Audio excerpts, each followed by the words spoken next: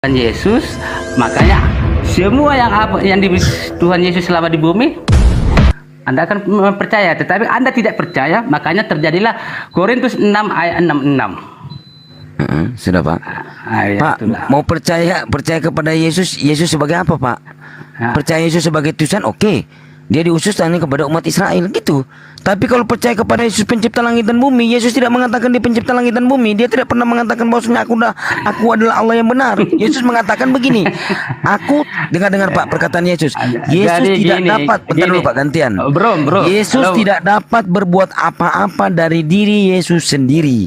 Yesus menghakimi sesuai dengan apa yang Yesus dengar, dan penghakiman Yesus adil. Sebab Yesus tidak menuruti kehendak Yesus sendiri, melainkan kehendak pencipta langit dan bumi yang mengutus Yesus. Itu Pak, Yohanes 5:30. Nah, makanya saya tanya, melainkan kehendak di dalam Yohanes 5:30 ini, melainkan kehendak dia yang mengutus Yesus ini, mana mengatakan kepada Kristen sembahlah Yesus, mana? Coba, itu lagi pertanyaan. Assalamualaikum Gurunda, Masya Allah. Waalaikumsalam warahmatullahi wabarakatuh. Jadi ginilah. Halo Pak Basir. Lanjut Pak, ada Gurunda saya ini. Lanjut. Data saya udah hilang Pak, data saya hilang. Halo Pak Basir. Halo. Saudara mengiring. Pernyataan saudara itu perlu diralat dulu. Bukan percaya kepada. Dengarkan. Oh, iya. Dengarkan dulu, sabar. Oke. Jangan mengatakan percaya kepada Tuhan Yesus, tapi katakan percaya kepada Yesus Tuhan. Betul.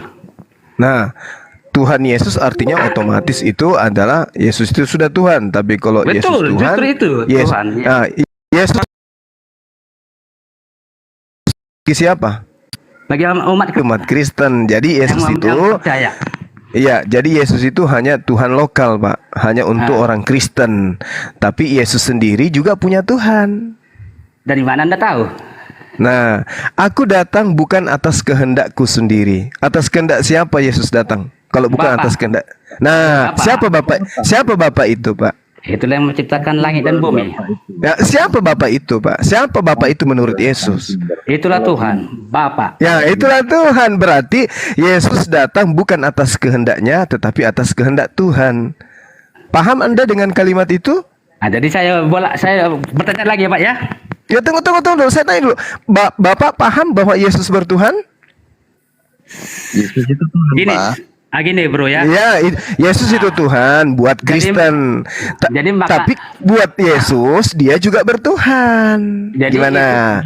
Apakah anak-anakku sudah sampai pemahamannya ke sana? Tunggu dulu. Bapak tanya dulu. Apakah Yesus itu bertuhan menurut Yesus dipertuhankan kan itu Anda bilang tadi kan? Ya, itu fakta kan? Jadi sekarang inilah saya buat. Ada perumpamaan di Alkitab. Iya. Ada perumpamaan. Gimana itu, Nak? Pohon yang baik akan menghasilkan buah yang baik. Betul. Jadi Yesus itu adalah pohon, oke? Betul? Betul ya? Setuju enggak gini, Nak? Itulah perumpamaan. Iya, jadi kita perumpamakan Yesus itu adalah pohon. Oke, Nak?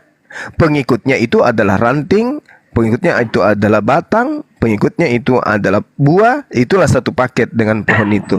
Nah, sekarang di luar pohon apakah ada yang menanam? Ayo anak-anakku yang cerdas sedikit lah, biar ayah ini tidak kecewa dengan kalian. Ayo.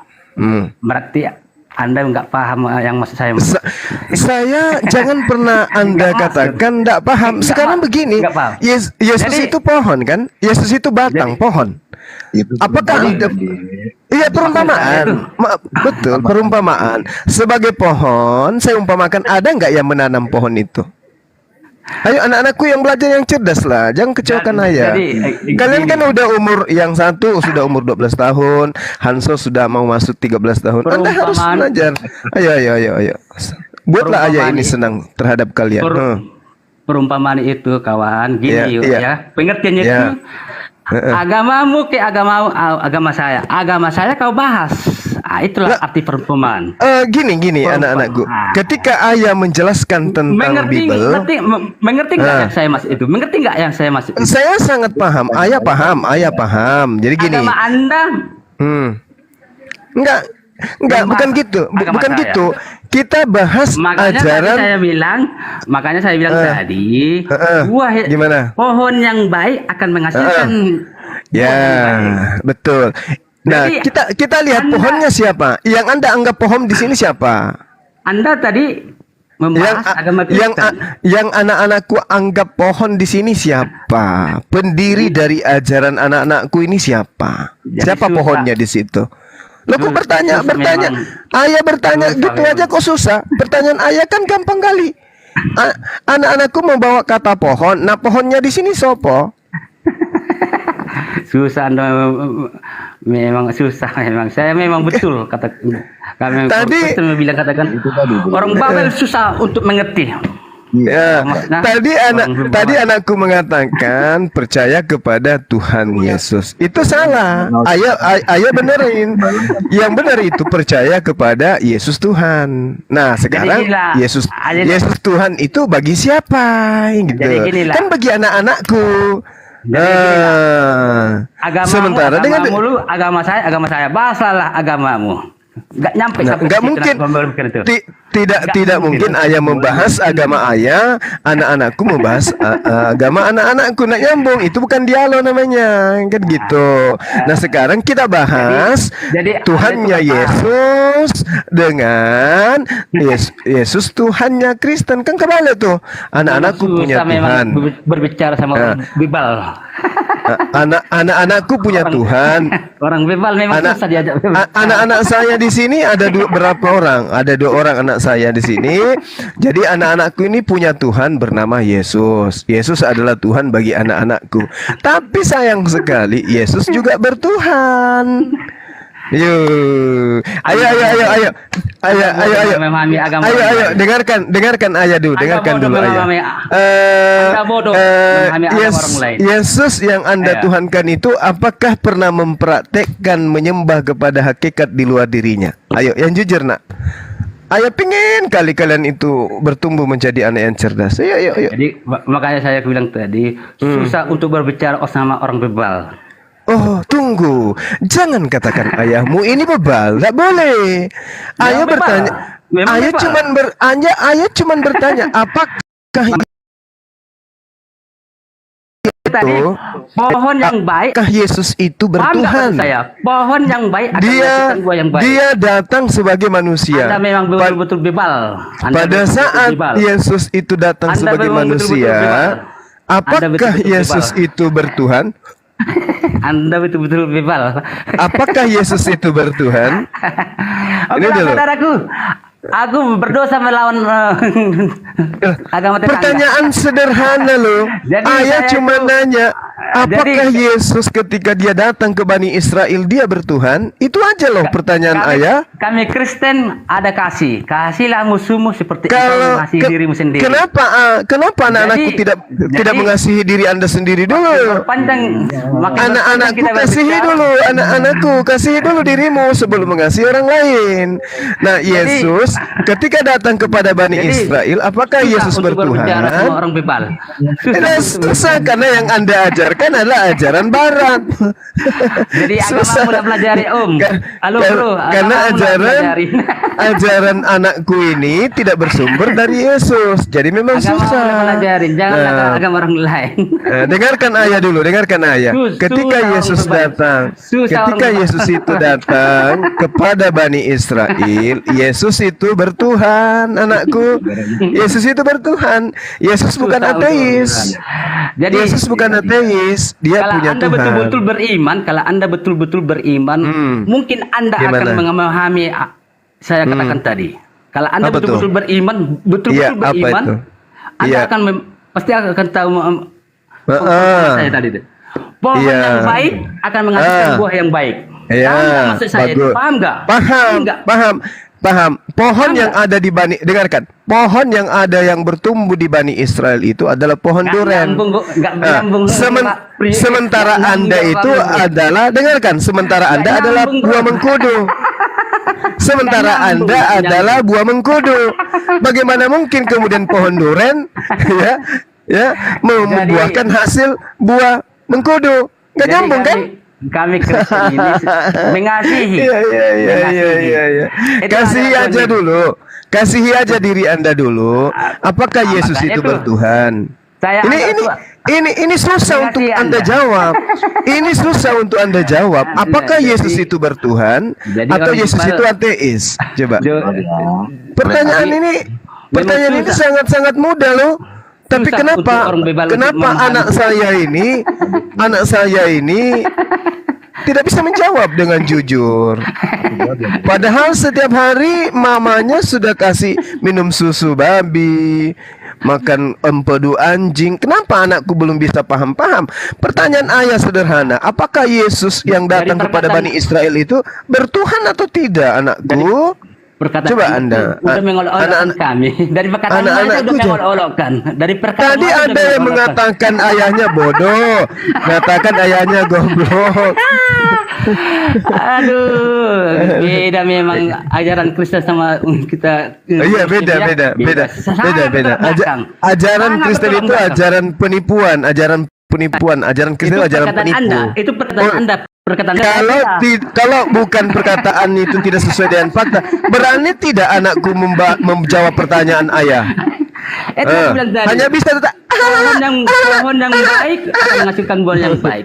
Nah, inilah betul itu. Pepatahmu itu bagus.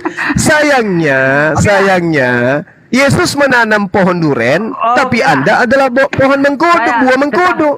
Gak nyambung Anda. Yesus bertuhan, mengasihi tapi Anda Tuhankan. Saya tetap Ilmu mengasihi dari mana Anda. itu? Saya tetap mengasihi Anda. Kasihanilah Adalah Tuhan diri Yesus. Anda. Kasihani aja diri Anda. Jadi, Yesus itu saya bertuhan. pakai Kristus. Kasihi Yesus aku itu seperti bertuhan. engkau mengasihi Kalau Anda diri sendiri. pengikut Kristus, kalau Anda pengikut Yesus, dari musuhmu. kalau Anda pengikut Yesus, tidak mungkin Anda Salam, menjadi Kristen. Terima salam NNKRI. Karena pengikut Yesus itu adalah praktisi Yudaism, sementara Anda praktisi paganism. Gak nyambung. Oke, salam saudaraku. Salam. Ya, anak-anak saya ini lucu-lucu semua. Anak-anak saya lucu, gitu ya. Minum obat tuh. Jadi pahamilah itu perumpamaan itu. Anak-anak saya lucu semuanya. Kasihan ini yang Yesus datang kepada Bani Israel. Ketika datang kepada Bani Israel, dia bertuhan. Kenapa dituhankan? Aduh, anakku ini lucu banget, lucu. Padahal usianya sudah beranjak 12 tahun, masih juga kayak gini. Udah disampaikan kapal selam itu bukan ikan, masih aja dianggap ikan. Nah, itulah parahnya, ya kan? Tiang listrik itu ada sengat listrik sana, ada setrum. Dipikirnya itu jemuran. Jemur kolor di sana kesetrum lah. Hai, anak-anaknya ayah. Ada lagi manggil Tuhan kepada manusia. Sementara nete aja sama wanita lain.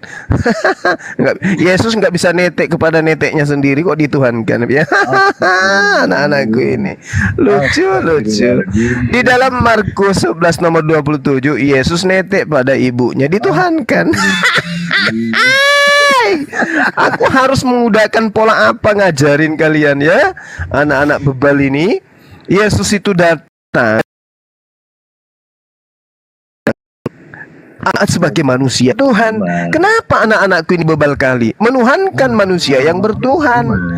La haula wala quwata illa billah. Semonyet-monyetnya monyet, tidak ada monyet menyembah monyet. Seguguk-guguknya guguk, tidak ada guguk nyembah guguk. Si babi-babinya babi, tidak ada babi nyembah babi. Lah ini kalian anak-anakku, ya Allah ya Karim, mau kemana masa depan kalian ini ya? Dipilih nggak apa-apa. Betah kali lah kalian ini, ya Allah ya Karim. Dombanya Ya, bagus. Domba itu adalah Bani Israel. Apakah kalian berasal dari salah satu istri Yakub? Apakah kalian berasal dari keturunan dari salah satu istri Yakub? Ayo, jawab ayah dulu, Hanso. Jawab ayah dulu, jawab ayah. Apakah kalian berasal dari keturunan keempat istri Yakub sehingga Anda mengatakan diri Anda domba? Ayo. Mumpung ayah ada waktu ini. Dari kandungan ibu cuma. Oh, itu mimpi. Jangan terlalu lebay mimpinya. Jangan terlalu lebay. Ayah tanya kepada Ananda Henso, apakah nada Henso ini berasal dari salah satu istri poligaminya Yakub, karena Yakub mempoligami 4 wanita. Apakah salah satu dari istri yang dipoligami ini melahirkan orang tua dari anakku Hanso? Ayo. Anak-anak rohaninya Yesus cuma. Anak-anak rohani alias serigala berbulu jangkrik. Aduh, anak-anakku ini parah kali. Anak-anak rohani pula dibilangnya. Padahal ada bijinya, ada batangnya, dibilang rohani. Kalian itu jasmani, ngapain bilang rohani lagi? Coba ngaca. Apakah kalian merasa diri kalian itu sebagai hantu Casper yang terbang-terbang? Beribadah secara jasmani. Oh, Ya kita kalian kan ada jasad, ya, ada jasad kan Hanso, anak kalian ada jasad. Hanso beberapa bulan yang lalu cerita sama ayah, Hanso udah mulai mimpi basah loh ayah. Nah, berarti kamu anak jasmani, ngapain ngaku-ngaku anak rohani, kucluk? Hah? kita ini rohani secara beragama. Rohani apa? Rohani, oh rohani beragama. Maksudnya apa itu? Ayah ndak ngerti. Coba terangkan ke ayah. Israel itu anak jasmani, kalian Kristen adalah anak rohani. Coba terangkan ke ayah. Ayah ingin tahu. Ketika Yesus berkata, semua boleh kau makan, bukan apa yang masuk dalam mulutmu yang mengajarmu, Berarti narkoba boleh dimakan juga, Hanso? Hah? Narkoba boleh juga, baygon bisa juga kamu minum. nggak boleh. Bisa? Nggak boleh, tapi kan tidak dilarang, katanya tidak haram. Gimana Hanso? Bukan apa yang masuk yang haram. Iya, yang masukkan aja situ. Masukkan tinta cair apa gitu, tinta print. Kan halal toh? Bensin apa? Minumlah itu semua. Aduh. Percuma ayah sekolahkan kamu sampai di planet Mars. Ilmunya masih kayak gini. Ya kan gimana coba? Hah? Coba ayah mau lihat kamu minum Kalpanax. Bisa nggak? Untuk apa minum Kalpanax? Kan halal.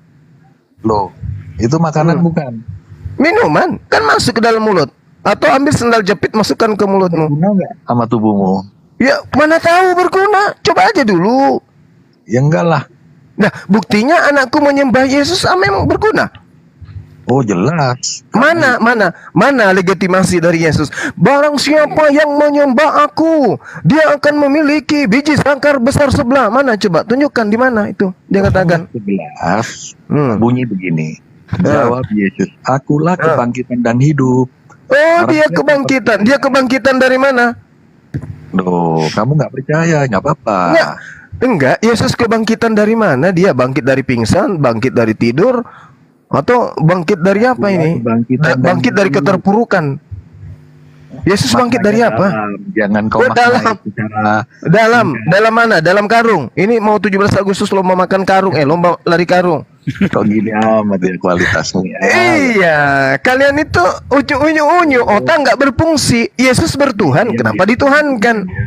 Hanco,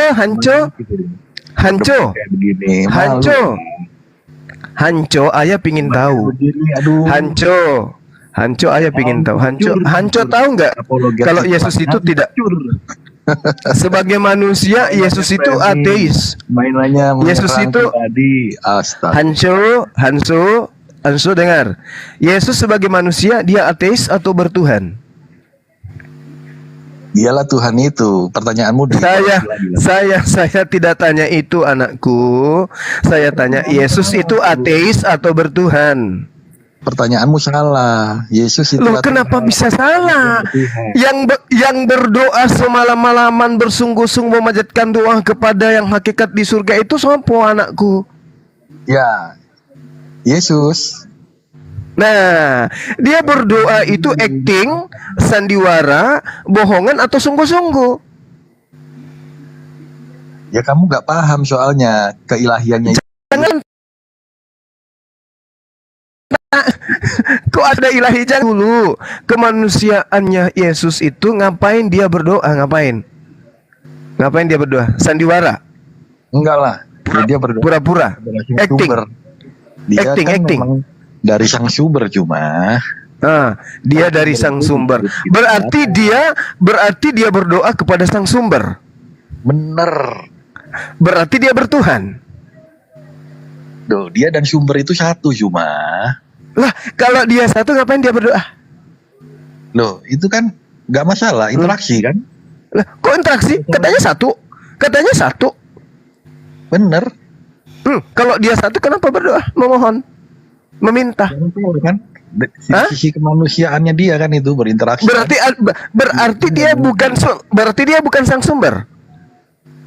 Dia dari sang sumber itu cuma. Iya, dia dari sang sumber. Alam semesta ini dari mana rupanya? Dari sang sumber atau Alam semesta ini dari firman-Nya. Bukan dari sang sumber. Bukan dari sang sumber, bukan. Iya, alam semesta ini bukan sang sumber. Segala ciptaan ini diciptakan oleh Yesus. Di mana dalilnya itu, Kenzo? Henzo, di mana? Sesuatu diciptakan melalui firman. Ya, melalui firman itu betul. Segala sesuatu diciptakan melalui firman itu betul. Itu betul. Ya, nah, Yesus diciptakan dari apa? Yesus itulah sang firman, sang logos, gitu loh. Kok Yesus sang firman? Kalau Yesus sang firman, kenapa dia tidak bisa berkata-kata dari dirinya sendiri? Loh. Dan datang dari Bapa, dari sang sumber. Iya, sekarang kenapa dia tidak bisa berkata-kata dari dirinya sendiri kalau dia adalah sang logos? Dia kan memang interpretasinya sang sumber cuma. Loh, dia mengaku aku tidak bisa berkata-kata dari diriku sendiri, anakku Hanso. Iya. Terus? Ya dia itu istilahnya dia itu penyampai dari sang sumber itu gitu loh. Tadi katanya dia sang sumber, Hanso. Secepat itu kamu melupakan kalimat yang terlontar dari hidungmu, anakku. Begini. Gimana? Anaknya ayah gimana? Ada TV. TV ini kan tidak bisa bersuara. Dia perlu speaker untuk bersuara. Seperti itulah. Jadi ketika kemudian TV ini mengeluarkan suara, di mana suaranya bunyi kukuruyu, maka TV itu menjadi ayam. Betul, anakku? Tidak begitu. Oh, tidak begitu. Giliran analogi yang anakku pakai dianalogikan kembali, tidak begitu. Lalu bagaimana? TV dia gambar aja nih. Dia ingin mengucapkan supaya gambar ini jelas dari speaker itu. Kurang lebih begitu. Jadi speaker itu adalah TV. Iyalah, karena speaker bagian dari TV. Begitu. Berarti kulupnya Yesus juga adalah Tuhan. Nah, main lagi ke sana. Boleh. Kulupnya bagian dari Yesus. Bukan begitu, anakku? Bukan begitu? Kayak anak kecil, adikku. Aduh, anakku, tadi anakku mengatakan, kupikir anakku ini udah cerdas loh. Bilangnya speaker itu adalah TV, karena speaker itu bagian dari TV. Lah, kulupnya Yesus itu Tuhan anakku juga. Kulupnya Yesus itu Tuhan anakku juga. Ayah menganalogikan juga, apakah kulupnya Yesus itu juga adalah Tuhan anakku Henzo? Karena kulupnya itu juga adalah bagian ini untungnya dari diskusi ranah TikTok. Kalau kamu diskusi di ranah nasional atau internasional, kamu bawa kata-kata kulup, bawa kata gitu, itu memalukan dirimu sendiri. Kenapa bisa saya membahas kulup, anakku? Apakah anakku tidak tak sadar bahwa ayah membahas kulup karena Tuhannya anakku punya kulup? Anakku lupa. Atau anakku mau mengatakan Tuhanku tidak punya kulub, begitu, Hanso? Itu diketawakan. Ayah sudah mencoba untuk masuk ke dunia anak-anak, Hanso. Ayah mencoba untuk menurunkan derajat jadi anak-anak kayak Hanso, menuhankan manusia yang juga sedang bertuhan. Aduh, kayak mana ini anakku Hanso? Ayah harus kayak mana? Kucluk. Menunjukkan kebotolan kamu. Kalau ada yang botol giliran keciduk kalau anakku Hanso menyembah manusia punya kulub, anakku mengatakan ayah ini botol. Aduh, padahal anakku Hanso lah yang toples.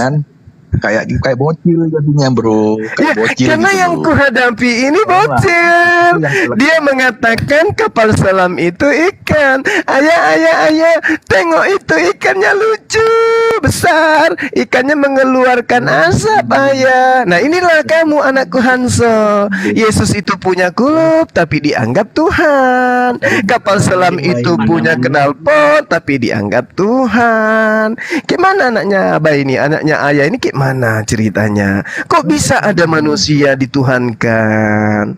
Ayolah anakku Hanzo, cepatlah dewasa supaya otaknya berfungsi.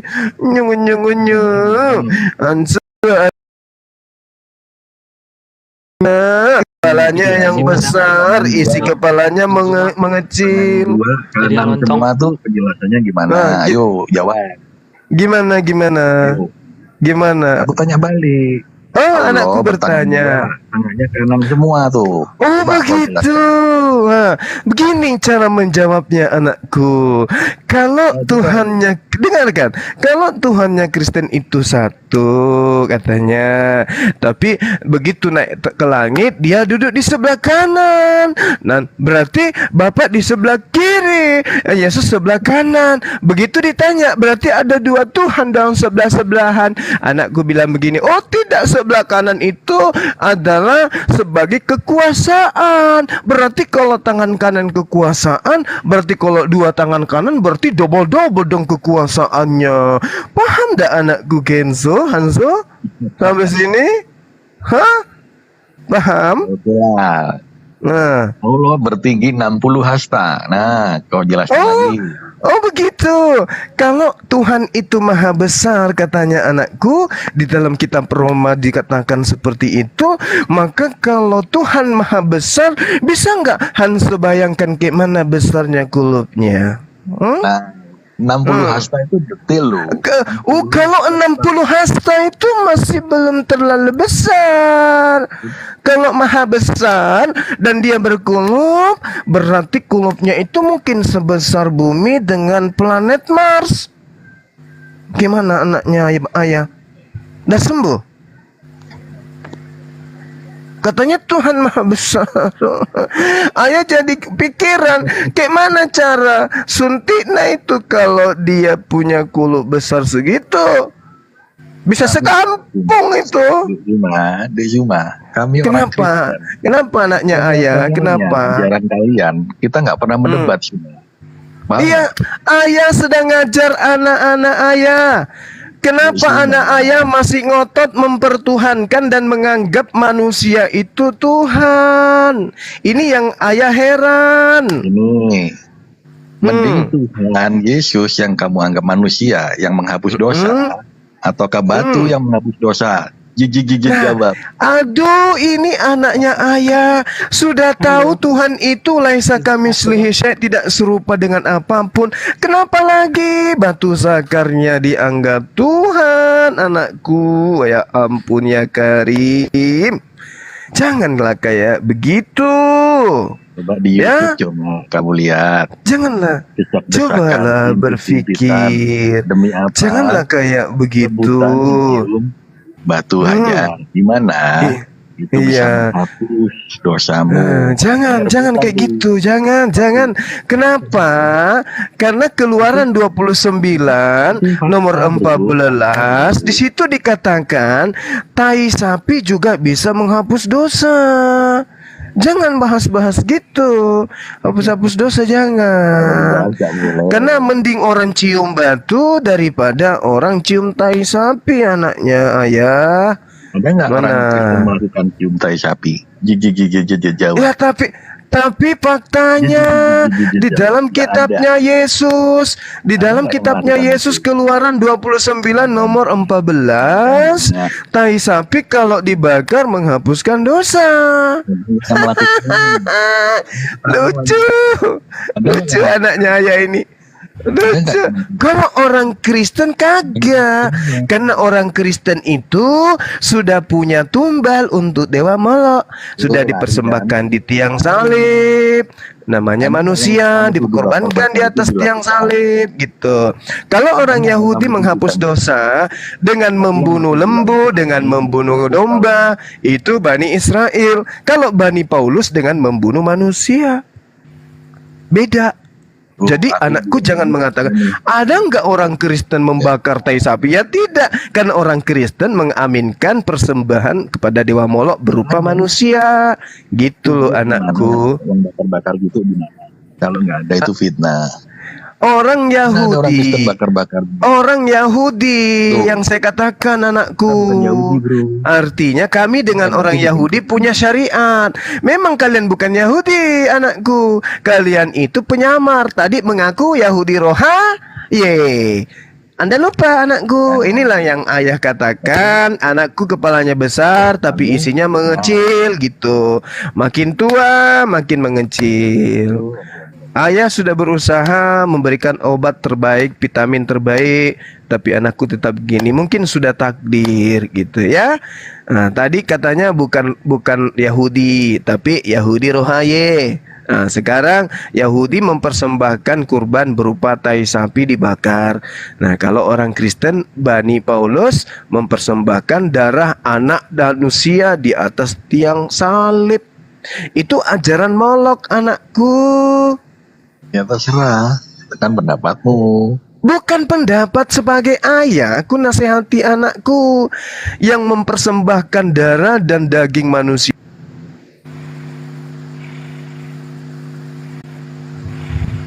Aku nggak ngapa-ngapain loh.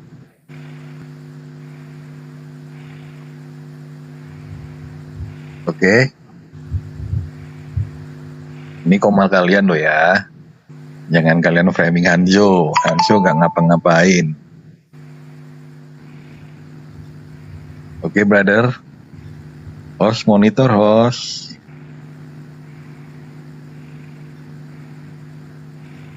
Memang akun Hanzo ini kalau di apa ya? Nanti dituduh selalu. Oh kan tuh typingannya tuh. Bro. Yang di sini kalian yang terbanyak, nggak mungkin gitu loh. Ngapain juga kita report ya toh? Tuh, silakan. Teman-teman monitor dong.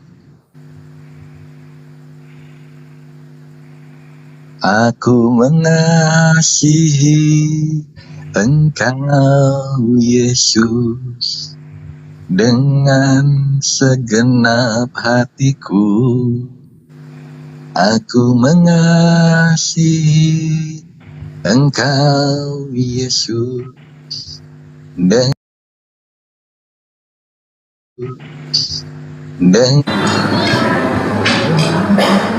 Wah, Bang sini lah. Keburu dingin makannya. Keburu gamut. Mana kok sepi? Iya, itu di mana anak TikTok gitu. Ayo dong, yang oten-oten yang di bawah jangan kejang-kejang dong, pakai main report-report.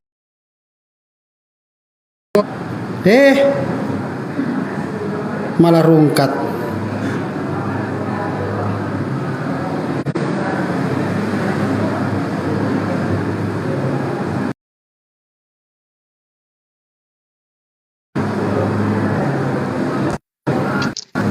Gue tanya dulu.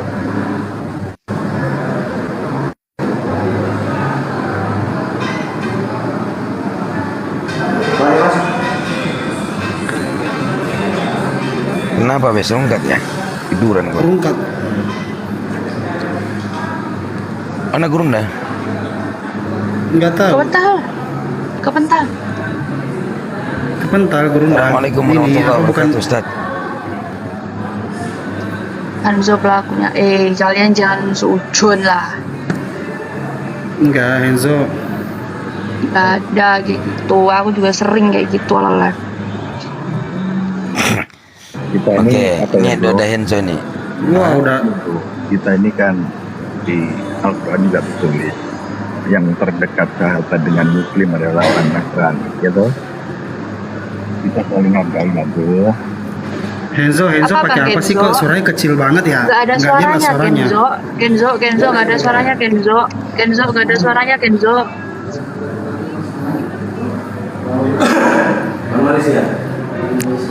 Iya, ini kita Udah diskusi. masuk ke jam ke-13, jam 13 jam udah. Diskusi di Nah, situ ini bukan menyatakan di dalam Bible pun Bapak sendiri mengatakan bahwasanya Yesus itu bukan Allah.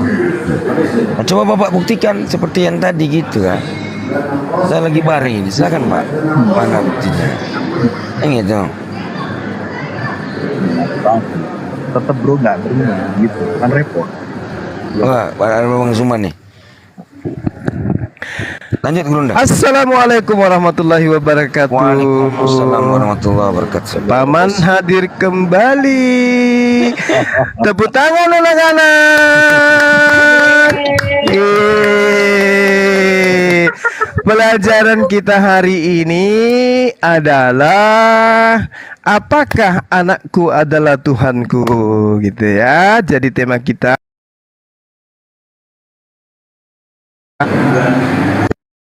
yang sudut paling belakang dilap dulu, ingusnya dilap dulu sebelum ayah memberikan materi, ya. Ya, dilap. Nah, celananya dinaikin tuh, melorot tuh. Ya, oke. Udah, kita mulai sekarang ya. Kita mulai. Yang paling tahu tentang Yesus apakah tetangganya atau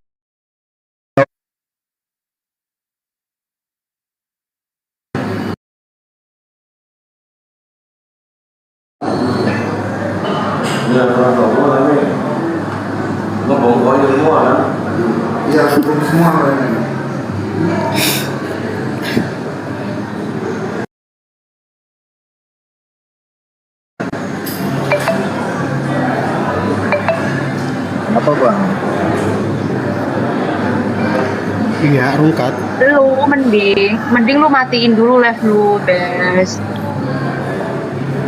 Tar ya, gue ini dulu. Nggak apa-apa. Udah masuk ke jam ke-13 soalnya. Udah 3. Apa ya, memorinya apa ya? Kenapa sih ini, Bes? Iya, udah ini. Udah 13 jam. Udah 2 kali rungkat loh. Sial banget sih gue, pertama masuk langsung rungkat, nggak bener nih. Bener ini katanya ada HP baru apa-apaan. Share ke Bes? Bang Zuma akun 5. Malu ini. Cek. Mana Gurunda Zuma? Udah saya undang. Akun kelima. Kan kelima udah. Udah. halo guru-guruku semua. Salah. Halo murid-muridku semua. Iya. Ayah tampil Halo. lagi. Nah, kita lanjut pelajaran kita sebelum kita keluar main. Kita bermain dan belajar bersama. Untuk sesi sekarang, pertanyaan ayah adalah yang lebih tahu tentang Yesus. 1. A. Apakah ibunya atau apakah tetangganya?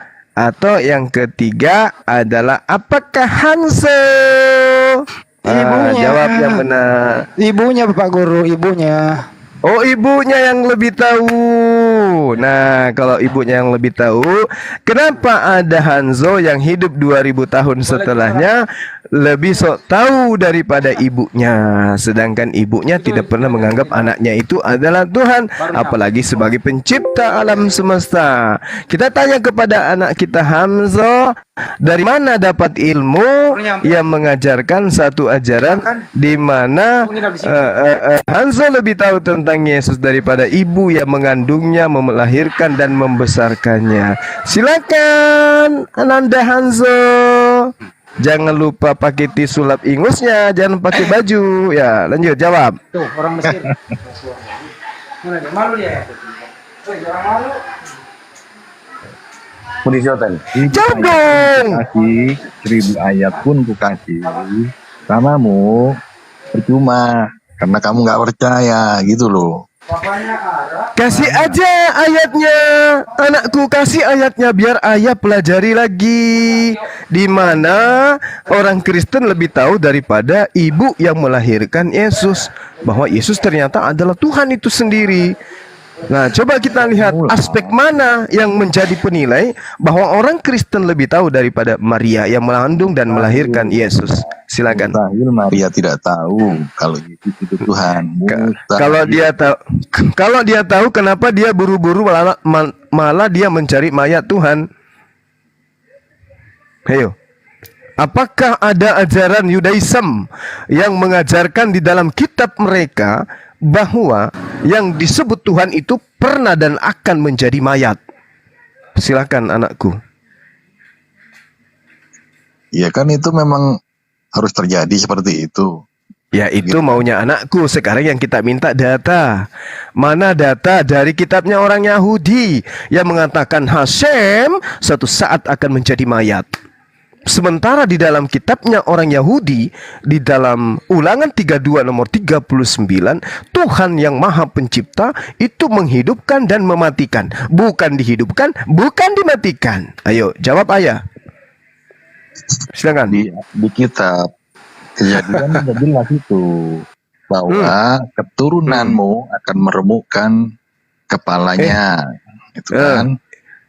Dan keturunannya akan meremukkan tumitmu. Nah, yang berbicara keturunanmu siapa? Allah. Bukan Allah. sorry. Elohim. Elohim. Terus yang dikatakan keturunanmu itu siapa? Ya, dari keturunan iblis. Nah, terus yang satu keturunan siapa? Ya, keturunan Adam dan Hawa. Berarti Elohim adalah keturunan Adam dan Hawa. Betul begitu, anakku? Secara garis memang dari keturunan Daud. Anakku ini usianya baru 12 tahun. Jangan memaksakan sok-sok dewasa. Kamu belum sampai 13 tahun usiamu. Jadi ketika Elohim mengatakan keturunanmu, itu berarti bukan Elohim yang akan menjadi keturunan. Gitu loh. Rangka berpikirnya kayak gitu loh. Jadi ketika Anda memaksakan kitabnya orang Yahudi, keturunanmu dan keturunannya akan saling gigit, akan saling batok, yang didudukkan sebagai keturunan di situ bukan Elohim. Elohim sedang menceritakan tentang makhluknya. Yang satu iblis, yang satu Adam. Masakan ia langsung kemudian tiba-tiba menjadi keturunan Adam, anakku? Jadi tolong bicara itu jangan sok dewasa tapi isinya masih kanak-kanak. Ayo berikan keterangan yang jelas, di mana kemudian ada pengajaran Yahudi yang mengatakan pencipta langit dan bumi itu akan menjadi keturunan Adam.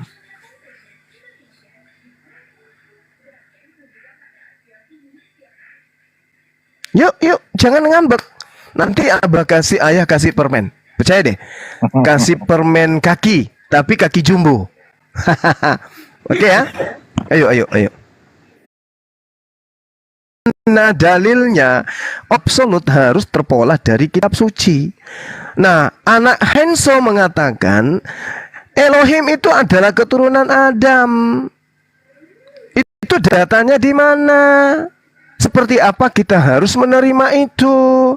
Kalau kita masuk ke dunia kanak-kanak, mungkin saja kita percaya sapi melahirkan kambing. Bisa. Periuk jadi tukang periuk, bisa jadi kalau kita masih anak-anak.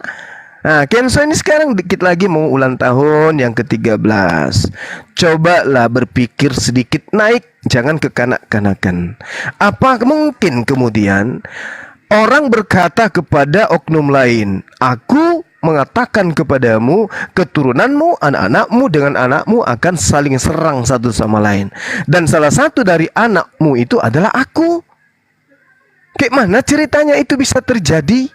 Aku menjadi keturunanmu? Nah, apakah anakku Henso nggak bisa paham ini? Atau kecerdasan berpikir anakku ini melamban tiap hari? Bukannya anak-anak itu semakin hari semakin dewasa, semakin memperlihatkan kedewasaan dan kematangan berpikir.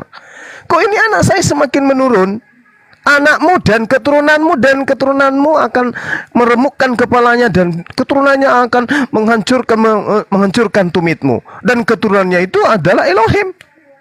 Ya kamu mau percaya mau nggak percaya, itulah yang ditulis di Alkitab. Dan itu nubuatan tentang penyaliban Yesus. Masalah gimana, ya kamu cari. Gitu loh. Kamu pahami baik-baik. Oke, nah sekarang kita cari anakku. Kalau ayah mendengarkan narasimu yang terakhir ini anakku, kamu kayak ngomong usia sudah 50-an ke atas. Tapi muatan dari bicaramu itu seperti dunia hayalan, dunia dongeng yang ingin menina-bobokkan boneka-boneka yang sedang diajak bermain. Dunia dongeng. Ayah nggak suka itu, ayah nggak suka. Mengatakan itulah nubuatan. Nubuatan opo? Siapa yang bilang itu nubuatan? Dong itu kitabnya orang Yahudi. Yang ngerti kitabnya Yahudi ya Yahudi, yang ngerti bahasa Ibrani. Lawang anakku bahasa tubuh aja nggak ngerti, membedakan pisau dengan garpu aja nggak bisa. Lawang bahas kitabnya orang, sementara yang punya kitab tidak pernah mengatakan itu. Gimana itu anakku? Sekarang Islam dari Yahudi bukan? Islam dari Yahudi bukan? Bukan, beda. Berarti kamu nggak mengimani nabi-nabi sebelum Muhammad. Titik. Anakku jangan sok tahu. Anakku jangan sok tahu. Hati-hati. Kalau saya balik nanya ke anakku ini, saya tanya dulu. Saya tanya, anakku Hanso ini dari Yahudi? Apanya? Anakku dari Yahudi juga. Aku nggak tanya Yesus. Oh, Yesus itu teman sekelasku. Yang ku tanya anakku Hanso. Anakku Hanso ini orang Yahudi. Aku tanya, anakku Hanso ini orang Yahudi. Aku nggak tanya itu anakku. Kamu semakin gaya anak-anak usia 7 tahun. Ayah tanya apa, jawabnya apa. Ayah tanya, apakah anakku Hanso ini adalah dari Yahudi? Pertanyaanmu diperjelas dulu. Dari Yahudi maksudnya tadi aku nggak minta, ayah tadi nggak minta diperjelas maksudnya dari Yahudi itu apa. Seketika spontan aku jawab, aku bukan dari Yahudi. Aku kan nggak tanya kamu. Sekarang tolong ajaranmu. Aku kan tanya tadi begini. Apakah agama Islam gimana iman dari Yahudi? Kamu bilang tidak. Oh tidak. Nah sekarang apakah agama Kristen itu juga diimani dari Yahudi? Loh kita mengimani, contohnya ada perjanjian lama gitu loh. Apakah ajaran Kristen ini juga berasal dari Yahudi? Itu pertanyaan ayah loh. Oh betul. Nah, di mana ada orang Yahudi mengajarkan Tuhannya mati? Tuh. Karena di situ kan sudah terpisah. Pada mulanya acaranya sama, nabi-nabinya mulai Musa sampai Daud. Oh begitu. Tapi Yesus sang Mesia itu datang. Tadi katanya, itu, tadi katanya dari Yahudi. Berarti yang mengajarkan Tuhannya mati itu bukan dari Yahudi toh? Betul, disitulah kita terpisah. Berarti Yahudi tidak mengajarkan Tuhannya mati toh? Loh, memang nggak percaya dia gitu loh. Lah memang nggak percaya, nggak masuk akal Tuhan mati kayak mana. Di dalam kitab mereka ya, yang ayah sebutkan tadi, ulangan itu, di situ justru Tuhan itu maha menghidupkan, maha mematikan. Lawang ini kok sekarang ada Tuhan yang menghidupkan, ada yang dimatikan tuh, piye toh? Siapa yang menghidupkan siapa? Siapa yang mematikan siapa? Nah kalau gitu ayah mau nanya, yang mematikan Tuhannya Henso siapa? Yang apa? Yang mematikan Tuhannya Henso siapa? Tidak ada. Kan mati sendiri. Enggak. Mati sendiri. Kehabisan oksigen. Kepadamu aku gitu kan. Mati sendiri toh. Tuhannya mati sendiri piye toh? Dia menyerahkan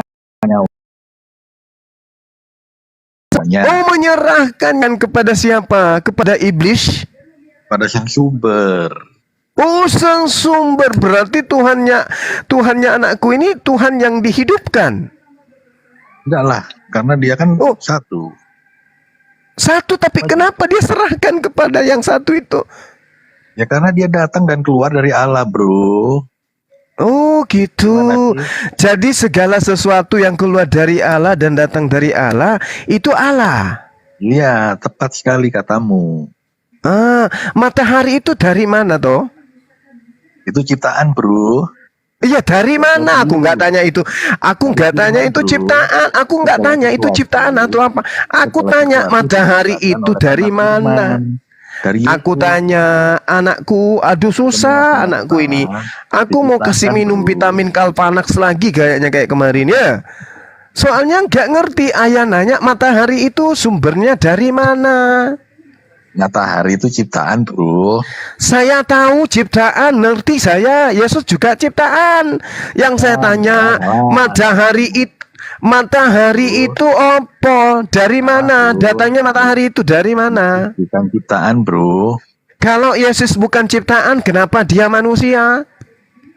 Ya itu caranya begitu. Mau Oh, gimana? caranya begitu. Tapi Yesus sendiri mengatakan, aku datang bukan atas kehendakku sendiri. Gimana tuh? Memang kan. Berarti atas kehendak siapa? Kan firman itu memang Atas kehendak siapa? Atas kehendak siapa Yesus menjadi manusia? Atas kehendak siapa Yesus menjadi manusia? Maka dia menganugerahkan anaknya yang tumbal gitu. Begitu besar kasih karunia Tuhan akan dunia ini sehingga dia mengaruniakan anaknya yang tumbal. Begitu. Hingga Zuma yang tidak percaya akan binasa. Katanya begitu, bro. Gimana? Percaya apa kalau Tuhan ditumbalkan gitu? Nggak percaya Tuhan ditumbalkan? Bahwa Yesuslah sang Mesias, Yesuslah Kristus, gitu loh, bro. Yesus Mesias, Yesus Kristus. Mesias sama dengan orang yang diurapin. Yesus sama dengan orang yang diurapi. Apa masalahnya, anakku? Gak ada masalah. Gak ada masalah. Terus kenapa manusia diurapin kok dituhankan? Yang masalah kenapa kamu yang nggak percaya ini tapi ngotot supaya orang lain nggak percaya juga gitu. Aku percaya kepada Yesus yang mengatakan aku adalah utusan Bapa. Kamu nggak percaya. Aku percaya. Kalau aku tidak percaya ya aku sama seperti anakku ini. Fisiknya dewasa, otaknya unyu-unyu. Tapi karena aku percaya, ketika Yesus mengatakan aku hanya utusan Tuhan, ya ayah percaya dia hanya utusan Tuhan. Di Al-Quran nggak ada nama Yesus. Di mana kamu bisa? Oh, di Al-Quran nggak ada nama Yesus. Di kitabnya Yahudi juga tak ada namanya Yesus toh. Memang Yahudi nggak percaya kok. Nah sama berarti Al-Quran juga nggak percaya kepada Yesus. Wong Yesus itu adalah tokoh fiktif buatan Romawi. Piye toh? Makanya terus tiap hari di debat untuk apa? Untuk apa? Ya, untuk supaya Anda itu terbebas dari cengkraman kekanak-kanakan menuju kepada kedewasaan berpikir. Gitu tuh. Analogi ya, ada obat cacing. Ada obat cacing. Iya ada obat cacing. Diminum. Yang keluar ayam. Tapi kamu berarti salah. Salah berarti salah. Lo minum obat cacing begitu diminum yang keluar adalah bebek. Ya salah, resepnya salah.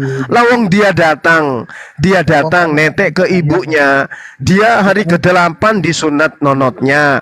Habis itu dia netek ke ibunya. Habis itu dia tidur. Habis itu endingnya dia mati. Lawang dia anggap Tuhan itu dari mana ilmunya, Mas? Mas, anakku Henso. Hah? Dia sendiri yang bilang kok percaya. Gimana dia? Iya, percaya sebagai apa, Tonduk? Sebagai Tuhan dan Allah juru selamat. Di mana dia mengatakan percayalah kepadaku sebagai Tuhan dan Allah? Di mana? Di mana? Iya, silakan. Silakan anakku. Aku lakukan ini hidup. Ya, aku tidak tanya itu toh. Yang ku tanya Yesus mengaku akulah Tuhan, akulah Allah itu di mana toh? Ada, sabar. Ada tuh. Di mana? Di mana? Di Alkitab katanya sudah baca. Masya Allah. Di mana tertulis? Wah, kok di Alkitab, di Alkitab. Tertulis di mana? Akulah Allah, akulah Tuhan.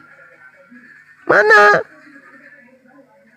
ini anakku ini kenapa tiap hari aku heran, semakin hari semakin menurun, IQ-nya makin turun, bisanya cuma nipu-nipu, bohong-bohongan, berdosa loh sama ayah, tiap hari cuma bisa berbohong.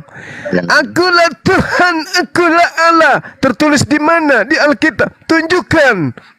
Masa ayah tidak tahu di mana? Ini apa namanya nih? Keselamatan. Keselamatan. Siapapun juga selain kayak mana cara Yesus menyelamatkan? Nama lain. Tidak ada nama lain, ya toh, yang diberikan kepada manusia yang olehnya kita diselamatkan. Selamat datang di Itu bohong anakku, itu bohong.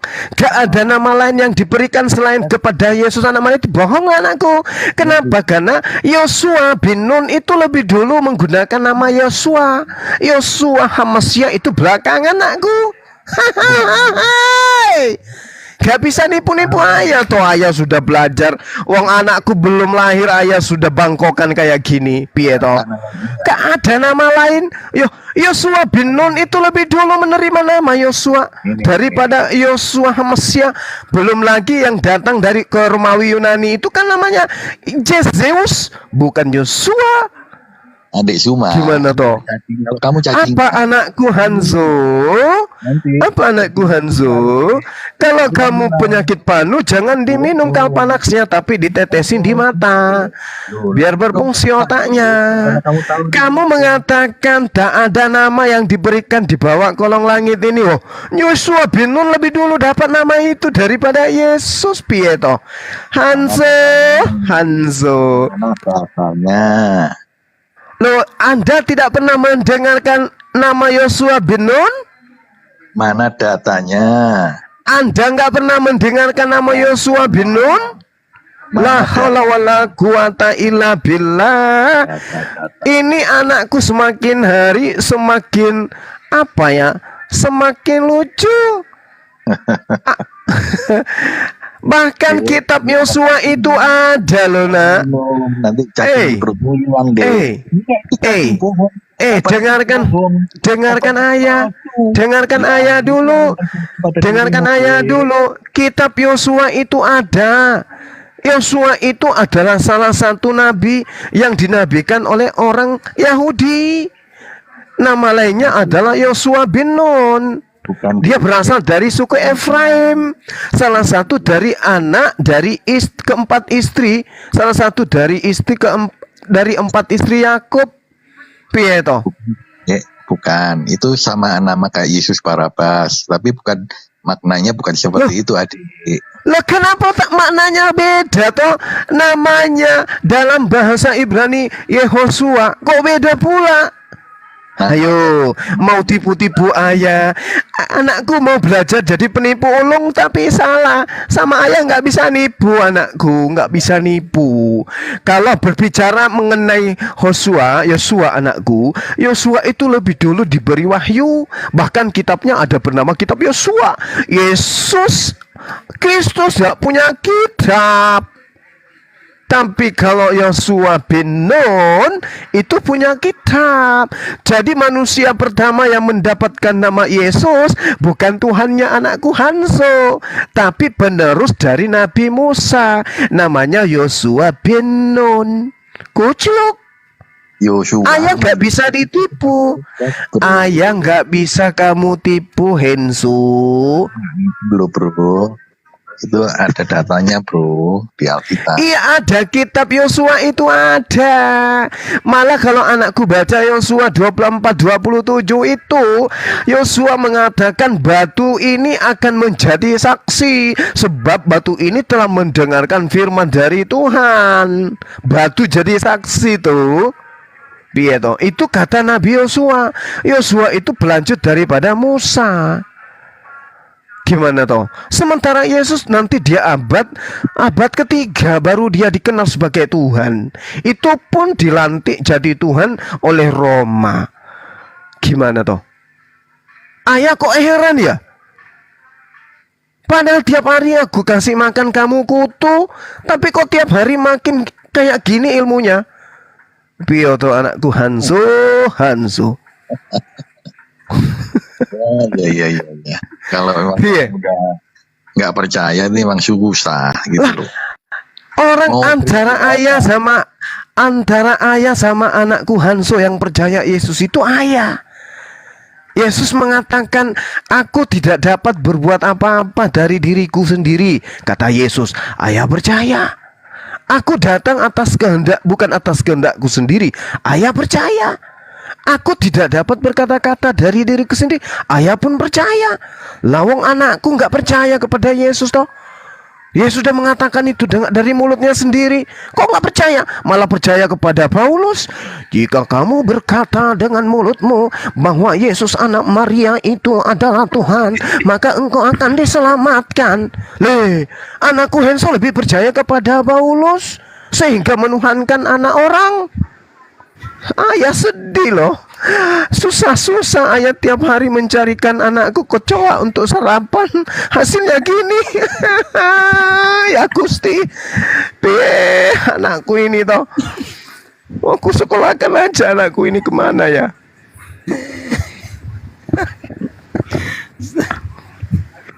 Gimana anakku Hanso?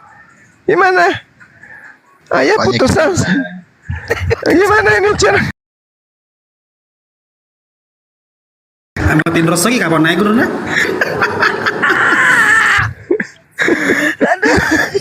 Berketelan gelas ini lagi minum nih. Iya, ini anak saya jangan ditertawakan teman-teman. Memang secara fisik kalau dilihat dia sudah dewasa. Sebenarnya umurnya baru 12 tahun. Makanya dia belum bisa membedakan antara Tuhan dengan manusia. Kalau Tuhan itu kan jelas di Yeremia 10 nomor 6 dijelaskan ya, bahwa Tuhan itu tidak serupa dengan apapun. Bahkan Yesus ketika datang dia mengatakan, Bapa yang mengutus aku, kamu tidak bisa melihat wajahnya, suaranya pun tidak bisa kamu dengar. Sementara Yesus yang dituhankan anakku ini bukan cuma didengar, bukan hanya dilihat, tapi matanya disedot sama orang Romawi, dibunuh sama orang Romawi, rohnya dipisahkan dari jasadnya oleh orang Romawi, bukan lagi tidak bisa dilihat, ditampar, diludahin ini. Tapi anakku ini entah kenapa ya, tetap aja dianggap Tuhan.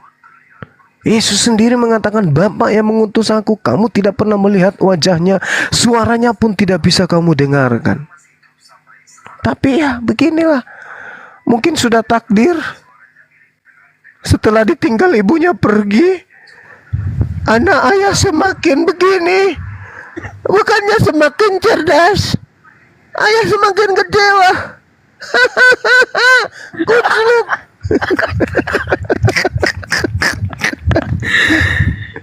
Aduh, gimana anakku Hanso? Gimana? Udah tertulis kok tentang kamu ini udah tertulis. Sekalipun ada orang mati ya di depanmu, dia bangkit dan berkata Yesuslah Tuhan, ada Yuma tetap ngeyel gitu loh. Nah, anakku Hanso, 2 bulan yang lalu ayah dipanggil untuk mengajar mata kuliah mantik salah satu universitas swasta di kota ayah ini. Ngajar mahasiswa. Oke. Di situ saya mengatakan begini. Kalau yang dikatakan pencipta, maka mustahil berubah menjadi bukan pencipta. Kalau yang dikatakan Tuhan, mustahil berhenti menjadi Tuhan, kecuali Tuhan-Tuhanan. Kalau Tuhan-Tuhanan, itu berarti ada sosok makhluk yang diberi predikat Tuhan, tetapi pada prinsipnya dia bukan Tuhan, hanya dianggap Tuhan. Untuk mendeteksi itu gampang. Objek yang dituhankan itu tidak bisa berbuat apa-apa, tidak bisa berkata apa-apa, tidak bisa melakukan sesuatu apapun. Itu bukan Tuhan. Berarti sesuatu yang diberikan predikat Tuhan tapi tidak relevan.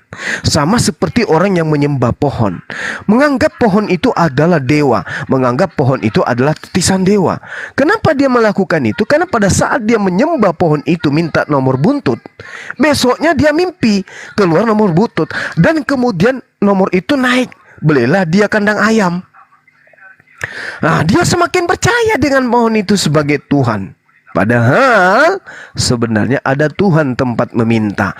Ketika dia minta kepada pohon itu, Tuhan yang melihatnya, penciptanya melihatnya, dia kasih. Karena dia butuh. Sama seperti kita. Kita Dulu, tidak menyembah. biar narasimu enggak terlalu panjang, nanti lompat. Nah, iya, Tadi kan kenapa anakku? Yesus tidak bisa apa-apa kan? Padahal kalau mau dilihat secara mata pun banyak yang dilakukan, betul kan? Tapi kamu Apa nggak tuh? mau lihat itu gitu. Nah, begini anakku, gini. Nanti ayah bikin ini. Nanti ayah bikin Bible. Mudah-mudahan doakan ayah bikin Bible versi bahasa Bugis. Ya, versi bahasa Bugis. Nanti ayah kirim ke kamu di dalam Yohanes 5 nomor 36. Nah, di situ dikatakan bahwa ada kesaksianku yang lebih penting dari kesaksian Yohanes Pembaptis. Apa itu? Bahwa semua pekerjaan-pekerjaan yang aku lakukan, pekerjaan itulah yang bersaksi tentang aku, bahwa Bapa yang mengutus aku. Itu satu. Kedua, di Kisah Para Rasul 2 nomor 22 di situ dikatakan, orang Israel semua harus tahu bahwa Tuhan telah menentukan Yesus sebagai perantara Tuhan kepada manusia untuk Tuhan menyatakan mujizat-mujizat, kekuatan dan tanda-tanda di tengah-tengah orang Israel melalui perantaraan Yesus. Jadi yang melakukan mujizat, yang melakukan tanda-tanda dan kekuatan, itu bukan Yesus, tetapi Tuhan melalui Yesus. Makanya dia mengatakan, aku tidak dapat berbuat apa-apa dari diriku sendiri. Yes, memang. Tetapi aku mampu kemudian membangkitkan orang mati. Kenapa aku mampu? Karena backingan saya pencipta langit dan bumi. Dia yang melakukan. Aku tidak melakukan pekerjaan apapun kecuali melihat Bapakku melakukan pekerjaan itu. Makananku adalah melakukan pekerjaan yang diperintahkan oleh Bapa untuk aku kerjakan. Kalau hari ini anakku Kenzo sudah mulai berkembang kerangka berpikirnya, meskipun anakku Kenzo mata kepala sendiri, Yesus kemudian mengatakan, matilah, hidup maka mati semua orang yang hidup. Atau Yesus mengatakan, akulah Tuhan, tidak ada Tuhan selain aku. Andai kerangka berpikir yang ada dalam kepala anakku Kenzo itu berfungsi dengan baik, maka meskipun demikian pernyataan Yesus, anakku tidak akan mungkin mempertuhankan Yesus. Kenapa? Satu, Yesus manusia. Dua, Yesus sedang menyatakan firman. Aku tidak berkata-kata dari diriku sendiri. Apa yang aku katakan adalah apa yang diperintahkan oleh Tuhan untuk aku katakan dan aku sampaikan. Jadi kalau aku mengatakan, aku Yesus, tidak ada Tuhan selain aku, itu aku sedang menyampaikan firman. Akulah yang maha kuasa, akulah pencipta langit dan bumi, tidak ada Tuhan selain aku. Siapa yang mengatakan itu? Yesus. Yesus siapa? Kakaknya Yakobus. Oh, masa sih? Anaknya Maria. Oh ya, anaknya Yusuf, si tukang kayu. Dia mengatakan begitu. Dia tiada Tuhan selain dia, katanya. Iya. Oh, jangan percaya. Dianya bukan Tuhan. Yang Tuhan itu yang mengutus dia. Dia sedang menyampaikan firman Tuhan. Makanya di dalam Yohanes 17 nomor 8 dia katakan, segala firman yang engkau berikan kepadaku telah aku sampaikan kepada mereka, dan mereka percaya bahwa engkaulah yang mengutus aku. Berarti Yesus berkata-kata sesuai dengan apa yang diperintahkan oleh Tuhan untuk ia sampaikan. Jangan malah menuhankan utusan, wakil. Jangan. Anakku sudah sampai ke sana ilmunya? Pasti belum. Pasti mundur lagi pasti. Tengok aja. Ayo berucap dulu. 1, 2, 3 berucap. Yohanes 4:2 kata Yesus kepadanya, akulah dia yang sedang berkata-kata dengan engkau. Yohanes 18:6, akulah dia, gitu kan. Yohanes 18:8, telah kukatakan akulah dia, kan. Yesaya, akulah dia, gitu loh. Yesus berkata akulah dia, akulah sumber, akulah Elohim. Tapi ya sudah. Oh, nggak ada dikatakan gitu, nggak ada anakku. Yesus tidak pernah mengatakan akulah Elohim, akulah pencipta. Dia mengatakan ego eimi dalam bahasa Yunani. Kalau kata ego eimi, dengarkan saudara anakku Hanzo. Kalau ego eimi, Paulus juga pernah mengaku ego eimi. Malaikat juga pernah mengaku ego eimi. Siapapun pernah mengaku akulah dia, akulah dia. Contoh, ketika di dalam kitab Anda dikatakan begini, siapa yang menyembuhkan orang buta ini? Akulah dia. Siapa anak si tukang kayu? Akulah dia. Siapa yang membuat Lazarus bangkit? Akulah dia. Tetapi hati-hati. Di dalam Lukas 21 nomor 8, Yesus mengatakan apa? Waspadalah kepada penyesat yang datang kepadamu dengan mengajarkan akulah dia. Jangan kau percaya. Maksudnya, kalau ada orang datang kepadamu mengajarkan Yesus itu adalah Tuhan, jangan kau percaya. Berarti akulah dia, maksud Yesus itu satu. Saya uraikan kepada anakku. Dengarkan. Ketika dia mengatakan dalam Yohanes 8 nomor 24, karena itu tadi aku berkata kepadamu bahwa kamu akan mati dalam dosamu, sebab jikalau kamu tidak percaya bahwa akulah dia, kamu akan mati dalam dosamu. Boleh mundur sedikit anakku di dalam Yohanes 8 ini, mundur dari data nomor 24. Mundur di kisaran nomor 16, 17, 18.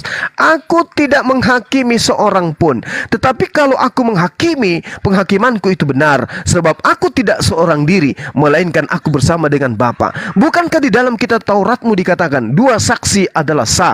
Akulah yang bersaksi tentang diriku, dan Bapa juga bersaksi tentang diriku. Berarti aku dan Bapa adalah dua. Siapa aku ini? Aku utusan Tuhan. Berarti aku ini adalah utusan Tuhan. Akulah Mesias. Akulah Mesias yang kamu tunggu. Kenapa aku mengatakan akulah dia? Di dalam Yohanes 4 nomor 24. Allah itu roh.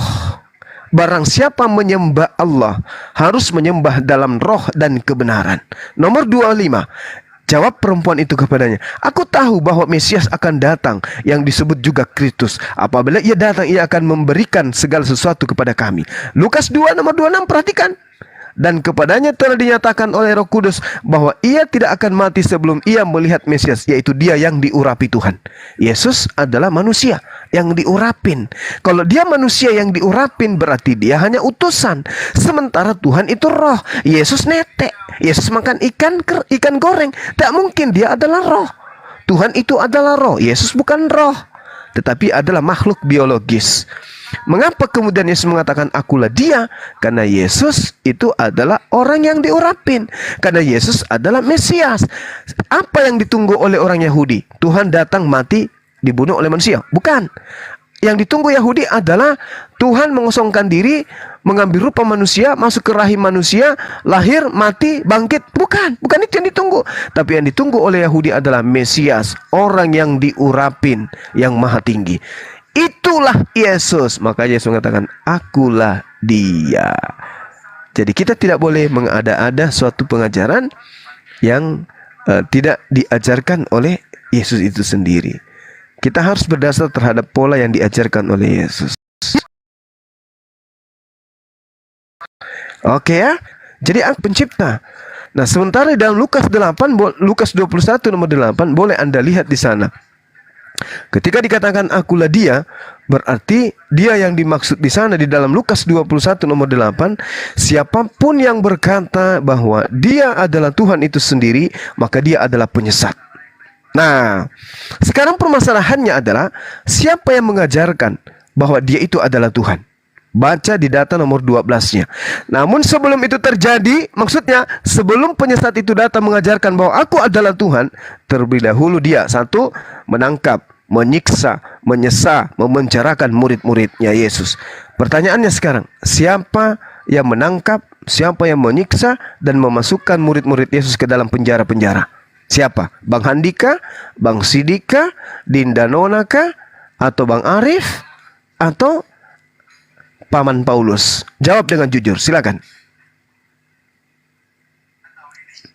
Jadi kalau diikuti alur berpikirmu, katakanlah Yesus manusia atau sekedar nabi, oke, kita ikuti ya. Oke. Ada nggak nabi yang tidak berdosa? Pertama, ada nggak nabi yang bisa bangkit sendiri? Ada nggak nabi yang hidup sampai sekarang? Dia Terus? Oke. Sebelum saya jawab, Nabi yang menyelamatkan. oke, baik. Sebelum saya jawab itu semua, saya juga boleh dong mengajukan pertanyaan. Ada nggak Tuhan dibunuh oleh makhluknya? Oke, ada nggak Tuhan dikandung oleh makhluknya? Ada nggak Tuhan dinetein sama makhluknya? Ada nggak Tuhan nonotnya disunat oleh makhluknya? Ada nggak Tuhan kemudian dikuburkan oleh makhluknya?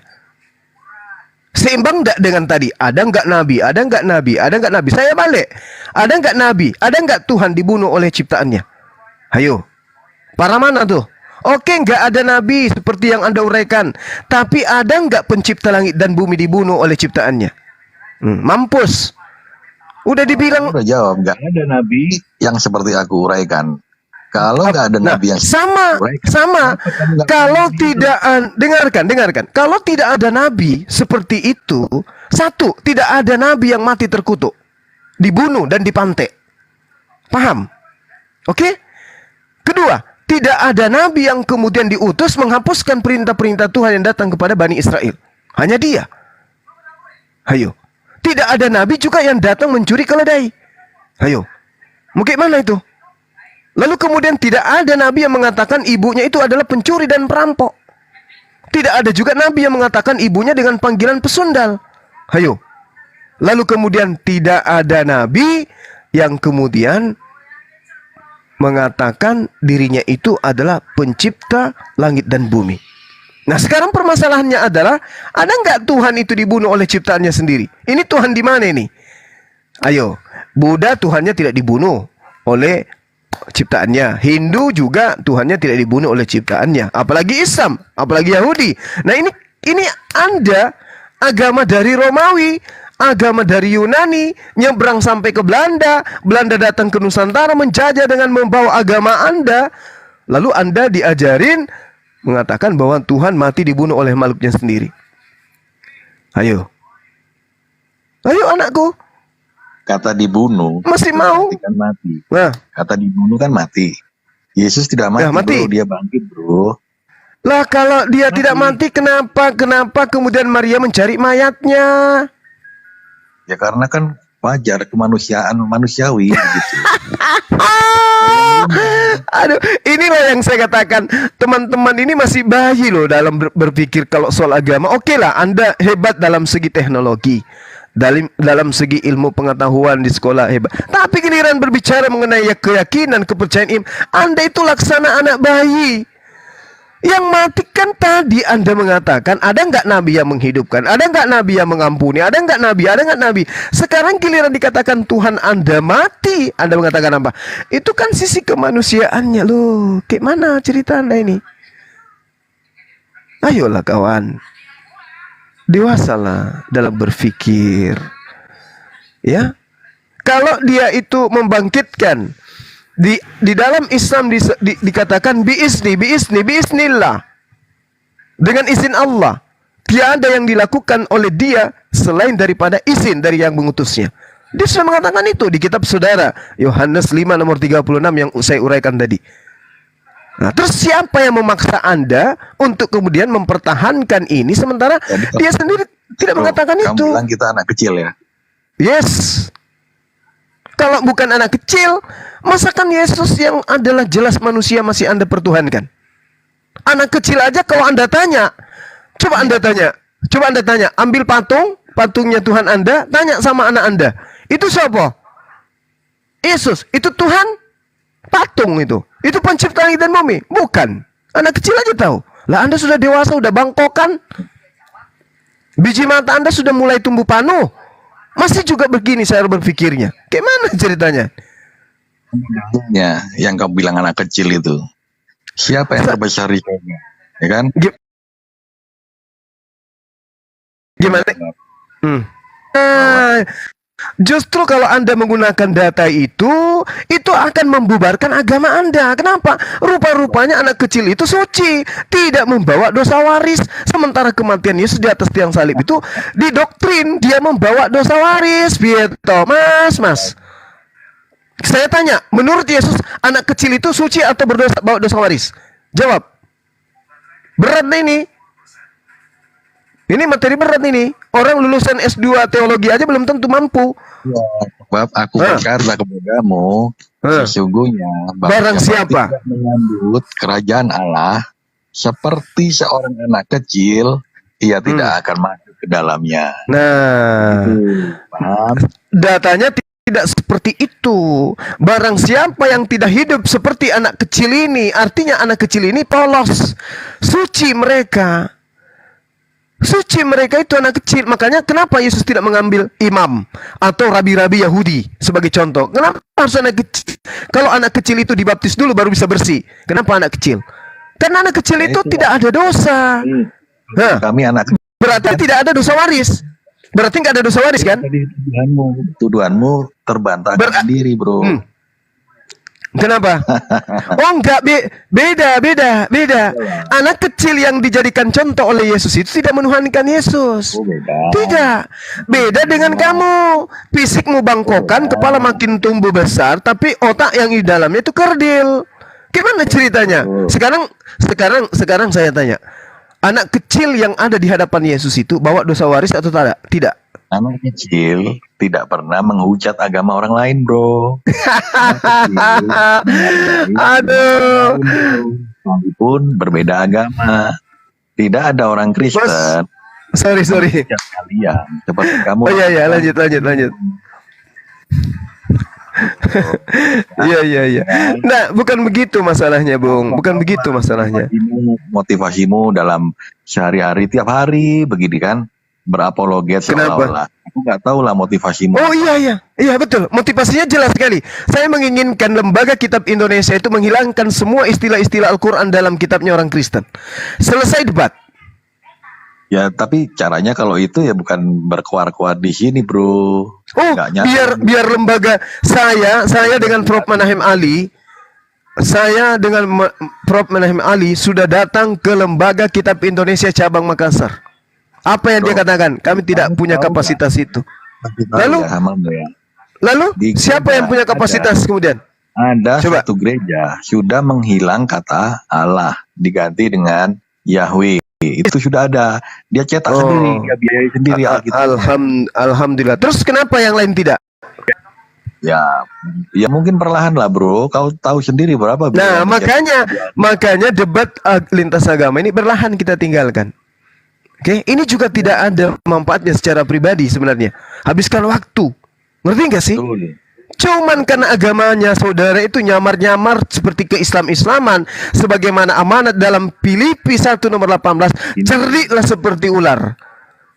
Mana, bro, agamaku yang menghujat agamamu? Nggak ada. Loh, Anda sadar tidak ketika Anda mengatakan Yesus itu sebagai anak Allah, itu tidak menghujat agama kami? Sadar nggak Anda tuh? Ketika kitab saudara, dengarkan, ketika kitab saudara mengatakan dengan sebutan Alkitab, itu sudah menistakan Al-Quran. Paham nggak Anda? Dulu, Kak, bahaya ta? Itu bahaya, bro. 5 agama.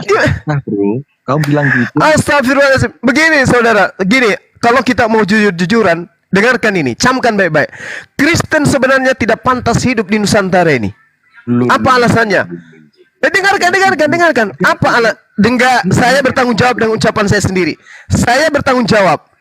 Kenapa? Nusantara ini berlandaskan kepada ketuhanan yang Maha Esa. Saya tanya sama saudara, Tuhan Anda ada berapa? 1, bro. Yang mana yang satu itu? Bapak, Yesus, atau Roh Kudus? Esa, bro, Esa 1 itu. Esa. Bagaimana ceritanya Anda mengatakan 1? Anda makan roti 3, bayarnya 1. Tuhan Anda 3, Anda katakan 1. Bapak, berani enggak Anda mengatakan? Berani enggak Anda mengatakan tidak ada Tuhan selain Yesus? Berani enggak? Berani? Coba Anda ucapkan. Coba Anda ucapkan. Satu-satunya Allah dan Tuhanku. Sudah. Satu-satunya Allah dan Tuhanku. Kamu katakan tidak ada Tuhan selain Yesus. Di luar Yesus bukan Tuhan. Tuhan selain Yesus. Sudah. Di luar Yesus adalah bukan? Pokoknya itu. Bukan Tuhan. Terus Bapak mau kemanakan Bapak? Bapak di surga. Pensiun. Bukan lagi Tuhan dia. Sang sumber itu, Bapak itu penamaan. Berarti Tuhanmu 3. 1 bukan sang sumber, satunya Bapak adalah sang sumber. Kamu itu Terang Al-Quran mengatakan yukhadi'una Allah walladzina amanu wa ma yakhda'una illa anfusahum wa ma yash'urun. Kamu menipu orang lain, tetapi sesungguhnya kamu sedang menipu dirimu sendiri. Kamu mengatakan Tuhanmu satu barusan, tapi ternyata ada juga Bapa di surga. Loh, aku dan Bapak Satu apa? Aku dan Bapa adalah satu. Bapa adalah roh. Yesus Satu hakikat. satu hakikat. Yesus itu hakikatnya pemakan nasi dia. Dia suka makan ikan goreng. Ketika dia ngantuk dia tidur. Ketika dia lapar dia makan. Paham? Paham enggak Anda?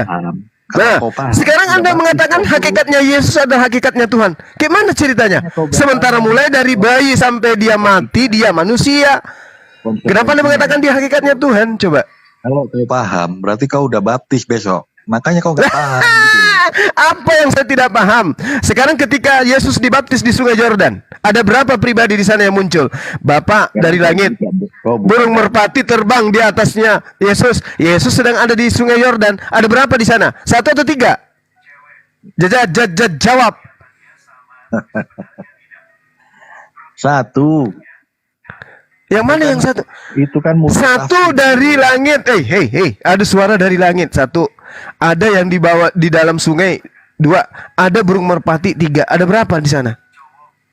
Itu kan multi tafsir, bro. Gak bisa dikatakan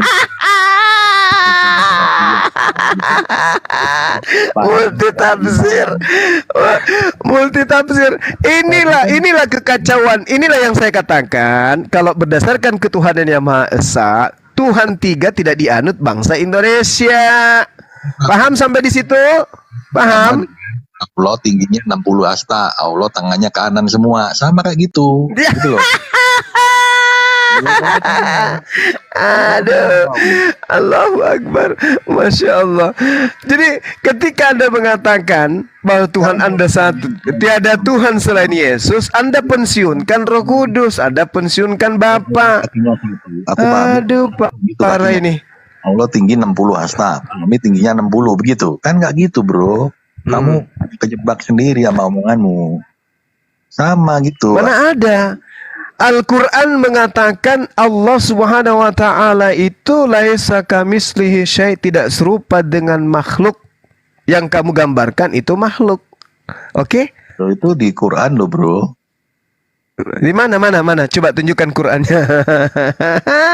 Hai, anakku ini belum pantas kamu itu membaca buku kimia. Abjad aja dulu. BA, ba, BI, bi, ba, bu. Belum pantas Anda membahas Quran. Belum, masih jauh. Emang Iya. nggak apa-apa. Nah, oke. Nah, sekarang kembali kepada tema awal. Menurut saudaraku Hansu, ini serius ya.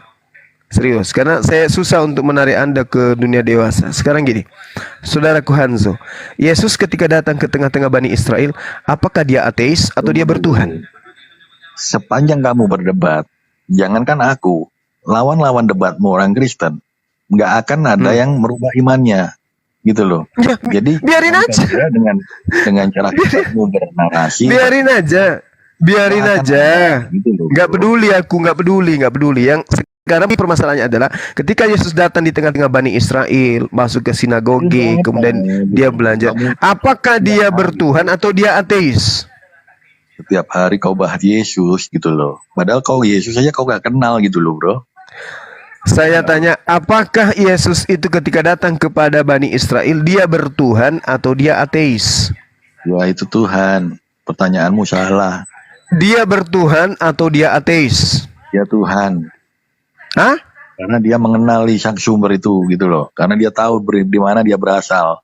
Jadi ketika dia datang di tengah-tengah Bani Israel, dia itu Tuhan atau dia ateis?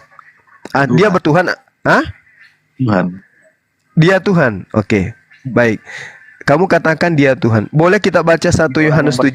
Gitu loh. Kalau bagimu, Iya, bagi Anda percaya, bagi orang yang percaya kepada Paulus. Sekarang kita boleh enggak Anda baca 1 Yohanes 2 nomor 7? Paulus, Kristen sudah ada, bro. Bahkan Paulus Enggak, orang siapa bilang? Kamu jangan nipu di sini. Hei, hei, hei, hei. Oh, Hei, Kristen itu adalah pengikut Paulus di Antioquia. Jangan nipu. Gini, saya ulang lagi pertanyaan saya. Saya ulang lagi pertanyaan saya supaya kamu sadar kelas. Kayaknya kamu tertidur terlalu lama. Yesus ketika datang ke tengah-tengah Bani Israel, apakah dia itu bertuhan atau dia ateis? Jawab. dia Tuhan. Dia Tuhan. Berarti pada saat dia datang kepada Bani Israel, dia bukan manusia. Gimana sih pertanyaannya? Loh, Udah jelas kan dia itu. Tuhan. Kan dia Tuhan katamu. Katamu dia Tuhan. Baik di bumi mau di surga diberikan pada Yesus. Katanya enggak. Tadi katanya kamu katakan Yesus itu Tuhan. Berarti dia bukan manusia. Terus bilang segala kuasa di bumi di surga telah diserahkan. Saya padanya. tidak tanya itu. Saya tidak tanya itu. Yang saya tanya, apakah Yesus itu ateis atau bertuhan? Apa jawaban saudara Kenzo? Saudara mengatakan dia Tuhan. Kalau dia Tuhan, berarti dia bukan manusia. Betul? Dia Tuhan dalam wujud manusia. Paham nggak? Dia Tuhan. Lalu bagaimana dengan pernyataan kitab perjanjian barunya orang Yahudi dikatakan bahwa Tuhan tidak serupa dengan apapun? Jangan Itu bawa salah. Yahudi. Kita bukan orang Yahudi. Iya, kamu tidak percaya dengan pengakuan bahwa Tuhan itu tidak serupa dengan apapun. Orang Yahudi. Tadi yang mengaku menantikan. Tadi yang mengaku Yahudi rohani siapa? Kita kan secara rohani gitu kan. Maksudnya apa ini? Secara rohani maksudnya apa? Lo ajarannya ditolak. Aduh, parah ini penyamar ini. Anda itu nggak sadar Anda menyamar, padahal Anda adalah serigala. Saya tanya kepada saudara, apakah Yesus itu bertuhan atau ateis? Anda katakan dia tidak bertuhan. Dia adalah Tuhan. Dia adalah Tuhan yang datang dalam rupa manusia. Orang Yahudi mengajarkan Tuhan itu tidak serupa dengan apapun. Anda tidak percaya dengan itu? Ini dah, Bang Bro buka mata ya. Ada nggak orang Islam yang menjadi Kristen? Apa pendapatmu soal itu? Loh, kok larinya ke sana? Ya, Kok larinya ke sana? Soalnya seolah-olah tidak ada orang Islam yang percaya Yesus gitu loh.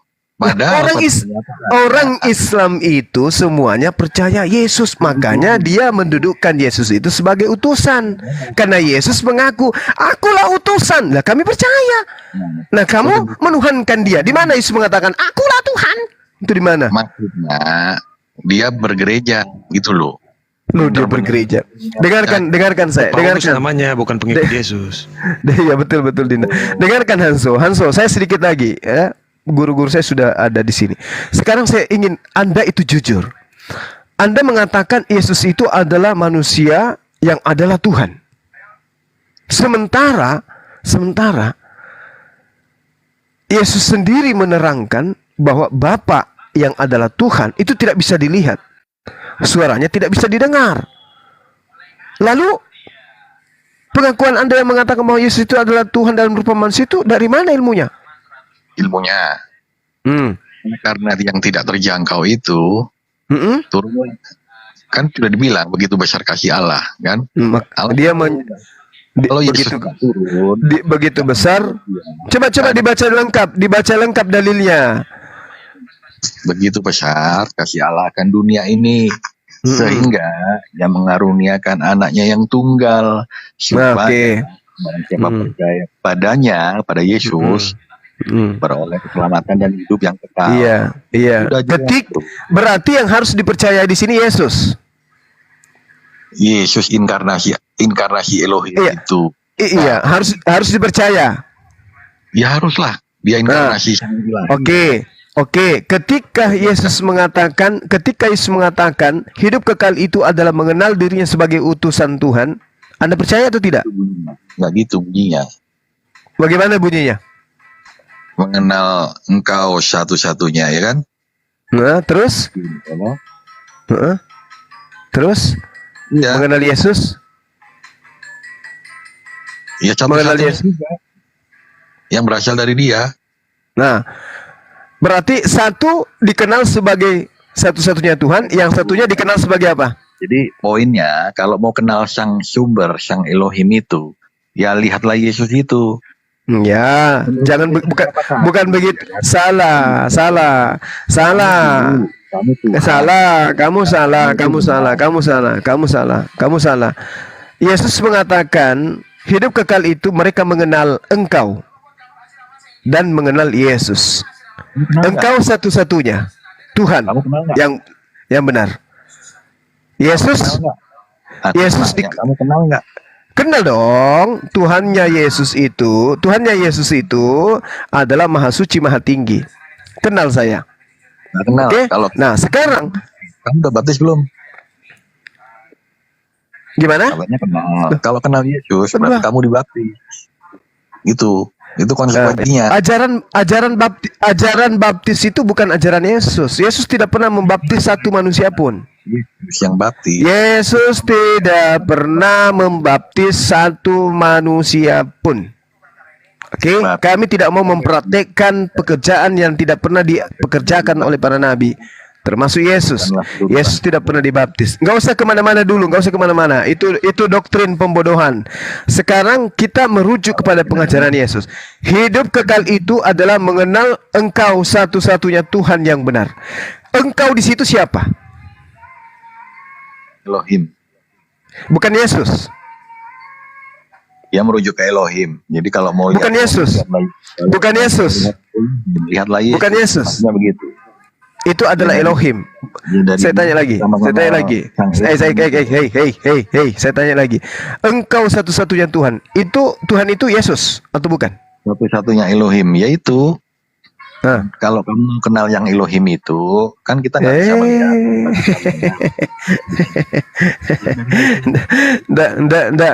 Nggak ada yang bisa percaya ajaran bullshit kayak gitu, Bung.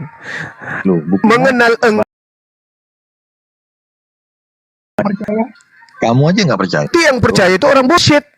Iya kan? Data 2 juta orang Ya 2 juta. Memang betul. Karena Yesus sudah menubuatkan. Yesus sudah menubuatkan itu. Ya. Bahwa dia akan banyak menyesatkan orang. Penyesat itu, antikristus itu. Loh, antikristus itu orang yang nggak percaya Yesus, bro. Kita percaya kok. Sekarang begini. Dengarkan. Kenzo, dengarkan, Henso. Kalau kamu percaya kepada Jokowi, kamu anggap Jokowi itu sebagai apa? Maksudnya itu presiden lah. Hah? Sebagai presiden. Kenapa kau percaya kepada dia sebagai presiden? Kenapa? Loh, ya karena secara hukum dan dipilih oleh rakyat secara sah, dialah presiden itu, bro. Oke, kita percaya kepada Jokowi bahwa dia presiden. Nah, sekarang kalau kamu percaya kepada Yesus, berarti kamu harus mempercayai Yesus sebagaimana apa yang ada pada diri Yesus. Betul atau tidak? Betul. Nah, dia itu Tuhan atau utusan Tuhan? Nah, kata-katamu tepat. Akulah Tuhan, akulah guru. Udah dijawab sama Yesus. Katamu tepat. Nah, Tuhan di situ dalam bahasa apa? Tuhan di situ dalam bahasa apa? Tuhan di situ dalam bahasa apa? Boleh dicek secara historis. Kata Tuhan berasal dari kata Tuan, yang artinya penguasa. Berasal dari kata Tuan. Oke. Justru bangsa Indonesia mengenal kata Tuhan. Oke, berarti kalau kita dengarkan. Oke. Berarti kalau saya mengatakan Tuan Hanso itu sama dengan Tuhan Hanso. Benar, aku berkuasa di rumahku. Nggak salah. Ya, berarti Anda Tuhan. Iya, tapi berarti Anda Tuhan. Di kantor, di pabrik, di rumah, aku Tuhan, aku penguasa. Oke. Aku yang menguasai itu semua. Oke, bagus. Izinin orang keluar masuk sembarangan. Oke, bagus. Aku berkuasa. Oke. Ya, aku nggak berkuasa di rumahmu. Berarti antara Tuhan dengan Tuhan itu sama aja ya?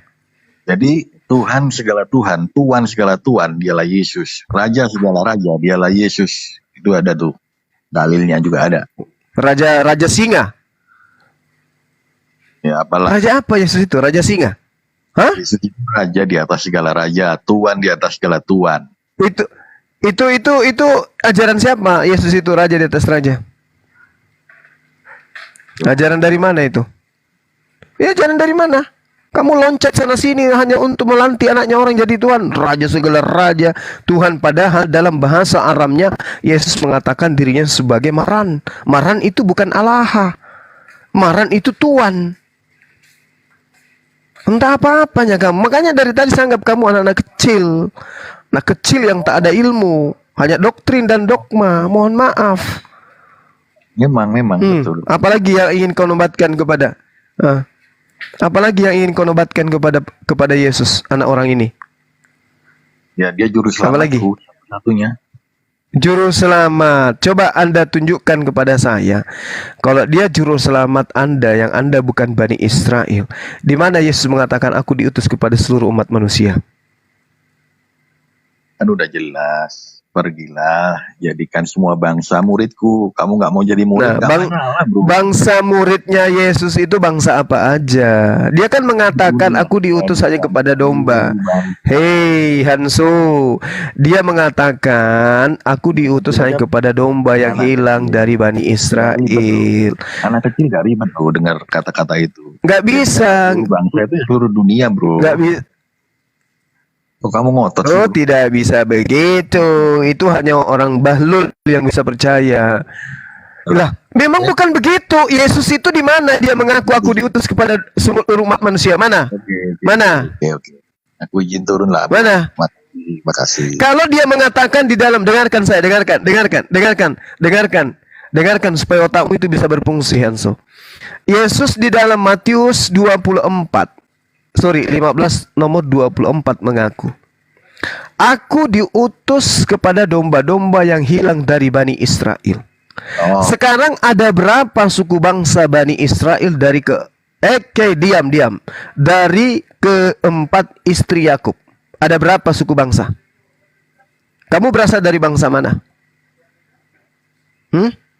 Bangsa Indonesia. Ayo. Ya, ada enggak dari keturunan Yakub bangsa Indonesia? Ya kau cari sejarahnya nanti. Nangis. Suruh aja. Nangis. Ngapain nangis? Nangis. Yesus mengaku aku diutus hanya kepada domba-domba yang hilang. Dari mana? Bukan dari Bani Adam tapi dari Bani Israel. Kamu dari Bani Israel? Aku mengenal dombaku dan dombaku mengenal suaraku gitu.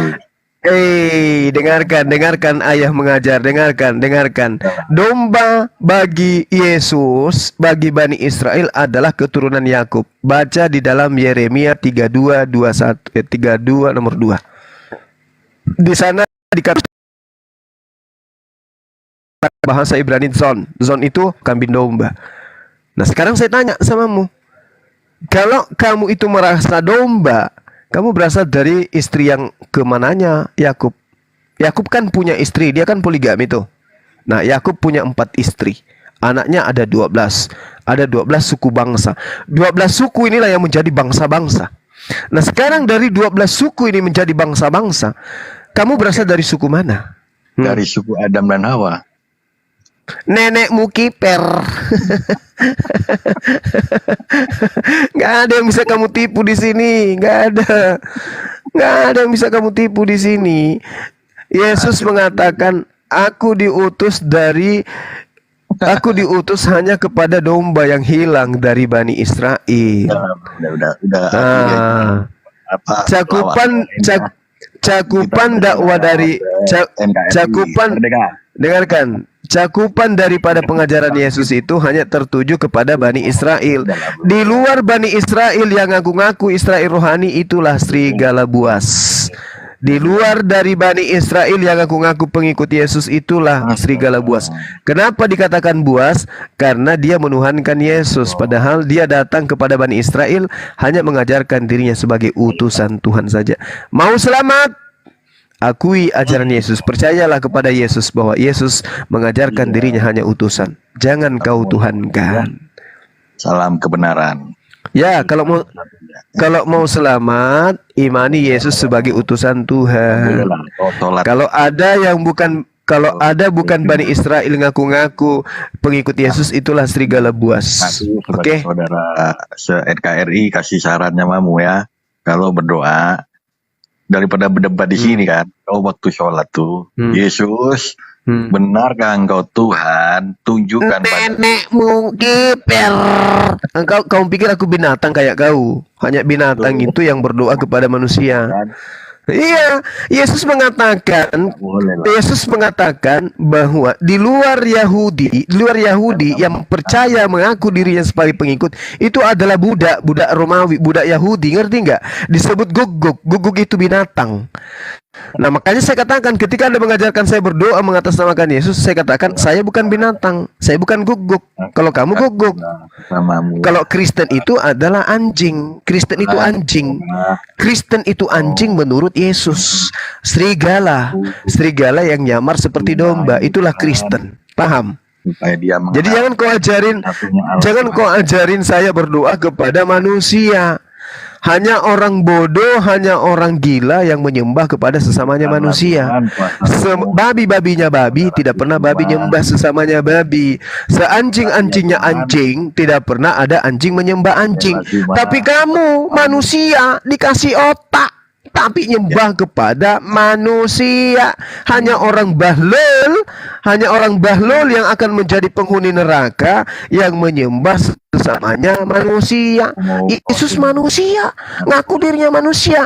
Anda Tuhan kan, berarti Anda itu adalah guguk yang kena rabies paten, rabies stadium 5 yang tak bakal pernah sembuh lagi kecuali mati. Yang bisa menyembuhkan kau menyembah kepadamu manusia. Anjing aja nggak pernah nyembah anjing. Lah kamu lebih anjing dari anjing karena kamu menyembah kepadamu sesama manusia. Amin. Kamu memang guguk yang tidak berfungsi otaknya. Oke? Thank you. Salam NKRI. Oke. Terima kasih. Paulus saja. Iya, itu bukan maki-maki. Itu Yesus. Itu di dalam kitab Matius mengatakan kepada orang non-Yahudi dengan sebutan guguk. Oke, Yesus mengatakan di luar Yahudi, goyim yang mengaku-ngaku sebagai pengikut, percaya kepada Yesus sebagai Tuhan, itu dianggap Yesus sebagai guguk. Dan memang betul di luar Yahudi yang mengaku sebagai pengikut Yahudi hanya Kristen. Maka Kristen itu adalah serigala. Serigala itu identik dengan anjing. Tahu anjing? Itulah yang kau makan tiap hari. Oke? Oke, aminkan aja karena memang begitulah faktanya yang ada. Thank you, bro. Thank you. Oke, semoga Tuhan memberikan kesempatan kepadamu untuk bertobat dan kembali kepada kodratmu sebagai manusia. Jangan selamanya seperti guguk seperti ini. Oke. Kalau kamu ketemu Yesus, sampaikan salamku biar kami ngopi bareng, biar ku traktir nanti dia. Oke? Udah, turun.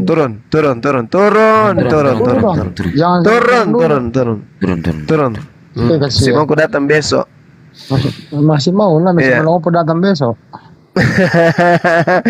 Masih mau datang besok. Biarkan dia pergi dengan kedunguannya, Bang Handi. Aku telah mengajarin dia dengan cara bercanda, ngajak dia seperti anak-anak, tapi otaknya sudah lama sudah susah untuk disembuhkan. Gak sadar dia. Matanya sudah tertutup, telinganya pun tidak bisa lagi. Assalamualaikum Bunda. Ini ada teman kita ini, akhirnya ini Ustadz Muhammad Iqbal. Ini ya saya. Assalamualaikum. Waalaikumsalam. Dia hujatan lewat typing ya dari Christian Prince. Nah, yang lalu saya sudah DM ke dia belum respon, tapi alhamdulillah dia respon sekarang gitu. Nah, terus kita tukar-tukaran WA ya, insyaallah kemarin apa 2 hari yang lalu gitu loh. Dan saya bilang ke dia ya kalau antum mau ya bisa gabung-gabung gitu loh, kita dengar tentang diskusi-diskusi lintas agama, ada Gunda Zuma kan gitu. Alhamdulillah Ustadz Muhammad Iqbal ini hadir gitu loh, Gunda Zuma. Dari kemarin sih, cuman kayaknya ada ya kemarin Gunda Zuma ya? Enggak ya? Bes. Ah, ini itu Muhammad Iqbal. Assalamualaikum Ustaz. Salam kenal Ustaz. Ya ini dengan Ustadz sama Gurunda Zuma, silakan. Ya, gimana Bang Sidik? Nah, ini Ustadz Muhammad Iqbal ini dia sering mengkanter hujatan-hujatan lewat typing gitu loh. Dari lalu saya sudah bilang ke Ustadz Muhammad Iqbal, bolehlah kita gabung-gabung, tapi mungkin dia baru baca DM ya 3 hari yang lalu gitu kan. Nah, kita tukaran tapi WA.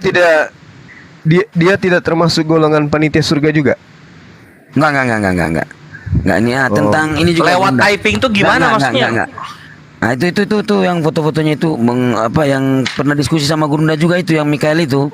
Tapi lewat typing aja gitu. Makanya saya ajak dia untuk gabung dengan Gurunda Zuma dan teman-teman yang lain gitu loh.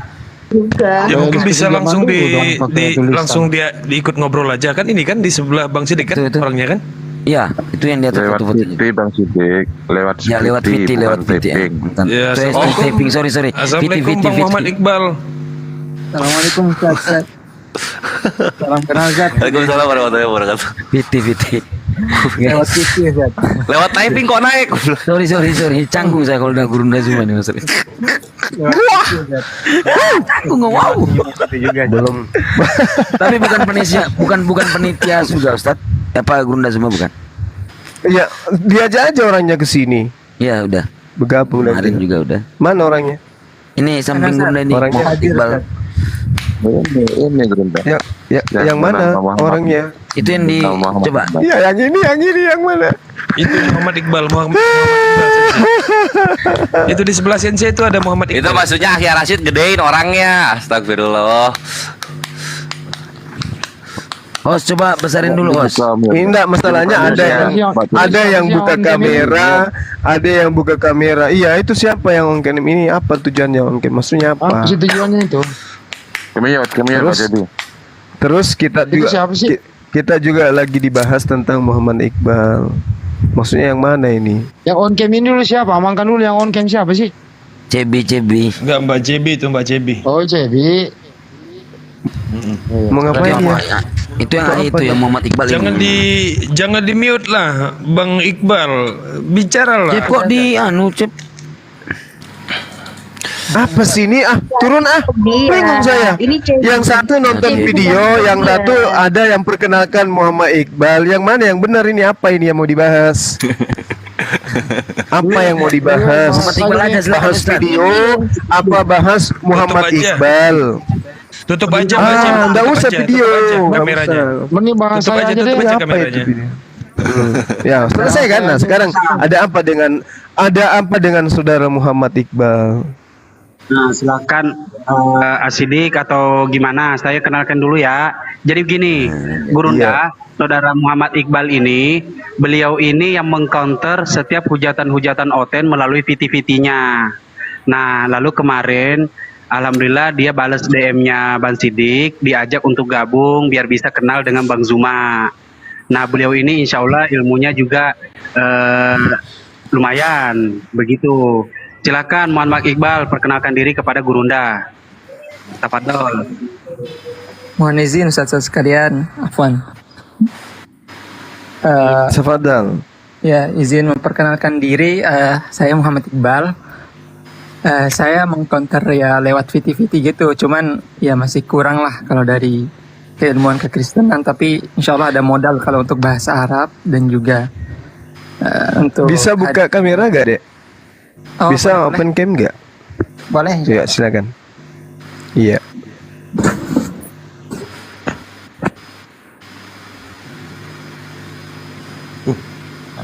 Oh ini orangnya yang tadi.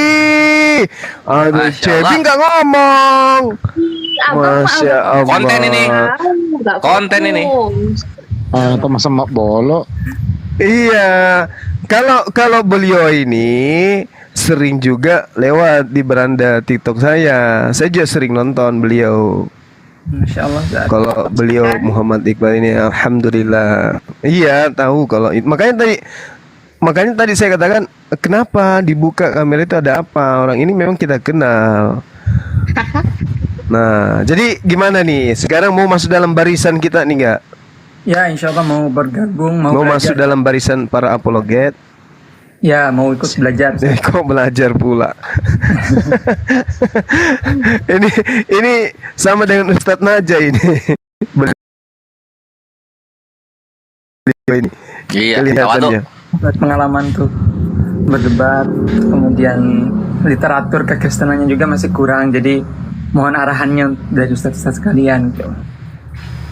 Iya. Dari Mondok juga kemarin? Ya, mondok juga Zat. Kuliahnya di mana? Jakarta. Kalau kuliah di Lipia. Mondoknya di mana? Mondoknya di Mataram. Lombok. Jangan-jangan orang Lombok ini? Orangnya orang Bima, aslinya orang Bima. Zat. Orang Bima, Tonggo, Mbojo.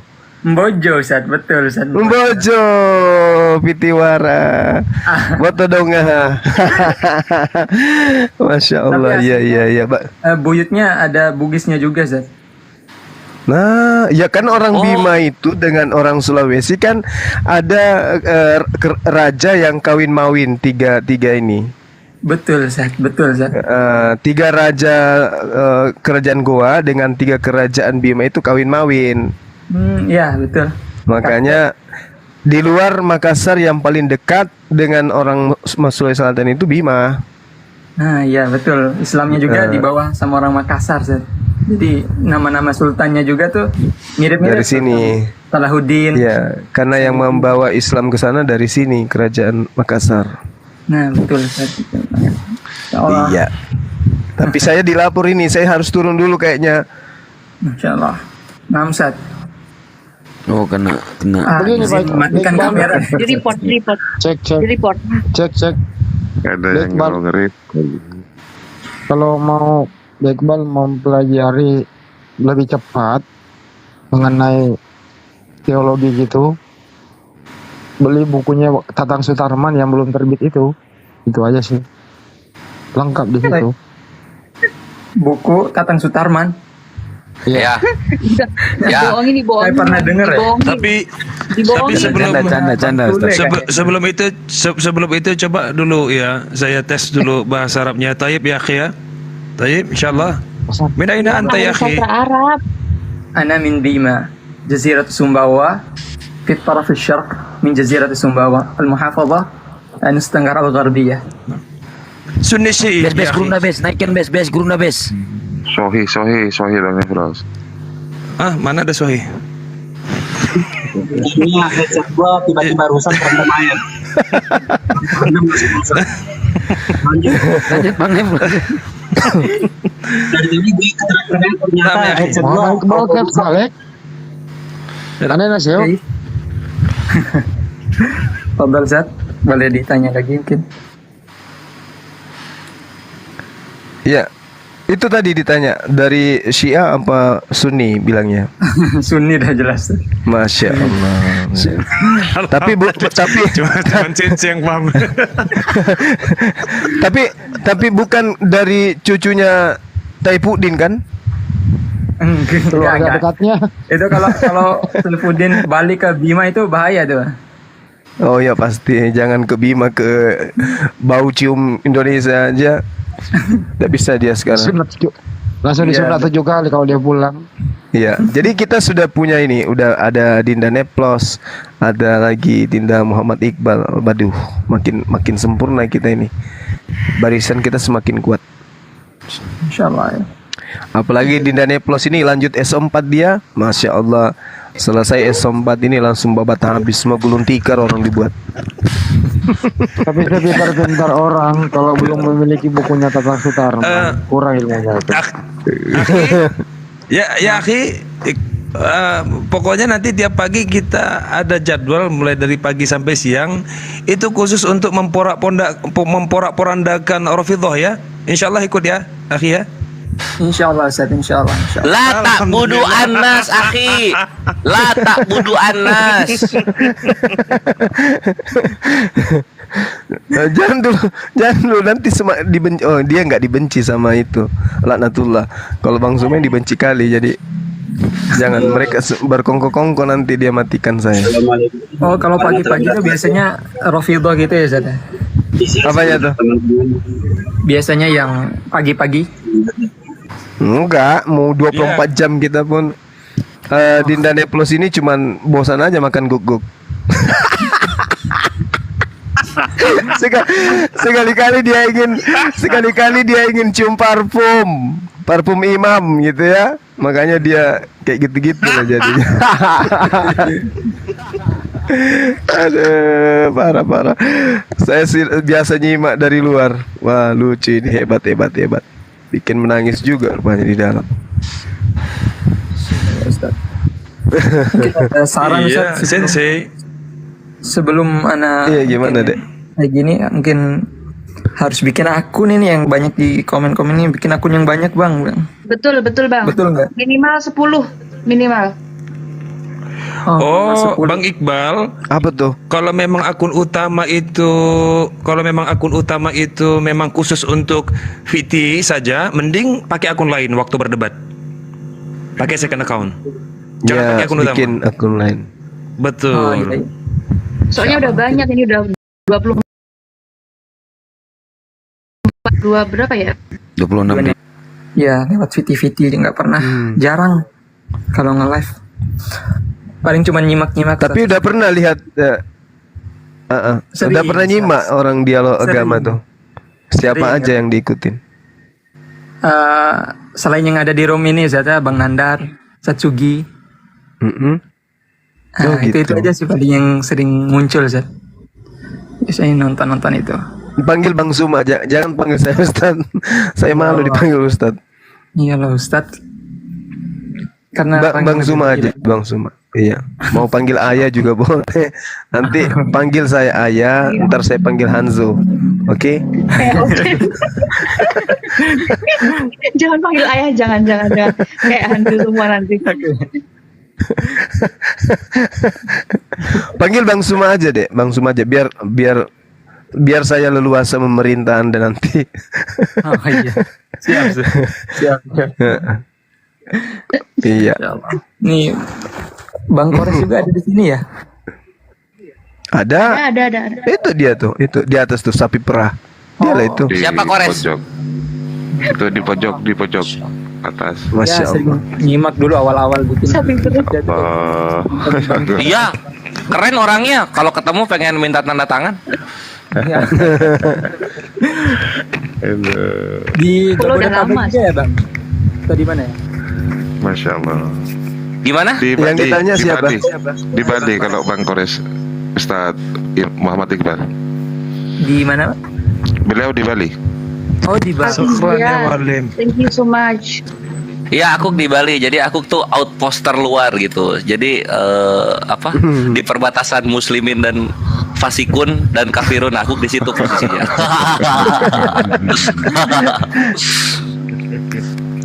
Iya, saya sendiri di Makassar.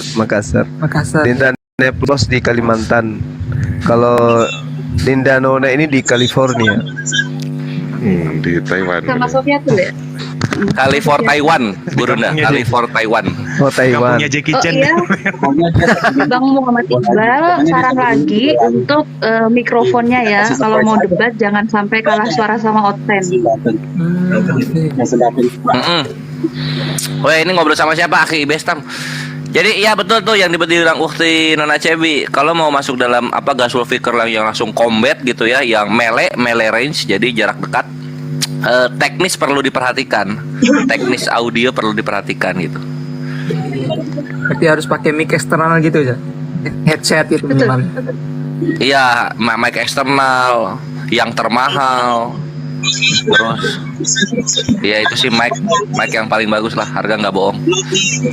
Ini aku aja ya Iqbal ya, ini aku modif nih headsetnya, jadi micnya aku cabut, aku ganti knalpot R9 gitu, jadi ngong gitu kan kalau ngomong. Bukannya pakai oli Itu bekas. kan suara kamu, Res. Oli bekas. Iya, jadi kalau aduh udah kecil suaranya oliin lagi, ngomong lagi gitu.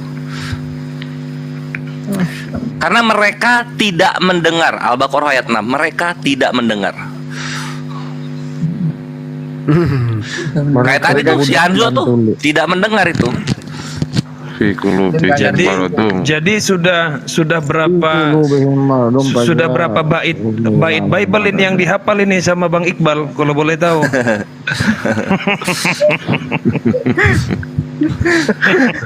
Susah itu nggak bisa dihafal kan. Jangan terlalu banyak hafal Bible, nanti hafalan Qurannya keluar, meninggalkan kepala. Ya, lebih baik sibukkan sama Al-Quran. Ya. Paling dibaca aja ya. Nah, baca aja kalau Pahami Bible. saja, pahami. Iya, jangan dihafal. Karena kalau dia masuk di kepala mengganggu kepala. Iya. Mereka aja nggak ada yang hafal karena mereka tahu kalau kita hafal lupa bedakan antara uang 50 dengan uangnya orang, uang kita dan duitnya orang. Kalau buku Zat yang paling utama lah, satu buku yang buat dibaca. Buku ini Tatang Sutarma punya Bang Handi. Ah. Ini penulisnya di bawah tuh. Boleh. Nanti covernya aku minta, aku cari. Iya. Bang Handi, laris lagi satu Bang. Ada lagi yang mau beli bukunya. Penjelasan nomor di halaman 12 itu, di situ pembukaannya. Pojok kiri bawah. Iya. Tapi kenapa suara Bang Handi berubah ini malam? Lagi di luar ya? Berubah. Belum pulang. Berubah apa? Iya, kayak bukan Bang Handi. Apa karena malam ini bahagia atau apa gitu? Iya, aku dikirimin ini loh. Dikirimin fotonya. Dia tadi. Oh, gitu. Jadi pas Gurunda debat, dia itu Bang Sidik sama Bang Handi itu tidur. Beneran, aku nggak bohong. Tadi tuh nggak debat, klonin bayi tadi. Iya. Bayi gede. Haha. Bang Sidik yang bingung dari tadi. Sorry. Iya, makanya aku bingung. Ini mengcounter penghujat dari typingan. Waduh, gak usah dibahas lah. Gosip, oke. Ngomong saya gimana? Tapi ya terima kasih lah kepada Bang Sidik yang membawa adik kita ini. Memfasilitasi. Iya, adik Iqbal bisa bergabung. Adalah satu kebanggaan kita sebagai orang yang sudah tua, muncul kemudian anak-anak yang masih belia kayak gini mau memperhatikan dunia apologet. Masya Allah, luar biasa ya. Betul. Iya, alhamdulillah. Iya. Generasi milenial ini. Generasi milenial. Terima kasih juga kalian. Bahasa Arabnya bisa, hadis bisa. Tinggal dikasih sedikit bumbu-bumbu, yaitu pengajaran-pengajaran dari barat aja, penguasaannya sedikit. Udah mantap sudah. Sama seperti Dinda Wafi kan? Dinda Wafi kan, iya, dia nggak pernah memahami tentang apologet sebelumnya.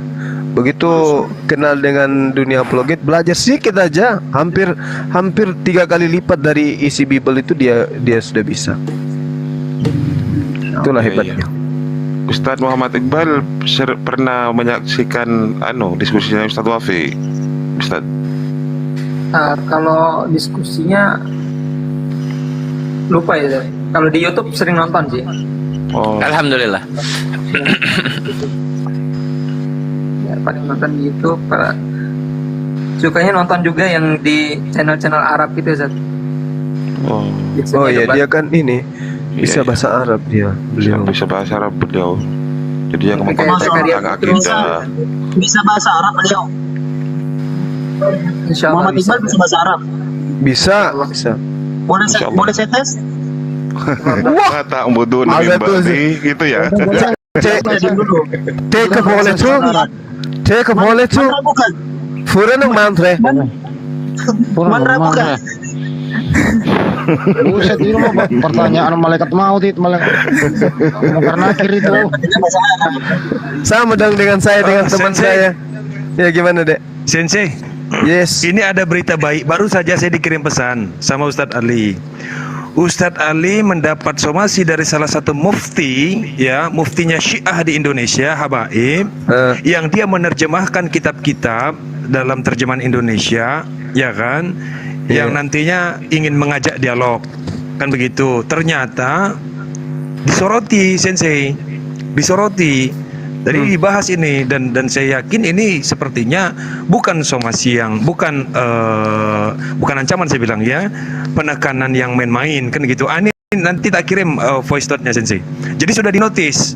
Gitu. Nah ini Sensei ya kan, kalau seandainya ada dukungan apa namanya dari teman-teman Sensei dan lain sebagainya, seandainya terjadi nih dialog ini antara Ustadz Ali dengan Mufti Syiah, wow ini mantap ini Sensei, wow mantap ini Sensei.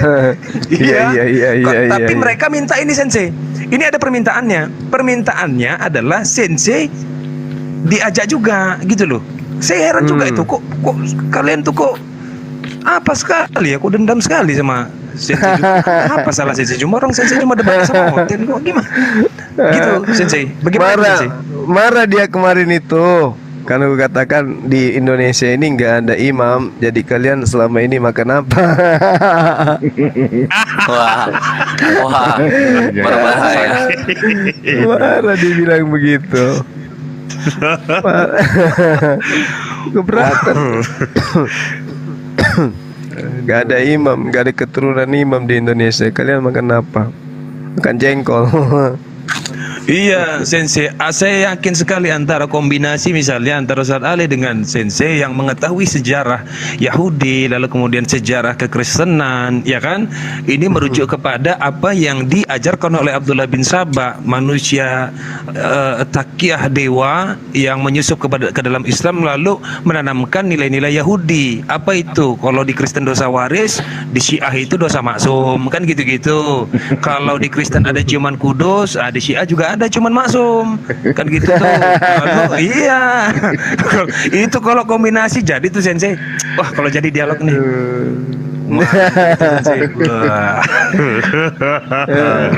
Kenapa nggak diajak ini dek, Ustaz Yusuf? Aku nggak tahu Sensei. Mereka ini mintanya itu Ustadz Ali dan Sensei cuma itu mintanya. Saya juga nggak paham. Aku nggak mau terjebak sama mereka. Memang betul licik sekali sih nih. Oh jangan dikira. Dia dendam itu. Aku sama Ustadz Yusuf Al-Qudsi kayak perangi mereka di zaman-zaman grup WA. Ada sejarahnya. Oh iya. Oh, pantas. Kita pernah kejar mereka sampai di lubang tikus itu. Izin sebentar Gurunda. Iya, silakan. Saudara Akhi Iqbal.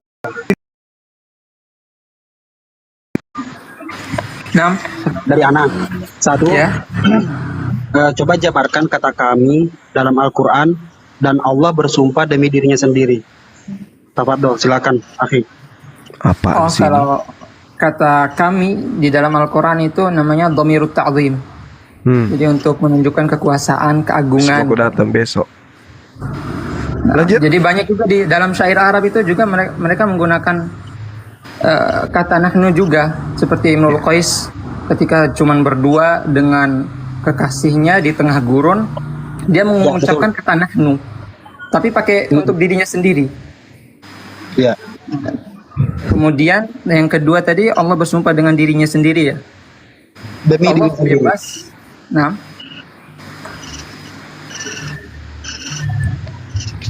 Allah bebas bersumpah dengan apapun. Allah bebas ya bersumpah dengan apapun. Allah bersumpah dengan makhluknya. Allah bersumpah dengan asy-syams wasyamsi wadhuhaha al-qamari idza talaha. Dan semuanya bebas. Kemudian apalagi Allah bersumpah dengan dirinya sendiri, itu jauh lebih utama lagi gitu dibandingkan makhluk lainnya.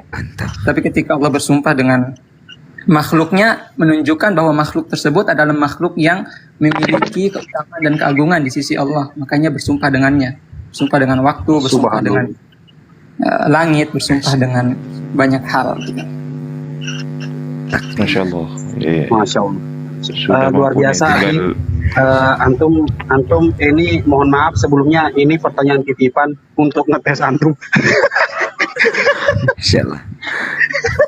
Masya Allah, nggak Tapi apa-apa. Kan di sini ya, kan. subhanallah, antum insya Allah lah luar biasa, benar. Antum keren. Coba aku mau ngetes. At-Taubah ayat 31. Antum lulus. Bunyinya apa? Belum. Ustaz? Aku mau ngetes juga At-Taubah ayat 31.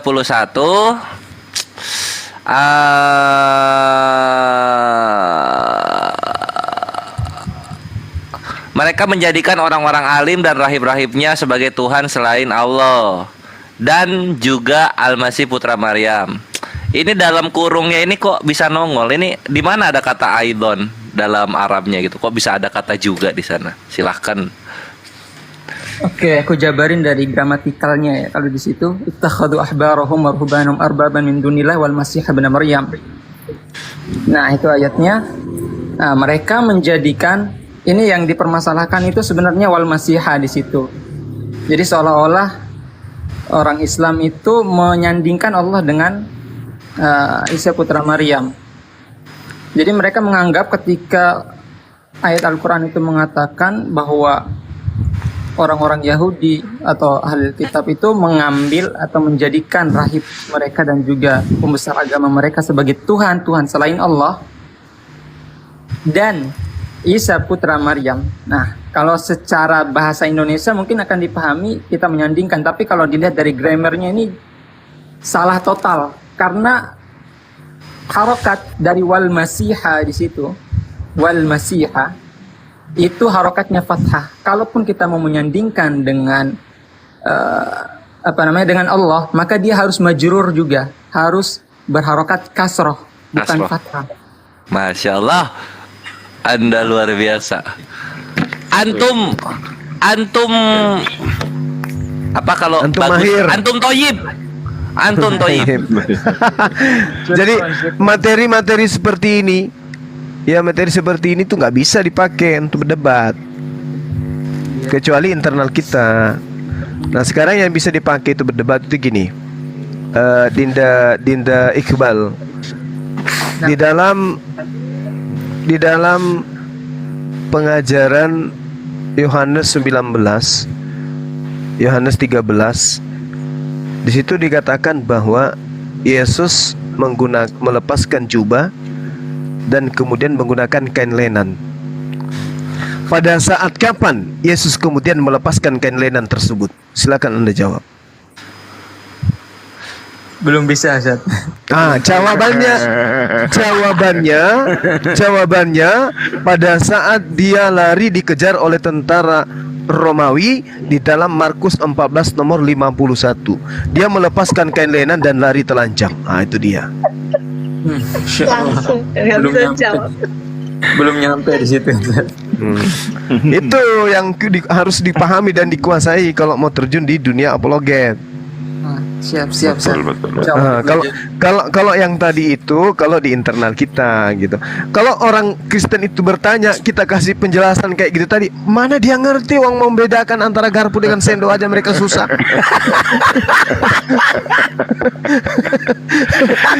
Aduh. Satu tambah satu sama dengan berapa anak-anak? 1. Nah, habis itu kita mau kasih materi yang kayak tadi. Waduh parah. Waduh, nggak nyampe. Gak Mau nyari leher babi aja mereka kelimpungan sih, susah. Di dalam surah tunggu Asy-Syura ayat 200 20 atau 200 berapa dengarnya pun tidak sanggup. Ingat nggak materi itu? Mereka nggak melarang untuk mendengarkan Al-Quran gitu. Bukan. Al-Quran. Mendengarkan aja mereka nggak sanggup Quran itu.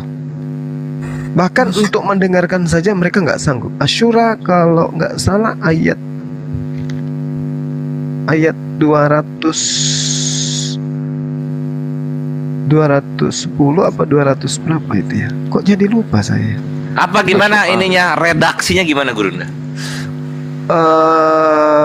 Al-Quran itu tidak didatangkan oleh iblis dan tidak diturunkan kepada untuk orang Asy-Syura ayat 212 kalau nggak salah. Nah, Nah, Asidik udah mulai pintar. Udah bisa hadapian ini. Udah mulai pintar, oh parah. Udah bisa lawan ini. Jadi katakan di situ wama tanazzalat bihi syayatin, kan gitu ya ayat sebelumnya. Lalu kemudian Al-Qur'an itu tidaklah dibawa atau dibawa turun oleh iblis, kan gitu. Lalu kemudian data-data berikutnya di datanya di ayat selanjutnya, dan tidaklah pantas bagi mereka Al-Quran itu, dan mereka pun tidak akan sanggup. Nah, mereka tidak sanggup. Nah, kenapa saya mengartikan di sini orang-orang kafir ini tidak sanggup? Karena Tuhan mengatakan innahum anisyam'i lama'uzulun. Sesungguhnya untuk mendengarkan Al-Quran saja itu mereka dijauhkan. Kan gitu poinnya. Sementara setan itu, iblis itu kan minal jinnati wan nas, dari golongan manusia, ya kan gitu. Benar kan? Nah, jadi kalau kita menguraikan ilmu dengan kaidah seperti itu tadi, ya untuk sekedar edukasi bagi anak bangsa, khususnya umat Islam di bawah, itu nggak apa-apa. Tapi kalau kita hanya berbekal pengetahuan seperti itu, tidak memiliki mental baja, terjun ke dunia debat, wah, kita akan termakan dengan keadaan. Karena mereka itu 100 orang dengerin tuh Gurunda yang ngomong. Gimana? Iya, maksudnya dengerin, jangan hanya sekedar giro. Karena apa? Karena kalau kalian kalah debat di atas, kasihan saudara-saudara muslim yang menonton. Sudah berapa banyak ustadz, ya, orang-orang yang paham dan pondok bisa bahasa Arab jadi dibully di tempat mereka. Bulan-bulanan oteng. Ya, jadi bulan-bulan. Kenapa? Karena ketika mereka membahas tentang kaidah, di mana kaidah itu berdasar daripada disiplin ilmu terkait dengan Quran, tidak didengarkan, dan mereka tidak mau paham, dan memang mereka nggak suka dengan itu. Jadi ustadz kita menjelaskan ini EGP menurut dia. Habis itu dia masuk diserang lagi, dan pemahaman mereka itu adalah pemahaman pribadi yang dihasilkan dari pengetahuan mereka terhadap terjemah. Jadi jangan pernah mimpi akan sampai ke sana. Karena memang Al-Quran mengatakan itu, innahum anis sam'i lam'azulun. Sesungguhnya, ini penekanan, sesungguhnya untuk mendengarkannya pun mereka dijauhkan. Makanya kalau kita membaca Quran di hadapan mereka itu, cuman karena mereka itu malu aja, teriak panas, tolong. Sebenarnya nggak sanggup mereka baca itu. Karena di dalam kitab mereka memang dikatakan bahwasanya Al-Quran itu adalah kitab termaterai. Mereka tidak akan sanggup untuk membacanya. Itu dia. Jadi adinda saya ini Muhammad Iqbal, ya mau tidak mau ketika terjun di dunia apologet seperti ini, artinya kita siap berperang, utamanya mental, emosi kita, kemudian kedewasaan di dalam berpikir, kemudian kecakapan menerima pesan, dan kemampuan mengolah data sehingga apa yang kita sampaikan itu pesannya kena minimal kepada yang mendengarkan. Jadi kalau yang di PT-PT itu kan habis lawan kita berbicara, ya kita sikapi PT-nya. Nah, kita leluasa tuh membuat satu narasi yang kita bangun kemudian. Tapi kalau kita sedang berdebat, belum lagi kita berbicara dipotong. Belum lagi kita selesai berbicara, begitu selesai berbicara, apa yang kita narasikan, harapan kita mereka tangkap, dia tanggapinya dari sisi ini, tapi nanti itu jauh berbeda dari apa yang kita paparkan dengan sikap mereka dan tanggapan mereka. Apa yang terjadi? Muncul emosi, kesal, gitu ya, gatal mulut ini mau memaki, kan gitu ya. Kalau dia itu ada di hadapan kita, kita udah robek mulutnya sampai kuping. Ini yang kita tahan. Ini yang kita tahan dalam berdebat itu. Sampai orang yang mendengarkan terkadang, apa sih orang ini? Dari tadi kok emosi terus gayanya berdebat. Dia nggak ngerti gitu loh. Kalau ada bongkahan batu bara api yang kita simpan dalam dada tuh. Disebabkan karena kita bercakap dan berinteraksi dengan wujud manusia, tapi sebenarnya dia adalah guguk gitu.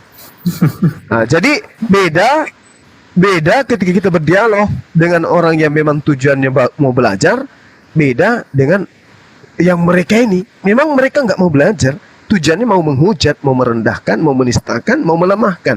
Itu tujuannya, ingin memudarkan cahaya Islam. Ini yang kita sedang hadapi. Bukan piti. Kalau yang piti yang kemayu itu kan manusia tidak bertulang kan itu. Ya, di dalam ini ya mengatakan seperti ini. Nah, itu manusia kasa hebat hanya karena dia menguasai beberapa bahasa-bahasa ilmiah, kata-kata ilmiah lah ya, bahasa-bahasa yang bahasa mahasiswa lah ya, saya katakan begitu. Nah, dia hanya gaya-gayaan berbicara gitu, tapi poinnya nggak sampai. Saya katakan mereka ini selama saya berdialog kurang lebih 20 tahun dengan mereka, saya katakan mereka itu ketika berbicara itu tidak berdasar kepada poin akal, hanya sampai kepada iman. Dia di iman, dipercaya saja nih. Mau apapun narasi yang mereka bangun, yang penting imannya itu bisa dia sampaikan gitu. Nah, contoh misalnya yang kemarin, siapa namanya tuh yang open kamera kemarin itu? Mossad. Iya kan? Ya kayak gitu-gitu aja pun. Ini tidak terputus katanya. Dari Tuhan sampai ke bawah ke bumi tidak pernah terputus. Balik lagi tanda panahnya ke atas. Terus kayak gitu, ya, bolak-balik terus kayak itu tanda panahnya. Belum lagi dibilang lingkaran. Ini adalah R, ini adalah J, ini adalah R, ini adalah D. Nah ini D adalah daging, roh dan juga jiwa. Nah ini dianalogikan. Giliran ditanya, apakah Bapak di dimensi pencipta memiliki daging? Nggak ada dagingnya. Yang ada cuman roh. Nah, dia sendiri mengatakan roh tanpa daging adalah apa? Hantu gentayangan, kata dia kan. Roh tanpa daging. Daging tanpa roh, apa dia dikatakan? Mayat. Terus jiwa, daging dan roh ada tapi tanpa jiwa, katanya orang gila. Nah, aku tanya, ini Bapak punya daging?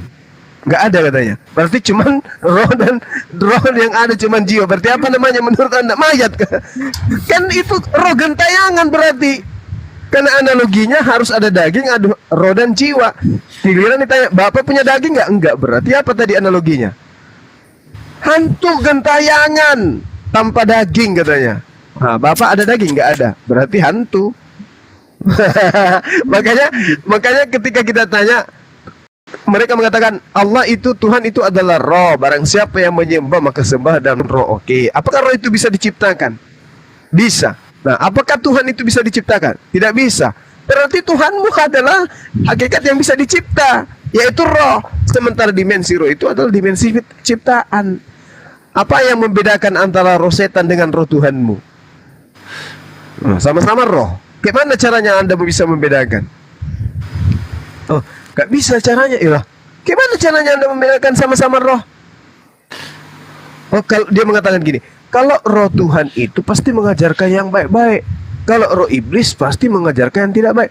Lalu bagaimana dengan Keluaran 7 nomor 1 sampai nomor 3, di mana endingnya dikatakan di sana bahwasanya hati Firaun menjadi keras. Disebabkan apa? Disebabkan karena Tuhan yang mengeraskan. Aku akan mengeraskan hati Firaun. Hati Firaun. Di dalam Keluaran 7, aku akan membuat hati Firaun itu menjadi keras. Nah, di ayat nomor 20, akibat daripada Firaun keras hatinya, ya Firaun tidak bisa menerima kebenaran. Karena kenapa? Dia dikeraskan hatinya oleh Tuhan itu sendiri. Apa akibatnya? Air semua menjadi darah, ikan bermatian di sungai Nil dan membusuk.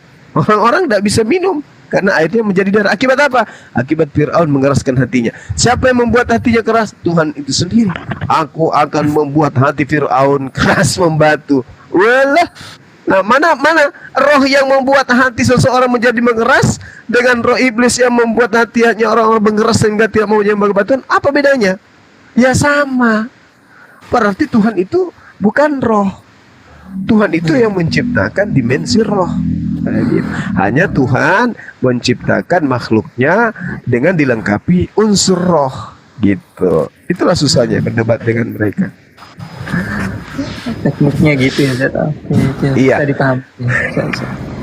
Iya. Mana tahu di bawah ada ini, ada apa? Ada Oten, coba dinaikkan.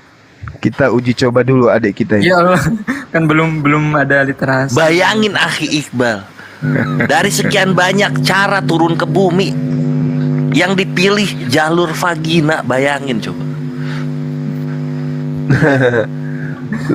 Lalu apa nggak mikir gitu? Keperawanan orang kok diambil begitu aja? selaput darah aja orang diambil gitu aja hanya untuk menebus dosa-dosa orang kucluk ini. Kan gitu. Rela dia mengorbankan seorang wanita perawan, dihina, dinistakan, dikucilkan, diungsikan dari perkampungan hanya untuk lahir menjadi manusia demi untuk makanan menjijikkan. Kan lucu. Terus bayangin akhi Iqbal. Terus kemudian persekusi. Terus kemudian Dinda Iqbal nanti kalau mereka itu mengajak dialog, jangan terpancing untuk keseringan membahas ayat suci Al-Quran. Karena kenapa? Tujuan mereka itu untuk menistakan, mengolok-olok Al-Quran. Jadi karena kenapa? Musuh terbesar mereka itu adalah kitabnya mereka sendiri. Maka apa itu maksudnya? Ya perbanyak literasi dari Bible. Ketika mereka mengatakan begini, Tuhan kamu itu adalah batu. Islam menyembah, Islam mengelilingi Ka'bah. Di mana data-data yang mengatakan bahwa kan dalam kitabnya orang Yahudi yang mereka gunakan, ternyata para nabi juga mengelilingi mesbah, mengelilingi tawaf juga. Itu. Jadi kita tidak serta-merta di dalam Al-Quran gini. Oh enggak, dia enggak masuk di kupingnya itu. Lah orang pengakuan di dalam kitabnya aja mereka tolak, apalagi dalam kitab kita. Nah, kenapa mereka bertanya tentang Quran? Itu hanya untuk menutupi kelemahan dari data-data yang ada dalam kitab mereka. Karena mereka tidak bisa menjawab, maka dia tanya ke Al-Quran. Oke, ya paham, paham. Dikembalikan. Bayangin coba akhi Iqbal, Hajar Aswad itu menghapus dosa. Kalau di mereka batu glowing itu mengampuni dosa. Batu mengampuni loh, batu. Aduh, buset. Yang mengampuni kan Tuhan ya, Allah Azza wa Jalla. Ini batu bisa mengampuni. Waduh. Oh beda ya, kalau Islam kan jelas ya. Kalau mereka tuh yang mengampuni batunya. Batu mengampuni, tertulis mengampuni loh. Waduh, pantasan mereka doyan banget bahasa Hajar Aswad gitu. Untuk menutupi batu yang bisa mengampuni. Aduh. Batu bara. Ah iya. Batu bara kemarin itu di data nomor berapa itu, Dek? Ya saya 6 nomor 5 sampai 7. Itu kalau di Ibraninya lebih asik lagi Gurunda. Batu glowing. Ya batu glowing. Kalau keluaran 29 nomor 14, apa yang menghapuskan dosa di sana? Quran lembu. Itu ininya ya, Tritunggalnya Yahudi itu. Ada juga Gurunda kotoran lembu menghapus dosa. Ada juga tepung menghapuskan dosa. Oh, Tuhannya setara tepung loh. Bayangin. Aduh, gimana ini? Iya. Ya, jadi kalau saya Dinda Iqbal, saya itu orangnya memang kayak gini ya. Saya memang dalam berapologet itu saya tegas memang orangnya, demi untuk kemudian menyadarkan teman-teman kita ini ya, untuk meluruskan besi yang bengkok ya memang harus dibutuhkan tempahan yang keras. Ya, kan gitu. Iya. Akhi Iqbal mohon tanya di at-Taubah yang tadi sempat dijelaskan di 31 itu wal masihah itu berarti wawunya bukan wawu ataf, Ustaz Iqbal. Itu wawu atof tapi matuf ke yang ahbarohum. Oh, ataf. Oh, iya. Hehehe, kepikiran wal masihi ya. Jadi kembali kepada ya, silakan disapa dulu itu ada tamu. Bapak Joshua, Protestan apa Katolik? Saya Bang. Suaranya kurang kecil Pak, silakan. Iya Bang. Udah jelas. Iya. Gimana Bang?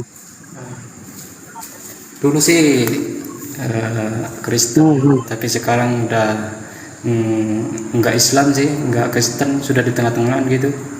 Apa itu ceritanya? Sudah di tengah-tengah? Ateis.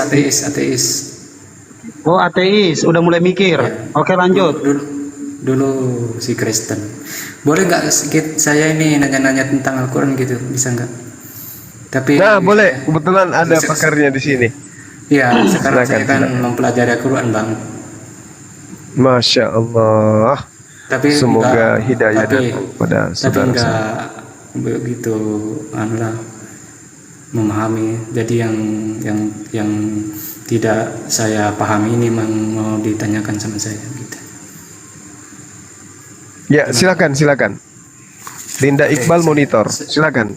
Saya tunjukkan ya nanti anunya apa namanya ayatnya ya. Iya, disebutkan nanti dibacakan oleh Bang Sidik. Kebetulan Bang Sidik ini juga pakar. pernah jadi kori. Pernah jadi kori dia. Lompat lagi Bu. Saya lompat ini. Surat Al-Ahzab ayat 56. Bisa nggak Bang memaparkan ayat ini? Terus dibuka langsung open cam, yang bisa open cam bisa nggak? Ada ya? Saya bisa. Mau apa? Ya, oke. Apaan sih ini anak? Oh iya. Kecil suaranya. Takutnya jauh dari HP gitu, Gurunda. Kamu pelan-pelan aja Polres, kita kaget. Oh iya. Kita sama-sama. Apanya yang 56? Al-Azab. Oh, sholawat.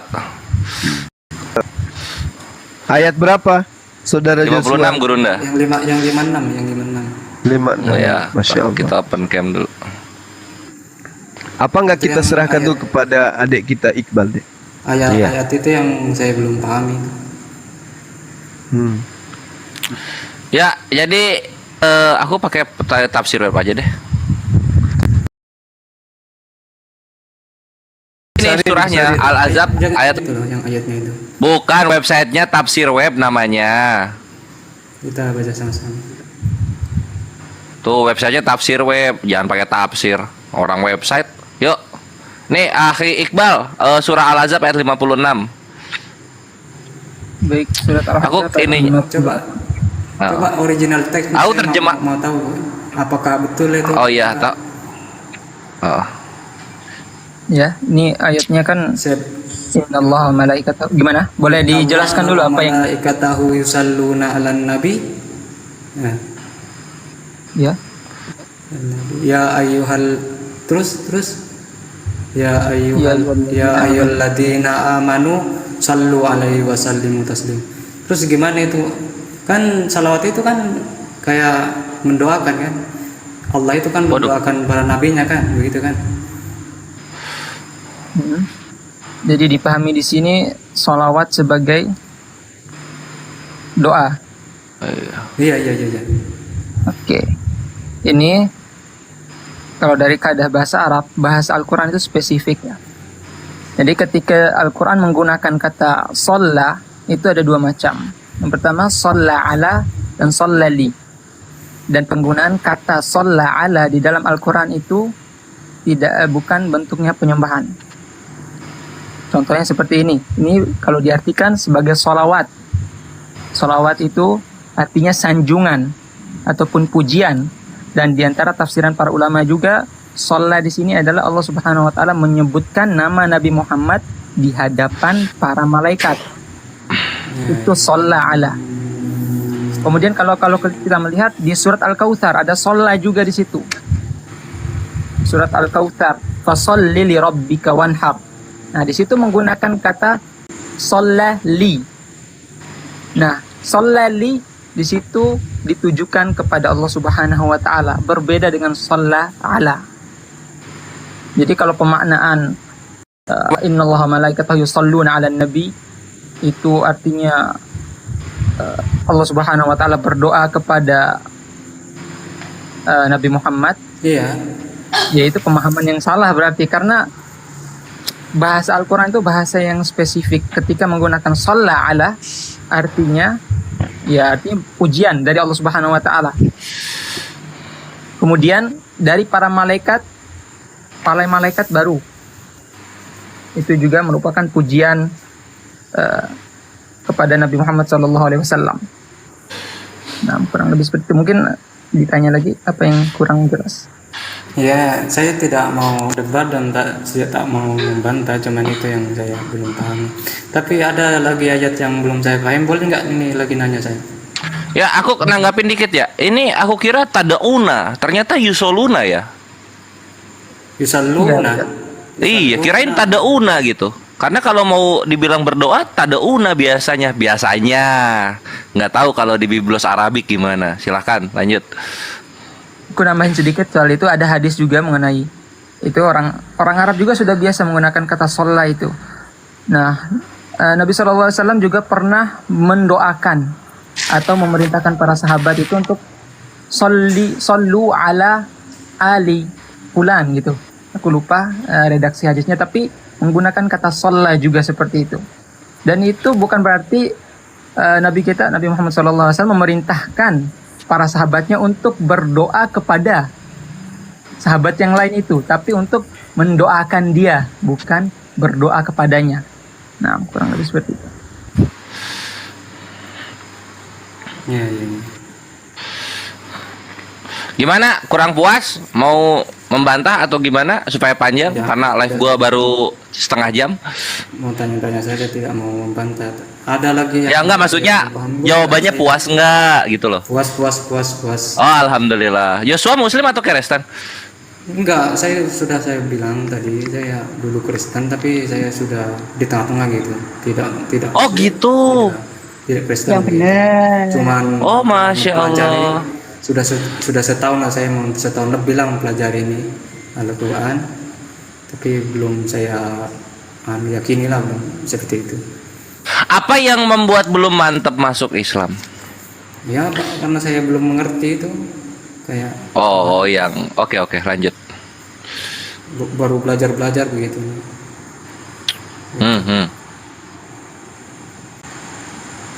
Boleh nanya lagi ya? Silakan tanya. Tapi bentar dulu, saudara Yosua. Dinda Iqbal, ini kalau misalnya saudara Yosua ini adalah Kristen, membahas tentang bahasan kayak seperti ini, kita kan tahu bahwa ini adalah pujian. Allah memuji kepada baginda Rasulullah Muhammad SAW. Salah satu contohnya adalah wa innaka la'ala khuluqin azim, kan itu ya. Dan sesungguhnya engkau benar-benar berbudi pekerti yang luhur. Kan ini adalah pujian Allah kepada baginda Rasulullah. Nah, bagaimana kemudian kita mengembalikan data-data itu ke dalam kitab mereka? Misalnya ini ya, sebelum dilanjut, tunjukkan kepada kitab mereka sendiri. Bagaimana kemudian oknum yang mereka tuhankan bernama Yesus itu ternyata juga didoakan di dalam kitab mereka. Hosana anak Daud. Selamatkanlah anak Daud. Siapa anak Daud dalam Matius 21:9? Ini Yesus. Dan orang banyak yang berjalan di depan Yesus dan yang mengikutinya dari belakang berseru, katanya, Hosana bagi anak Daud. Hosana itu bahasa Ibrani, artinya selamatkanlah. Selamatkanlah bagi anak Daud. Itu yang pertama. Kemudian kalau kita melihat dalam Wahyu 7 nomor 20, dan dengan suara nyaring mereka berseru, keselamatan bagi Tuhan kami yang duduk di atas takhta, dan keselamatan juga bagi anak domba. Artinya di dalam kitab Kristen pun Tuhan mereka itu didoakan sepanjang hari. Belum lagi kalau kita mengatakan di dalam Wahyu 7 nomor 12-nya, sambil mereka berkata amin, puji-pujian dan kemuliaan dan hikmat dan syukur yang hormat, kekuasaan dan kekuatan bagi Allah kita sampai selama-lamanya. Amin, haleluya. Itu ada dalam kitab mereka. Sekiranya saudara Yosua ini adalah Kristen, maka kita hantam dengan Bible itu sendiri bahwa Tuhanmu pun didoakan dengan doa yang sesungguhnya. Kalau di Rasulullah itu kan dipuji oleh Allah, sama seperti yang saya terangkan tadi dalam Al-Quran, bahwa itu adalah pujian. Wa innaka la'ala khuluqin azim. Wahai engkau Nabi Muhammad, sesungguhnya adalah benar-benar berbudi pekerti yang luhur. Ini ucapan yang dikemukakan oleh Allah, dikemukakan oleh Allah, menyatakan bahwa akhlak Rasul Muhammad SAW itu pun ya dipuji dan diagungkan oleh Allah Subhanahu Wa Taala. Demikian, silakan dilanjut saudara Joshua, pertanyaan yang kedua, lanjut. Iya. Insyaallah, mantap. Maaf ya Bang, saya ini bukan Saya kan sudah bilang saya kan ateis, tidak Islam, tidak Kristen gitu. Saya dikatakan saja kan gitu. Jadinya Oke. Bang Joshua nggak ada suara. Saya minta maaf ya. Ya, dimaafin. Jangan diulangi. Iya. Ya, sip. Saya belajar juga. Ini ayat ke berapa?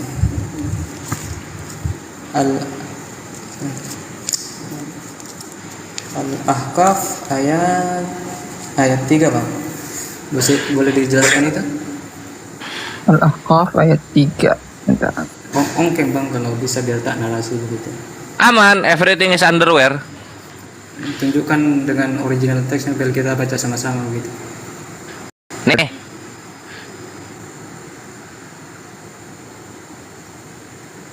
Tak, coba diperbesar kalau bisa nggak diperbesar? Di HP-nya aja di zoom. Ma khalaqna samawati wal ard. Betul ya? Ya. Tak dilihat saya nih. Jam laku piye?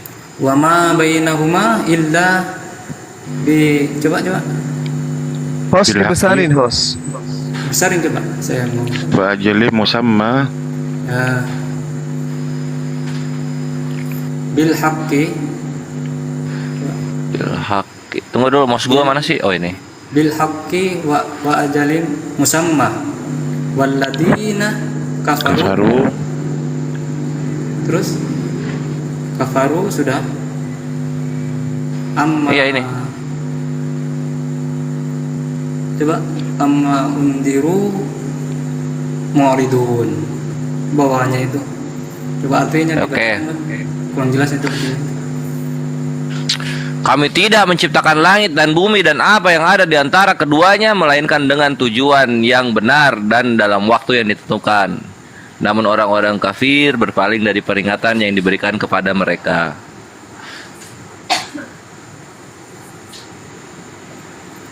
Kami itu kan gimana itu penjelasannya, Bang? Kok kami gitu? Masalah penggunaan kami ya. Nah, kami itu. Nah, itu tadi barusan dibahas ya. Berapa Tuhan itu begitu, Bang? Kalau ada kami gitu. Kalau ada kami berarti. Saya belum pahami, saya tidak mau menyerang ini. Tidak, saya. Iya. Oh ya, ngerti. Nggak apa-apa. Kami bisa membedakan. Coba dijelaskan, Bang. Tadi barusan juga saya baru itu kita bicarakan itu barusan itu. Jadi dalam bahasa Arab itu penggunaan kata kami itu bisa menggunakan tunggal. Namanya dhamirut ta'zim. Jadi penggunaan bahasa Al-Qur'an itu sedetail itu. Kenapa? Karena ada makna khusus. Kenapa menggunakan nahnu? Untuk menunjukkan kekuasaan. Di dalam bahasa Arab untuk ta'zim, untuk pengagungan. Di dalam bahasa Inggris juga, ya mungkin teman-teman yang belajar bahasa Inggris ada namanya royal we. Jadi ketika para bangsawan itu bicara, mereka menggunakan kata we yang artinya kami, padahal dia sendiri yang ngomong. Nah, di dalam bahasa Arab juga ada seperti itu. Dan ya buktinya juga orang-orang Arab sebelum Islam pun mereka menggunakan kata seperti itu juga. Gunakan kata dhamir atau kata ganti nahnu tapi untuk pengagungan. Kami juga biasa menggunakan kata antum untuk satu orang karena kami mengagungkan guru kami. Misalnya saya mengatakan kepada Bang Zuma, antum Masya Allah pintar. Padahal saya mengatakan kepada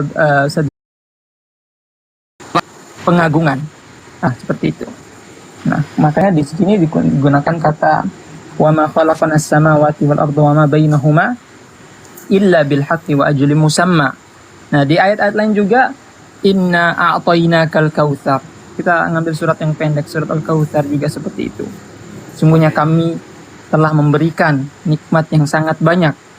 Nah, penggunaan kata inna atau nahnu atau penggunaan kata jamak seperti itu pada dasarnya memang untuk jamak, tapi sekali lagi Al-Quran itu bahasanya itu bukan bahasa yang standar ya. Ada penggunaan yang detail di dalam Al-Quran. Kenapa menggunakan kata inna? Sama juga ada hal yang sekilas itu menyelisihi kaedah bahasa Arab. Contohnya, kenapa Rasul? Contohnya, aku ngambil contoh yang lainnya. Kenapa kata Rasul, tilka Rusul? Kenapa pakai tilka? Tilka itu dalam bahasa Arab itu untuk perempuan. Tapi kenapa kata Rasul? Sedangkan Rasul semua itu kan laki-laki. Tidak ada Rasul perempuan dalam Islam. Nah, kenapa digunakan kata perempuan di situ, menggunakan kata tilka? Nah, itu menyelisih kaidah secara umum. Tapi kenapa Al-Quran menggunakan kata itu? Ada maksud tersendiri di dalamnya. Nah, ada kaedahnya tersendiri.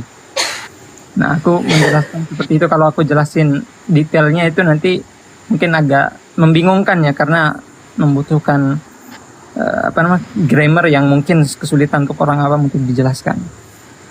Iya, saya juga mempelajari nih Pak. Mempelajari, saya sudah 1,5 tahun mempelajari ini, tapi belum paham-paham.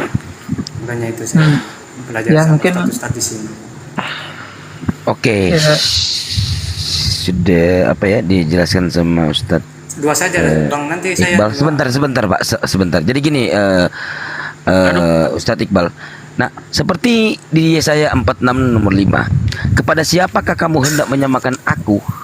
Hendak membandingkan dan mengumpamakan aku sehingga kami sama. Ini sehingga kami sama. Nah, kalau kita lihat di dalam kejadian berapa ya? Kejadian 1 ya kalau nggak salah ya. 127. Nah, kejadian 127, kejadian 1 nomor 1, pada mulanya Allah menciptakan langit dan bumi. Bahasa sekarang ini padahal dalam bahasa Ibrani ini aslinya menggunakan kata Elohim. Kami ini Elohim gitu. Kami. Kata kami ini ya. Ya gitu. Nah, itu ya saya juga udah jelas dulu sebenarnya. Sehingga kami sama. Gitu loh. Itu Ustadz Muhammad Iqbal. Oh iya, komparasi kayak gitu kan gitu. Tadi surat apa tadi? Yesaya 46 nanti saya WA. Yesaya 46 nomor 5. Siap. 46 nomor 5. Siap. Aku nambahin. Ini Joshua, dalam linguistik secara universal pelajari majestic plural gitu. Jadi nggak cuma Arabik doang yang mempunyai konsep majestic plural, bahasa-bahasa lain juga punya. Contoh kayak Perancis dan juga Inggris. Inggris tadi udah disebutkan gitu, dan bisa dilihat contohnya ke suratnya Pangeran Edward kepada Maroko ketika sedang ada perselisihan perbatasan. Dia menggunakan kata kita kepada dirinya sendiri. And we King Edward the Seven, gitu dia.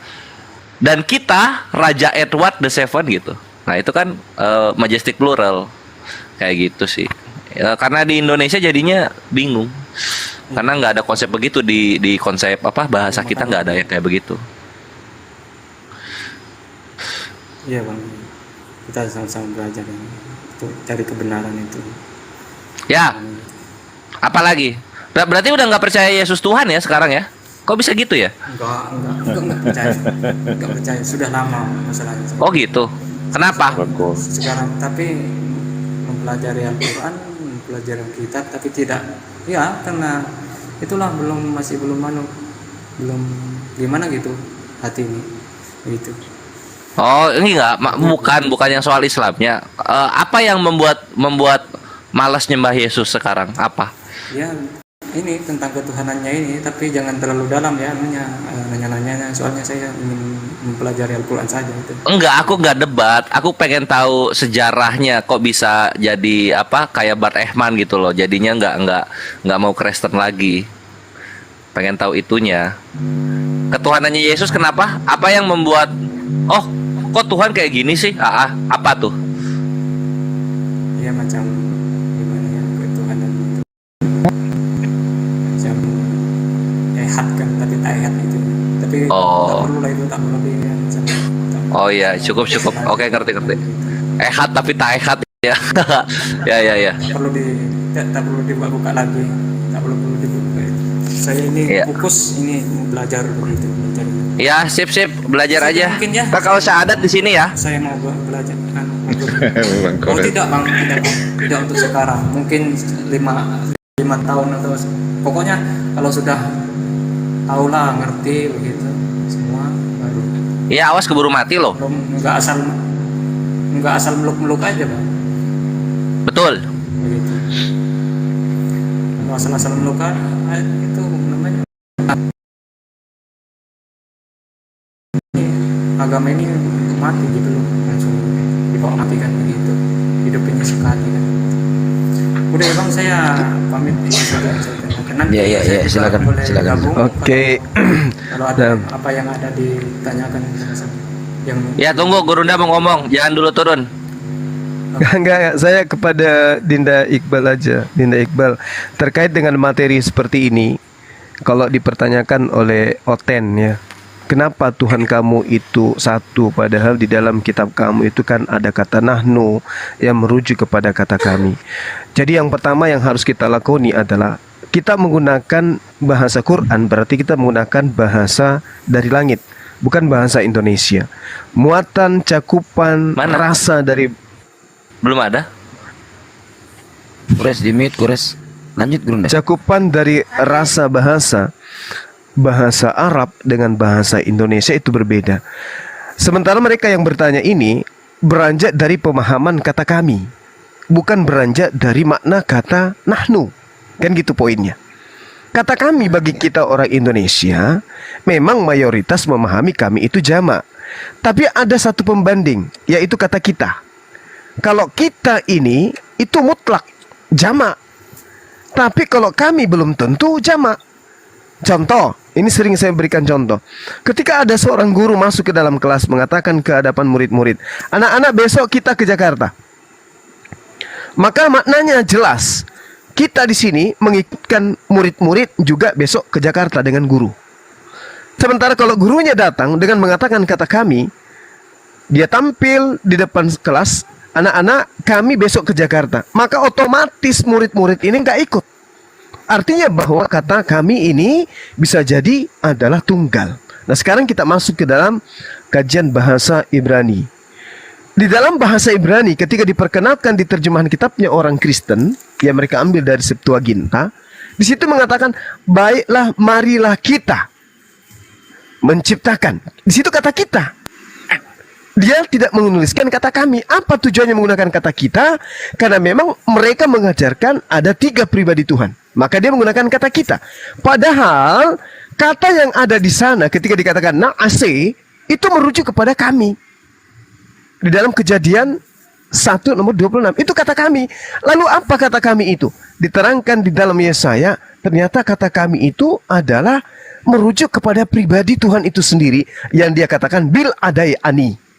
Sama seperti kita, seperti dalam Al-Quran, misalnya dalam surah Al-Anbiya, wa ma arsalna min qablika mir rasulin illa nuhi ilaihi annahu la ilaha illa.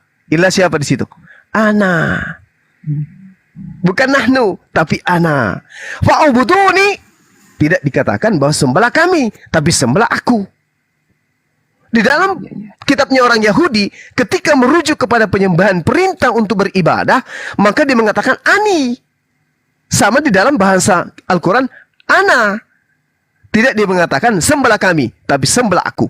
Nah, itu dalam Quran surah Anbiya ayat 25. Uraian terjemahannya gini. Dan kami, di situ dikatakan, dan kami tidak mengutus seorang rasul pun sebelum engkau Nabi Muhammad, melainkan kami, lagi-lagi mengatakan kami, wahyukan kepadanya bahwa tidak ada Tuhan yang berhak disembah selain aku. Tidak dikatakan selain kami. Maka fa'buduni, tidak dikatakan fa'buduna, sembahlah kami, tapi fa'buduni. Nah inilah yang menjadi narasi yang membingungkan bagi teman-teman Kristen. Kita mengupas dari pola original teks kitab yang mereka gunakan, bahwa Tuhan itu dari kitab Kejadian, Tuhan itu memang sudah 3. Roh Tuhan melayang-layang dan seterusnya dengan berbagai macam propaganda yang mereka bangun. Pada sebenarnya di dalam kitabnya orang Yahudi dikatakan ase itu, ya ase, nah ase merujuk kepada kami, itu jelas sekali menunjukkan bahwa Tuhan itu sendiri ketika dia mengatakan basal menu kitmotenu, itu merujuk kepada lukisan kami atau menurut gambar yang kami gambar kami itu selalu merujuk kepada kami. Ternyata kami itu jelas merujuk kepada ani, aku. Makanya tidak ada perintah sembahlah kami, itu nggak ada, tapi sembahlah aku, beribadahlah kepada aku, bukan beribadahlah kepada kami. Saya kira begitu Dinda Iqbal. Mudah-mudahan Anda ini cuma berpura-pura nggak tahu. Ya, saya berharap adik saya ini jauh lebih tahu daripada kami yang ada di sini. Anda masih muda, harus membekali diri dengan ilmu pengetahuan tentang materi-materi kristolog. Apalagi kalau sudah punya niatan untuk masuk ke dalam barisan apologet Muslim. Demikian dari saya, silakan disenggol yang lain. Masya Allah, jazakallah khairan Ustaz. Jazakallah khairan.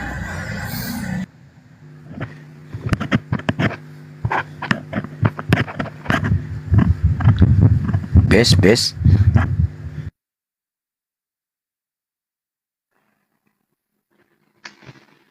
Wes. Bentar. Host, kerja host. Aman, tar, sabar. Sabar ya. Oke, lanjut. Standby saya. Coba lihat. Tapi perasaan Yosua itu debat diskusi sama dia. Bagus tuh, ini kalau bang nggak parahnya salah. Bang Suma ini. Tapi Yosua, gini, setahu saya kamu diskusi sama saya yang kemarin subuh ya. Kamu Kristen. Aku bilang saya ateis. Enggak, kemarin subuh saya ketemu kamu loh. Tapi bahasa Arabnya kok fasih banget ya, Bang Sidik. Bagus. Dia kan bahasa Arabnya. bisa di anu kan. Saya belajar bang. Tapi gini loh. Kemarin malam saya ketemu kamu Boleh loh. nggak ini saya nanya sama Bang Zuma. Bang Zuma ini bagus ini anunya paparannya. Kabur. Saya mau nanya Bang Zuma. Iya. Enggak, gini. Sebelum lanjut ke gerunda gini. Kemarin malam kalau nggak salah ini dia debat diskusi sama saya ini kan. Tapi dia oten gitu. Enggak. Saya minta ditunjukkan di mana Yesus itu mengatakan dia itu Allah yang benar dan Allah yang benar mengatakan itu Yesus. Nah, dia mutar sana mutar sini. Nah, datang juga kamu di sini mengaku ateis. Kenapa kamu jadi cerdik seperti ular, mulus seperti merpati, Dek? Gitu. Kamu takut ditanya atau seperti apa sih? Lanjut gerunda. Memang saya tidak di tengah-tengah gitu, mau belajari lah semua kitab begitu. Bung, kamu pernah dengar nggak Roma 3 nomor 7? Kamu pernah baca nggak itu? Kamu ini baru kemarin kamu mengatakan kamu Kristen, gitu kan? Mempertahankan tentang ketuhanan Yesus, terus tiba-tiba datang kamu ateis. Di mana kita debat bang? Loh? Di room siapa? Di room Aulia kalau nggak salah ya. Saya masih ingat. Bisa bersumpah bang? Bagaimana? Bisa bersumpah? Kalau saya memang berhadapan-hadapan sama abang? Sumpah Bang Joshua, soalnya gini juga ya, teman-teman yang di typing juga banyak nih yang bilang bahwa Bang Joshua ini juga debatnya Mican. Ya, saya Gimana pernah di sana tadi. Saya pernah di sana tadi. Mengaku juga Islam di sana, hati-hati katanya aja, typing di Bang bawah. Joshua, ya. Aku tidak mengaku di Islam, saya sudah dari awal mengaku ateis. Astagfirullah. Ada yang Muslim di bawah loh. Ribet banget ya jadi Kristen ya Mas ya. Soalnya gini, Iya. teman-teman typing tuh sama aja, di mana-mana juga sama. Mereka lebih teliti soalnya. Harus ngaku-ngaku ateis, harus ngaku ini itu. Astagfirullah. Mas, istighfar Mas. Bang Joshua bukan murtadin tapi ya. Aku mulai tadi bilang aku bukan bukan Muslim, bukan Kristen. Aku di tengah-tengah gitu. Cara baca Al-Qur'annya fasih banget, bagus. Bisa nggak aku bertanya ini tentang ini? Sementara ditanya Bibil kayaknya minim pengetahuan tentang Bibil.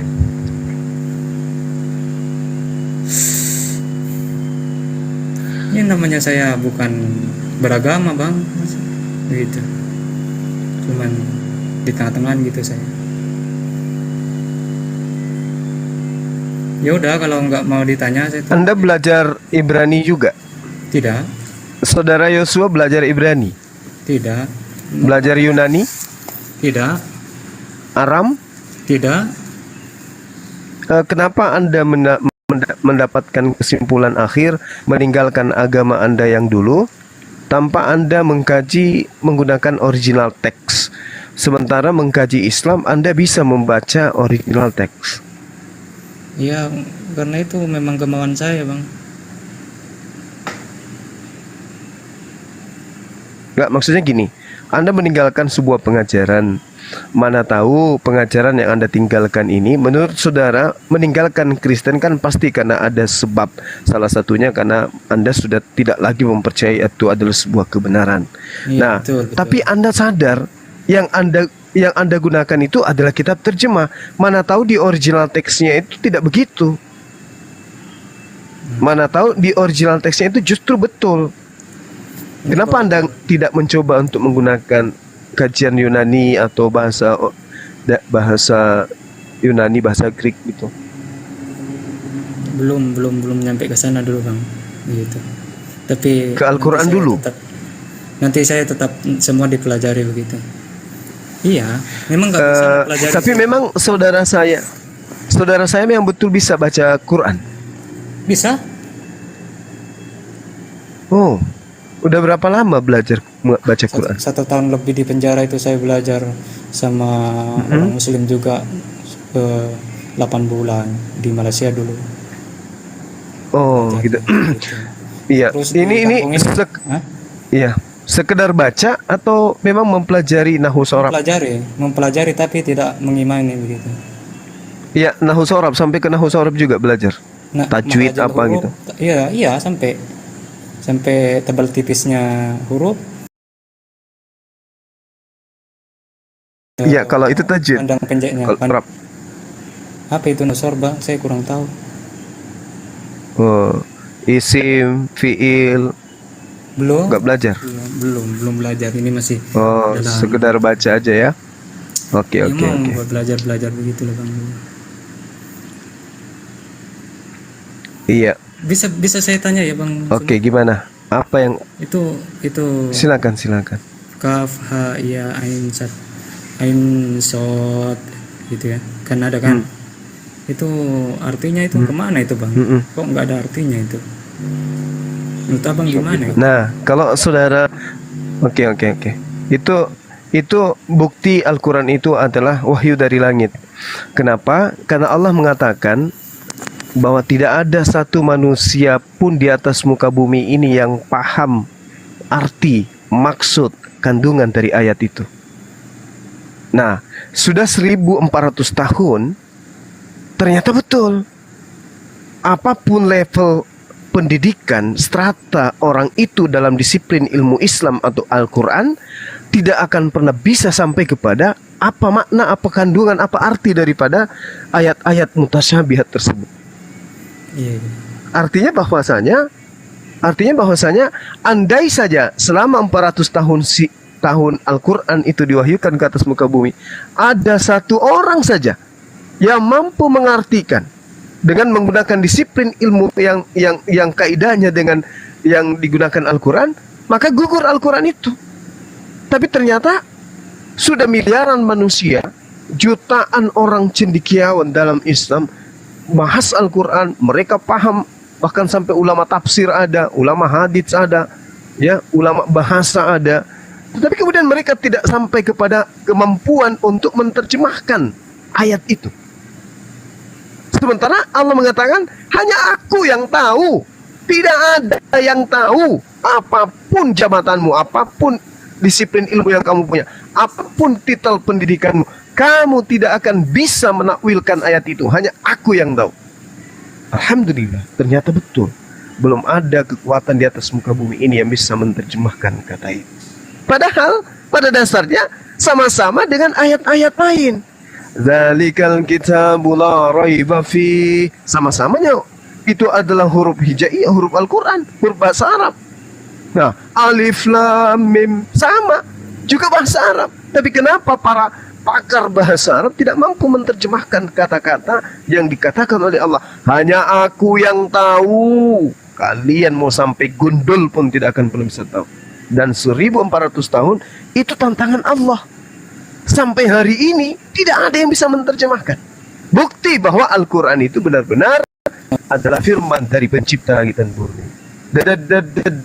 Demikian. Silakan Dinda Iqbal.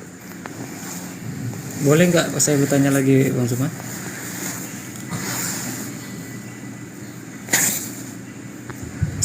Yang lain Boleh. Meski bukan saya yang menjawab ya. Iya. Di sini ada adik saya.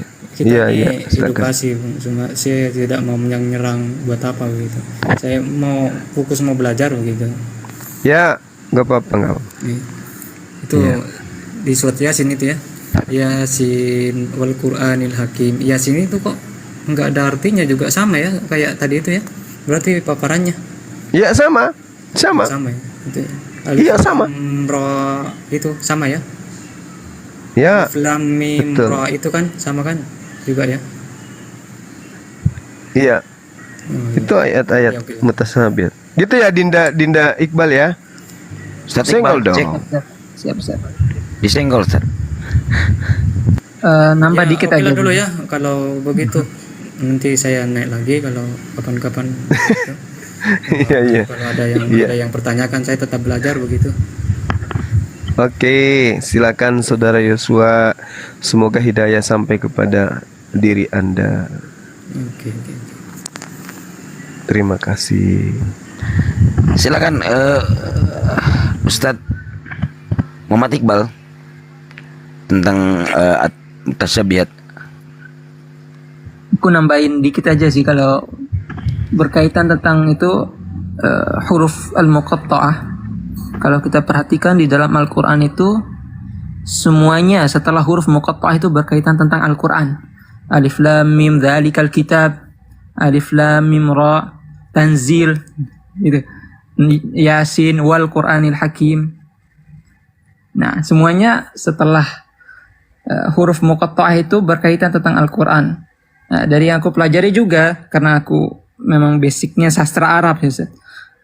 Jadi itu salah satu tanbih atau salah satu yang menarik perhatian.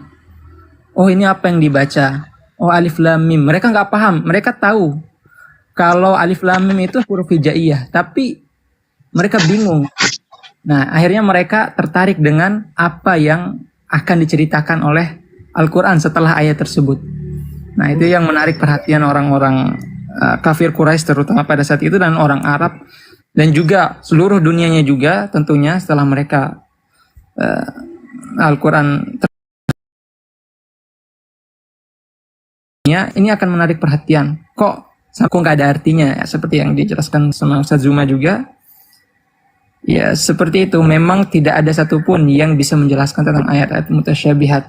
Adapun yang dikatakan oleh para ulama itu hanya berupa hipotesa saja, tidak ada jawaban pasti. Nah, kurang lebih seperti itu. Semoga datang besok. Lanjut Bang Dinda, Bang Sidik dan adik siapa yang lain. Oke, siap. Saya monitor dulu ya, mana tahu ada popok lewat di sini ya. Oke, lanjut. Saya cuma tambah sedikit ya, itu di dalam Quran oh, ada Roy ini, Roy Oten apa bukan?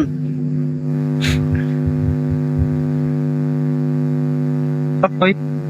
Malam Pak Roy. Bukan Oten ini. Oten. Oke. Assalamualaikum warahmatullahi wabarakatuh. Oke, dami menang. Kurang kau matiin rumpen rek. Rasa dong. Jangan Bang. Orang. Kenapa diturunkan? Oh, dong. Baru kau udah bilang horas bergembira. Alontong. Selamat malam Alontong. Malam. Oke. Kayaknya suaranya Protestan ya. Kedengeran Protestan kan Mas? Iya benar. Nah, oke, lanjut. Kedengeran suaranya.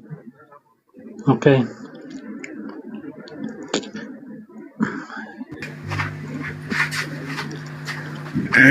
Silakan. Tadi kan ya, gimana Pak? Kan kalau dari Bang Zuma ini kan tadi diskusi sama siapa ya tadi namanya? Mizo ya. Ya gimana Pak, gimana? Jadi saya cuma mau ngasih masukan lagi, masukan tadi kan Bang Zuma ini memang benar sih, dia mengatakan Yesus Kristus itu adalah manusia sebagai utusan Allah. Tapi dia nggak ngambil sebagian lagi kalau Yesus Kristus itu adalah Roh Allah yang menjadi manusia, firman Allah yang bersama-sama dengan Allah.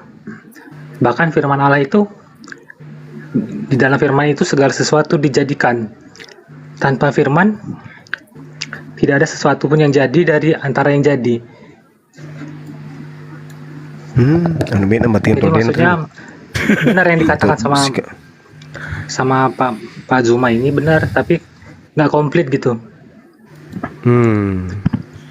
Yesus Maksudnya dia adalah gimana? tunggal Allah yang tidak. Anak tunggal atau anak tumbal?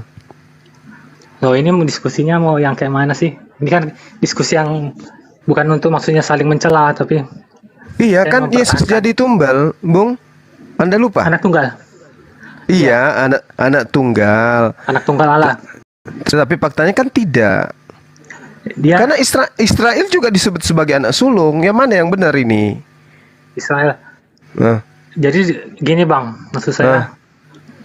Enggak, yang mana yang benar? Yesus anak tunggal atau Israel anak sulung? Yang mana? Kok jadi ada agama kok kayak gini pernyataan-pernyataannya? Israel anak sulung, betul, Anda akui di dalam kitabnya Yahudi, betul? Israel itu gimana ya? Benar, memang apa yang dikatakan Alkitab ya benar. Terus Yesus anak tunggal, maksudnya yang mana? Mana yang benar? Dalam Yohanes pasal 1 ayat 18, tidak seorang pun yang pernah melihat Allah. Tetapi anak tunggal Allah yang ada di pangkuan Bapa, dialah yang menyatakannya. Salah, kamu terjemahanmu salah. Bukan menerjemahkan, tetapi menjelaskan, mentafsirkan eksegesis di sana dalam bahasa Yunani. Tidak ada orang yang pernah melihat, tetapi anaknya yang ada di pangkuannya, dialah yang menjelaskan tentang Allah Bapa. Apa yang dijelaskan oleh anaknya tentang Allah Bapa? Oke, benar. Dia menjelaskannya kan dengan cara gimana? Apakah Allah Bapa itu bisa mati? Gini, makanya saya bilang, abang misinya di situ. Jadi Yesus Kristus ini, kita diskusinya sederhana aja kan. Ulangan 32 nomor 39, Allah Bapa menghidupkan, Allah Bapa mematikan. Yesus dihidupkan, Yesus dimatikan. Yang mana sifat? Benar Bang, benar. Iya. Saya jelaskan. Oke. Jadi itu dari sisi insaninya benar. Oke. Tuhan Yesus dia menyusui, yang bilang tadi kan, dia disunat. Dia lahir, dia seperti berawal dan berak. Tapi dari sisi keilahiannya dia adalah firman yang dari dahulu pada mulanya adalah firman. Firman itu bersama-sama dengan Allah. Dan firman itu adalah Allah. Baik. Di masa yang lampau tak terhingga, dia sudah ada. Iya, baik. Jadi itu bukan sifat insan, itu sifat ilahinya di situ loh. Baik. Pada Yesus ada sisi keilahian, ada sisi kemanusiaan. Betul? Bukan sisi sebenarnya apa? Naturnya. Natur itu apa? Natur itu ya natur. Bisa gimana ya? Kayak manusia ini naturnya manusia gitu. Berarti keadaan yang sebenarnya. Apa? Keadaan yang sebenarnya natur. Natur itu sifat unsurnya dia gitulah. Aku nggak bisa menjelaskan juga dengan fisik, karena siapa juga yang bisa mengerti soal ini kan? Enggak kan gini. Oke. Natur Yesus itu ada dua, natur ilahi, natur manusia. Betul? Insani. Insani. Ya. Sekarang yang di surga itu Anda sebut apa? Bapa atau Allah? Jadi yang di surga kan aku di dalam Bapa dan Bapa di dalam aku. Tunggu. Anda saya jelasin dulu, Bang. Tunggu. Saya nggak perlu penjelasan. Saya lebih paham Bible dari Anda. Oke? Sebentar ya, saya akui Bang. Makanya saya mau ngasih tahu. Tunggu, sabar dulu. Kita sudah mengatakan. Saya tahu. Abang pikir ini pertanyaan saya, jawaban saya bukan tentang itu. Jadi begini, aku di dalam Bapa dan Bapa di dalam aku. Artinya apa? Bapa yang di surga, di dalamnya ada anak, dan dia yang Yesus Kristus, di dalamnya juga ada Bapa. Artinya Oke, siapa ya ada baik. Bapa dan Mari ada kita uji, mari kita uji. Saya udah paham. Anda belum berucap, saya udah tahu isi kepala Anda. Sekarang, Bapa itu apakah punya sisi insani?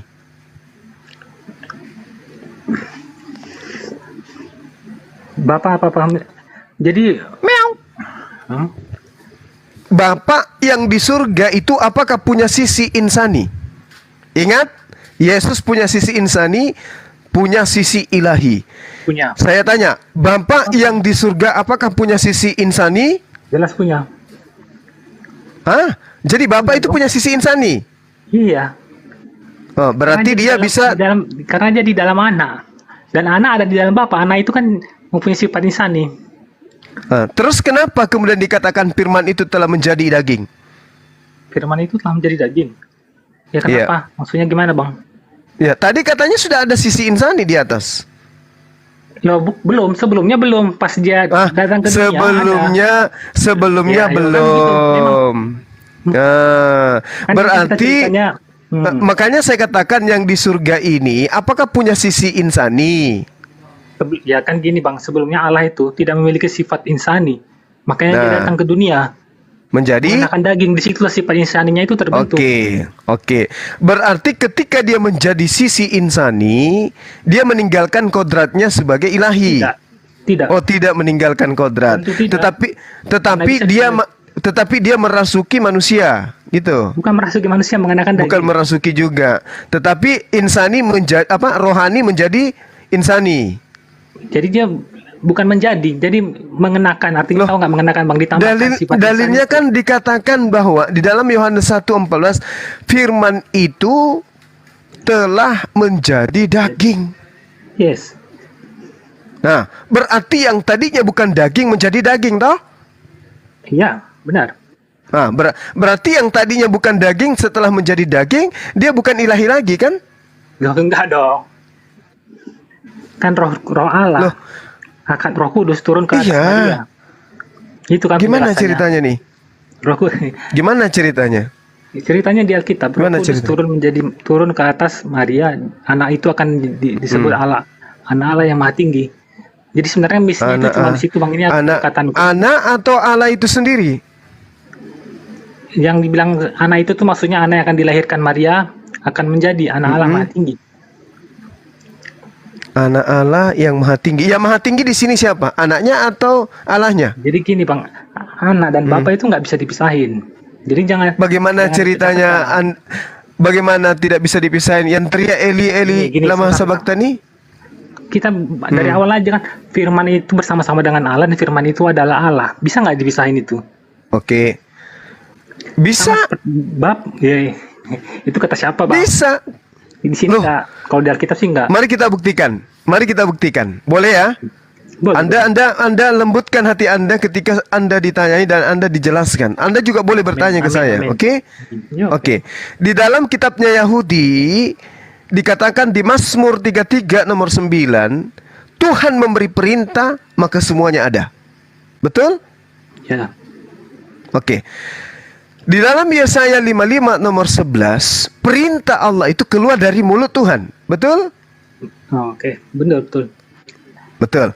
Nah, pada diri Tuhan, di dalam penggambaran Yesaya 55 nomor 11, ada mulut. Di mana mulut itu ketika dia... Itu analoginya, salah analoginya, Bang. Jadi firman, jadi Allah itu, Bang, sesuatu yang misterius. Bagaimana kenapa bisa? Anda ngerti Yesaya 55 nomor 11 nggak? Nah, jadi gini, Bang. Kalau segala firman yang keluar dari mulutku, dalam bahasa Ibrani disebutkan P. Mulut. Itu beda. Kan ini kan logos kan. Saya juga bukan ahli bahasa sih, tapi yang di Yohanes ini firman itu dalam artinya logos. Maksudnya gini, Bang. Allah itu adalah Allah yang misterius. Saya tanya dulu, menurut saudara. Saya nggak sama. Susah ini, susah. Beda logos sama susah ini. Beda. Susah ini, susah. Susah. Bentar dulu. Susah karena Anda tidak memahami original teks kitab saudara. Terus Anda ingin hanya kulit-kulitnya aja. Terus Anda mentafsirkan, Anda memahami, Anda mengimani padahal hanya kulit. Ya, saya tahu logos dan remas. Kalau remas itu firman yang diutarakan, tapi logos ini adalah firman sebagai subjek. Nah, oke. Berarti sumber. Berarti sumber kan? Nah, berarti mulut. Berarti mulut kan? Mulut itu juga bisa dipandang sebagai obat juga. Gini bang, Allah itu bukan gimana Allah itu, bang. Gimana? Allah itu bukan semata-mata kayak manusia itu, maksudnya Allah berfirman itu Allah mengekspresikan dirinya. Jadi Allah sebagai sumber terekspresi lewat firman-Nya. Makanya dia bisa dikenal. Sama halnya dengan Bapa yang misterius. Kita nggak kenal dia, tapi diekspresikan lewat anak. Anak nggak bisa berbuat apa-apa dari dirinya sendiri, tetapi dari Bapa. Artinya anak hanya mengekspresikan Bapanya. Anak dan Bapa bisa dipisah? Tidak bisa. Sampai selama-lamanya tidak bisa dipisah. Oke, baik. Saya ingin tahu dari Anda dulu. Ada ketika dia mengenakan daging. Makanya baik. Bapak bilang dia disunat. Anda bicara kenapa Anda ini bicara sendiri? Kenapa? Anda mau dialog atau mau bicara sendiri Anda ini? Tadi saya kan mau menjelaskan bagaimana keilahian. Nggak bisa Anda menjelaskan ke saya yang lebih paham Bible. Nggak bisa. Oke. Nggak bisa bang, nggak bisa. Sekarang begini. Bagaimana Tuhan itu mencari keadaan di mana dia bisa dikenal? Supaya dia bisa dikenal. Iya. Pertama kali. Iya. Paling pertama kali dia lewat firman. Begitu misalnya dia menciptakan bukan? Bentar dulu. Kan mau jawab nanya nih. Saya jawab nih. Misalnya saya nih si Alontong ini. Kalau saya diam, nggak ada orang bisa mengenali saya. Tapi begitu saya mengekspresikan diri saya dengan kata-kata, makanya Bang bisa kenalin saya orangnya. Oh ternyata keras kepala gitu-gitulah. Nah, baik. Juga begitu. Oke. Coba dengarkan pernyataan saya. Tuhan itu bukan makhluk. Oke? Benar. Tuhan bukan makhluk. Oke. Yesus makhluk atau bukan? Ya itu dari sisi insaninya dia makhluk, Bang. Ketika dia mengenakan dia makhluk. Ya dia. Dia makhluk. Dengar dulu, dengarkan saya. Sama seperti ketika saya mengatakan Tuhan Yesus adalah makhluk. Coba. Dia adalah firman yang tidak diciptakan. Dan dia juga adalah yang diciptakan. Dia adalah aku adalah. Dia ada di ciptaan, ada di segala sesuatu di dalam dia, dan dia ada di dalam segala sesuatu. Itu intinya. Oke, baik. Tuhan Yesus. Baik. Oke. Dari sisi kilainya dia tidak berawal dan tidak berakhir. Tapi dari sisi keinsaniannya dia ada awalnya. Dan dia akan menjadi yang sulung dari segala ciptaan yang baru. Oke. Ada lagi? Itu dari sisi keinsaniannya. Oke, sudah siap. Makasih, Bang. Oke. Kasih kesempatan. Oke. Yesus ketika tidak diberi kehidupan, apakah Yesus itu bisa hidup?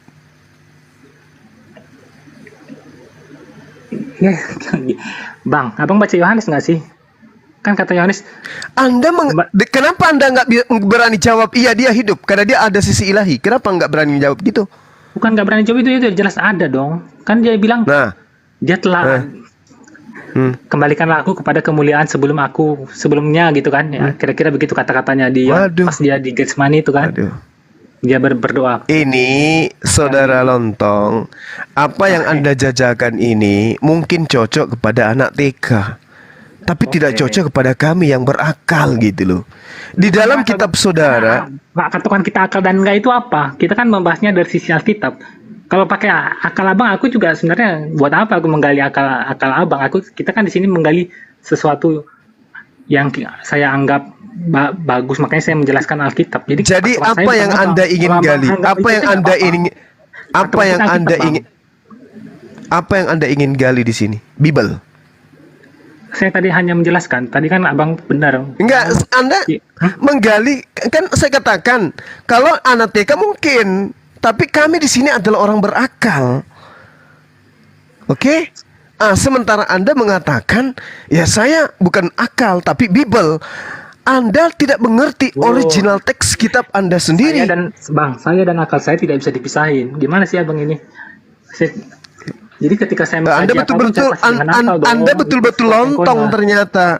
Anda betul-betul lontong. Loh, kok begitu sih? Katanya mau diskusi. Loh, Anda tidak bisa dipisahkan dengan akal Anda. Oke. Tapi apakah akal Anda bisa? Aduh. Itu sesuatu yang subjektif. Tanpa saya pakai pun akalnya tetap terpakai. Tanpa saya pakai pun jantung saya terpakai. Gimana bang? Karena itu sesuatu yang internal, nggak bisa diatur. Oke. Sekarang Yesus itu adalah sesuatu yang keluar dari Allah, betul atau tidak? Yesus itu adalah Allah. Dia adalah firman yang bersama-sama dengan Allah. Dan firman itu adalah Allah. Kurang jelas apa sih? Jadi dia itu adalah satuan. Jadi kayak bukan sesuatu yang terpisah. Itu dulu ditanamin karena patokan kita Alkitab. Kalau patokan abang ya di sini diskusi. Apakah kehidupan Bapa dan kehidupan Yesus itu satu? Ya satu dong, satu sumber. Yohanes 5 nomor 26 bisa bacakan ke saya? Oh, sebentar bang. Oke. Yohanes 5. Inilah kalau orang bicara cuma modal mulut, nggak ada ilmu. Woi, bukan gitu bang. Saya udah nangkep ini pasti tentang keinsanian dia. Baca Yohanes 5 nomor 26. Baca Yohanes 5 nomor 26. Sebab sama seperti Bapa mempunyai hidup dalam dirinya sendiri, demikian juga diberikannya anak mempunyai hidup dalam dirinya sendiri. Jadi hidup dalam Bapa itu sama dengan hidup dalam dirinya sendiri. Ngerti nggak?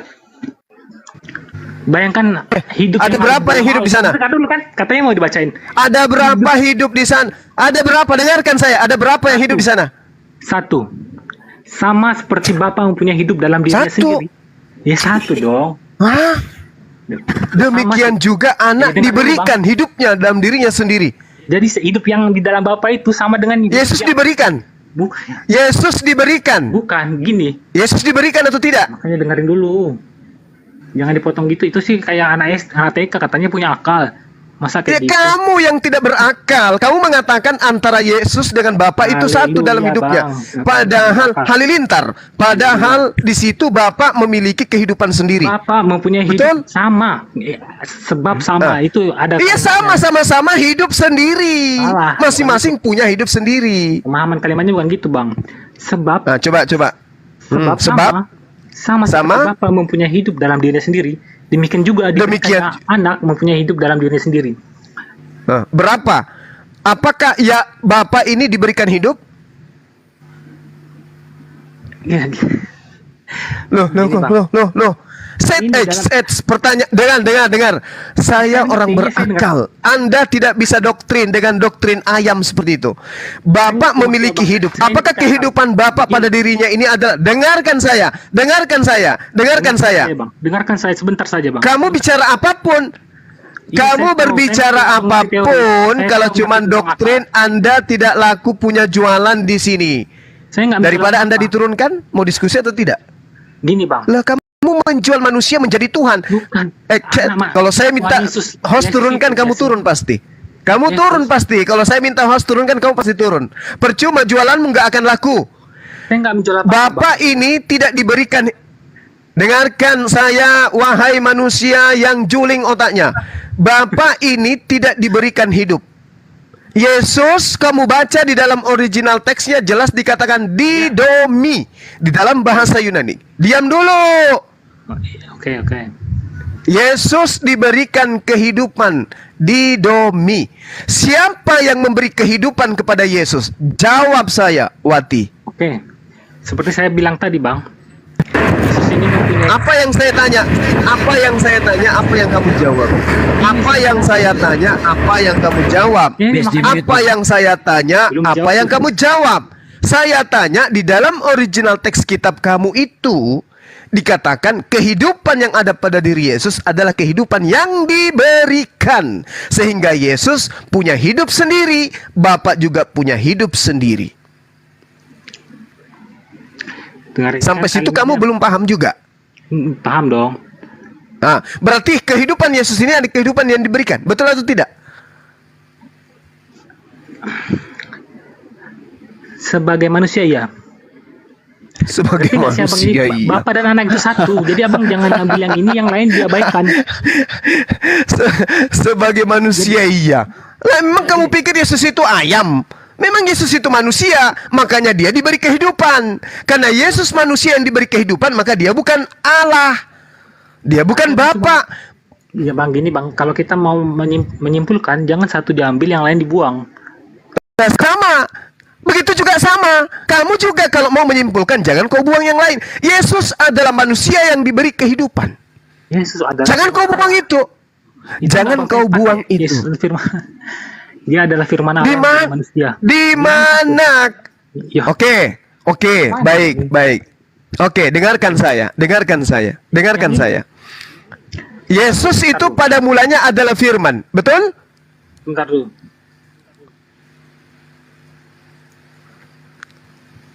Bahlul juga ini manusia. Namanya lontong, udah tepat kali namanya lontong. Kucuk.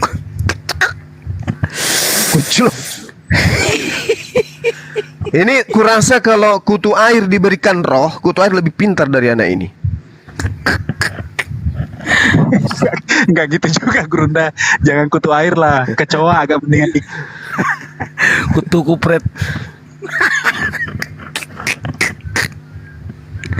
Aduh. Ya ginilah Dinda Iqbal, kalau kita menghadapi orang yang bebal itu kita harus tegas sedikit. Illal ladzina zalamu minhum. Kecuali terhadap orang-orang yang zalim di antara mereka. Ini orang zalim ini. Udah tahu Yesus itu adalah makhluk yang diberikan kehidupan, masih juga mengatakan dia adalah Bapa. Nah jelas data-data dalam kitabnya sendiri loh. Yohanes 5 nomor 26. Sama seperti Bapa memiliki hidup di dalam dirinya sendiri, demikian juga Yesus diberikan hidup di dalam dirinya sendiri. Yang satu memiliki hidup independen tapi pemberian. Hidup Yesus itu adalah pemberian. Kalau dia tidak diberi, tidak ditiupkan roh di dalam rahim ibunya, mampus dia keluar jadi mayat. Masih dipaksakan jadi Tuhan. Iya. Oh, alurnya begitu ya, Ustaz. Ya. Iya. Mereka lucu. Belum lagi kalau di dalam kitab mereka ini ya, di dalam 1 Timotius 2 nomor 5 diterangkan begini. Karena Tuhan itu esa, dan esa pula dia yang menjadi pengantara antara Tuhan dan manusia, yaitu manusia Kristus Yesus. Kalau ditanya ada berapa yang esa di sana? Satu katanya. Ada satu katanya yang esa di situ. Padahal sudah jelas karena Allah itu esa, dan esa juga Yesus yang menjadi perantara antara Allah dengan manusia. Ada berapa yang esa di sana? Satu. Loh, tadi Yesus esa, Bapak juga esa. Kalau esa berarti dua unsur ini berdiri sendiri, kucluk. Tadi Bapak memiliki hidupnya sendiri, Yesus diberikan hidup untuk berdiri sendiri. Berapa yang hidup di sana? Satu. Kucluk.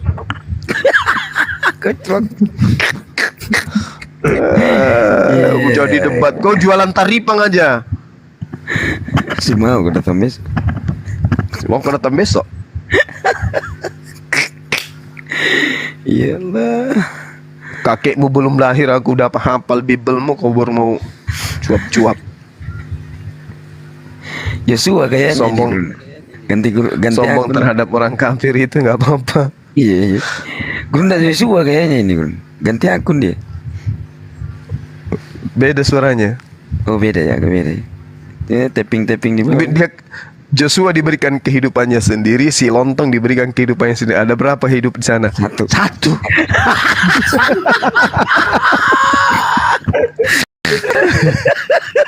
Iya. Gimana? Kamu udah baca dari kitab Kejadian sampai Wahyu? Udah. Baca lagi. Telepon pastor atau pendetamu, "Wah, tolong kak, kodonge mati kak."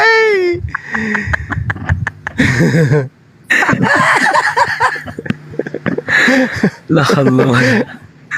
Aduh. Bantu aku, tolong aku. Ya, padahal udah jelas ya, Yohanes 5:26. Iya, banyak jelas itu. Sama seperti Bapa memiliki hidupnya sendiri, demikian juga Yesus diberikannya hidup sendiri. Berapa yang hidup di sana sendiri-sendiri? Satu. Burasa Mawari. 1 Timotius 2 nomor 5. Karena Allah itu esa, dan esa juga dia yang menjadi pengantara antara Allah dan manusia, yaitu manusia Kristus Yesus. Ada berapa yang esa di sana? Satu. Iya, esa itu satu, tapi di sini ada dua yang esa. Kucluk.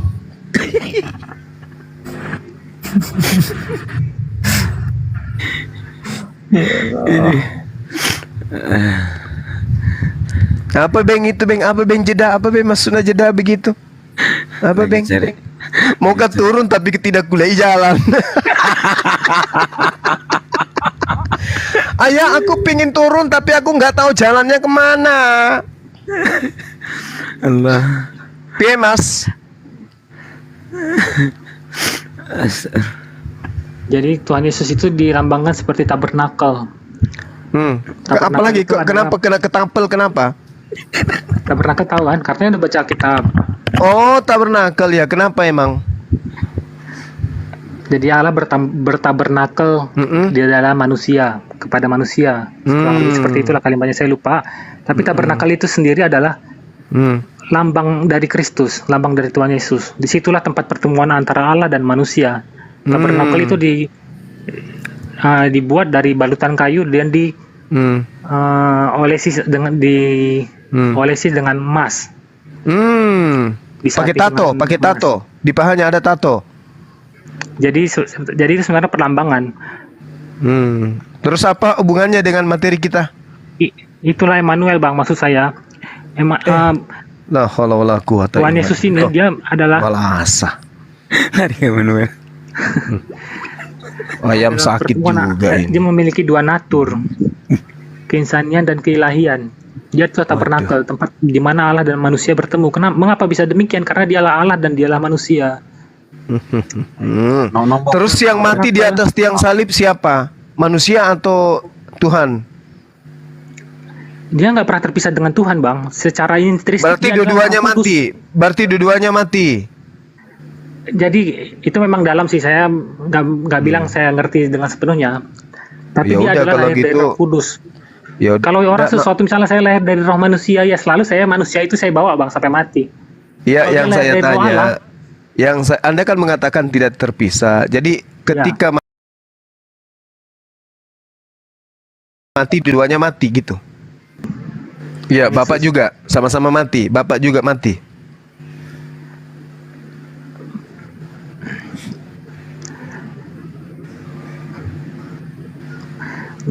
Menurut saya ya. Hah? Alam semesta ini pernah kehilangan Tuhan?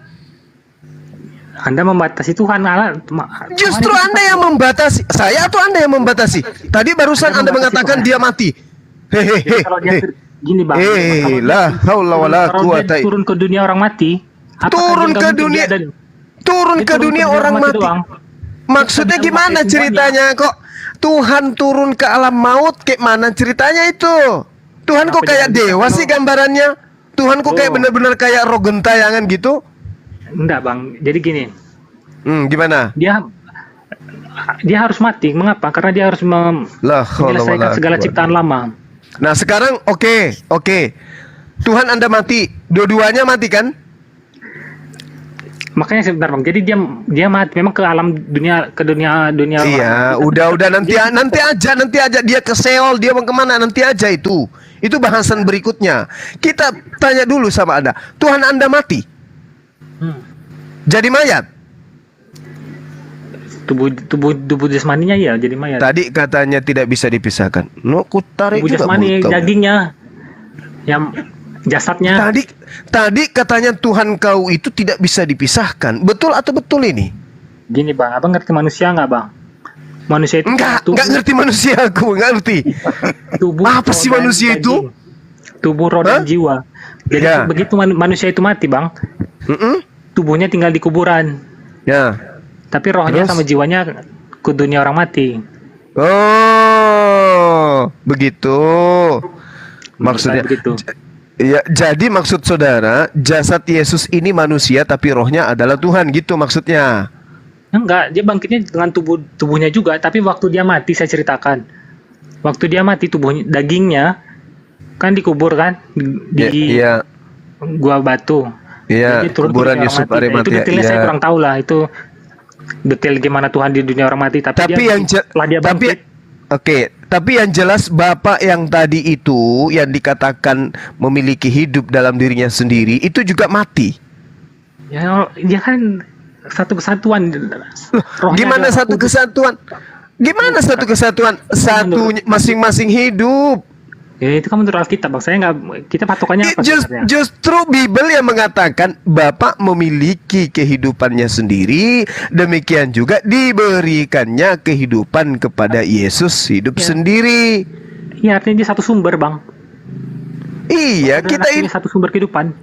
Iya, tahu, Bapa tapi di dalam mereka anak dan anak di dalam Bapa. Jadi abang jangan lupakan yang lain-lain, jangan dipisah-pisah. Bapa di dalam aku dan aku di dalam Bapa. Anda pernah baca 1 Korintus 4 nomor 15 enggak?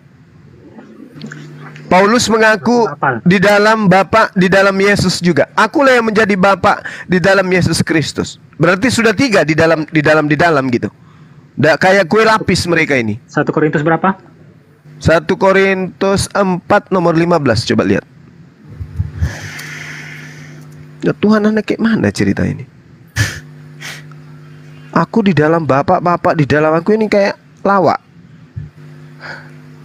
Kayak sayur pakis campur robun. Keluar jadi paku nanti, jadi pagar nanti.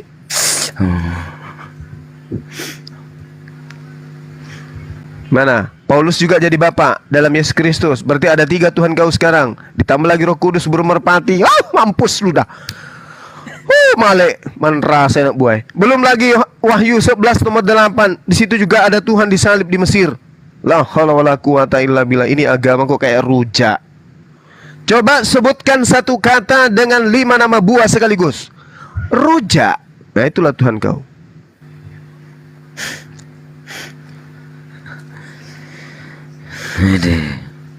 Doktrin itu kuat ya, Gunda ya. Iya, kuat.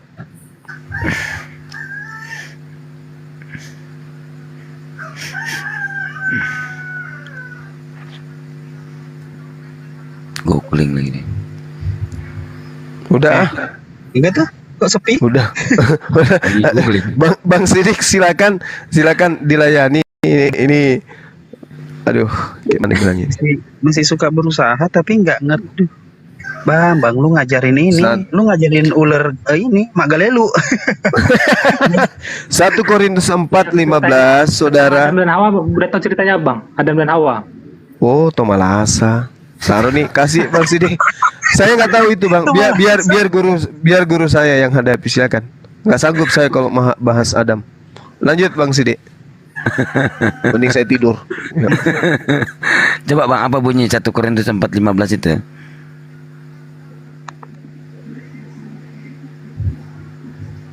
Satu Korintus 4:15, Galatia 2:20 gitu loh. Itu bunyinya. Itu Paulus di dalam juga itu. Juga ini. Kan bangunan kami ini bangunan, Bang. Galatia 2:20 kan jurunya. Maksudnya Yesus batu yang dibuang. Gimana, Bang? Apa tadi? Dia bangunan katanya, dia bangunan. Sekalian kamu ke Bank BTN, kau ajukan KPR, biar saya kredit bangunan kau nanti. Nggak paham Bang Alkitab. Iya. Tadi katanya satu. Nah, Paulus juga nih. Namun aku hidup tetapi bukan lagi aku sendiri yang hidup, melainkan Kristus yang hidup dalam aku. Nah, Yesus ini hidup dalam Paulus loh. Nah, yang mana? Hah? Iya. Udah jadi bertiga di dalam nih. Bapa dalam Yesus, Yesus dalam Bapa, Paulus dalam Yesus. Iya kan? Paulus dalam Bapa, Bapa dalam Paulus, begitu kan? Ya, Bertiga ini berarti. Kami bisa datang kepada Allah kami dengan kata ya Aba ya Bapa. Saya nggak bahas tentang ya Baya ini. Ya di sini kamu mengatakan aku dalam apa Yesus dalam Bapa, Bapa dalam Yesus. Paulus juga. Iya Paulus ini nggak terpisah. Tapi ini jadi gini Bang, aku jelasin kalau sedikit ya Bang ya. Jadi Galatia 2:20 jelasin apa ini? Jadi ini Paulus dalam Yesus. Jadi tiga di dalam ini. Bapa dalam Yesus, Yesus dalam Bapa, Paulus dalam Yesus, Bapa dalam Paulus juga, kayak gitu kan? Jadi dia menjadi yang sulung di antara banyak saudara. Itulah Tuhan Yesus kami. Dia yang pertama kali bangkit. Mengapa dia bisa menjadi saudara kami? Karena rohnya ada di dalam kami. Mengapa demikian? Karena kami lahir baru. Barang siapa yang di mana ini? Tidak lahir baru, ya makanya saya jelasin mengapa roh Kristus itu ada di dalam umatnya. Roh Kristus, terus kenapa Bang? Nyambungnya di mana ini? Lahir baru itu lahir dari roh dan api dan air. Terus nyambungnya di mana ini? Pertanyaan ini konteksnya apa sih? Tadi Udah lari kemana-mana sih kamu ini. Coba kamu baca dulu Galatia 2:20. Katanya kamu tadi kan diskusi sama Gurunda tuh. Ya, katanya kamu Bapak dalam Yesus, Yesus dalam Bapak. Ya, Paulus juga ini. Yesus dalam Paulus, Paulus dalam Yesus. Ya, berarti ada berapa? Paulus juga di dalam. Ceritain belum paham juga kan? Nah, kasih saya jelasin. Bang Sidi. Iya. Bang Sidi. Ini saudara kita ini sebenarnya mau belajar tapi bahasanya tinggi. Barusan dia mengatakan bahwa orang pertama bangkit itu Yesus. Kamu baca Raja-Raja 4 nomor 8 dan seterusnya. Ada orang yang lebih dulu bangkit, anak seorang janda dari Sarfat. Yesus itu bangkit ke nomor 1000. Sebelum Yesus ada orang banyak yang bangkit. Itu bedanya Bang, dia bangkit tapi mati lagi. Kalau ini enggak. Loh, nggak mungkin mati lagi. Karena kita bangkit. Nggak bisa mati lagi dia. Kamu belajar di mana? Di dalam kitab Ibrani. Anak ini kamu belajar dari mana? Lazarus juga bangkit tapi dia mati. Di mana tertulis Lazarus mati lagi? Ya iyalah, kalau dia masih hidup ya berarti sekarang dia masih ada.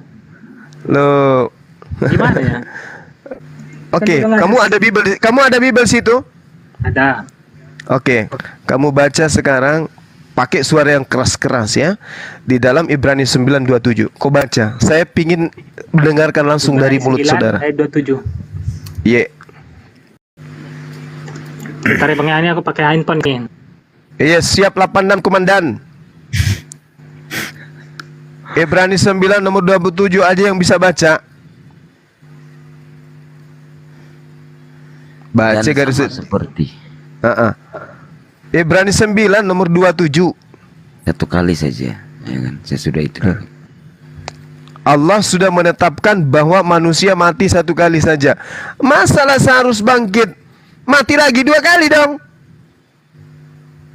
Ini anak benar-benar, aduh, benar-benar bengek kau ini kawan. Ya.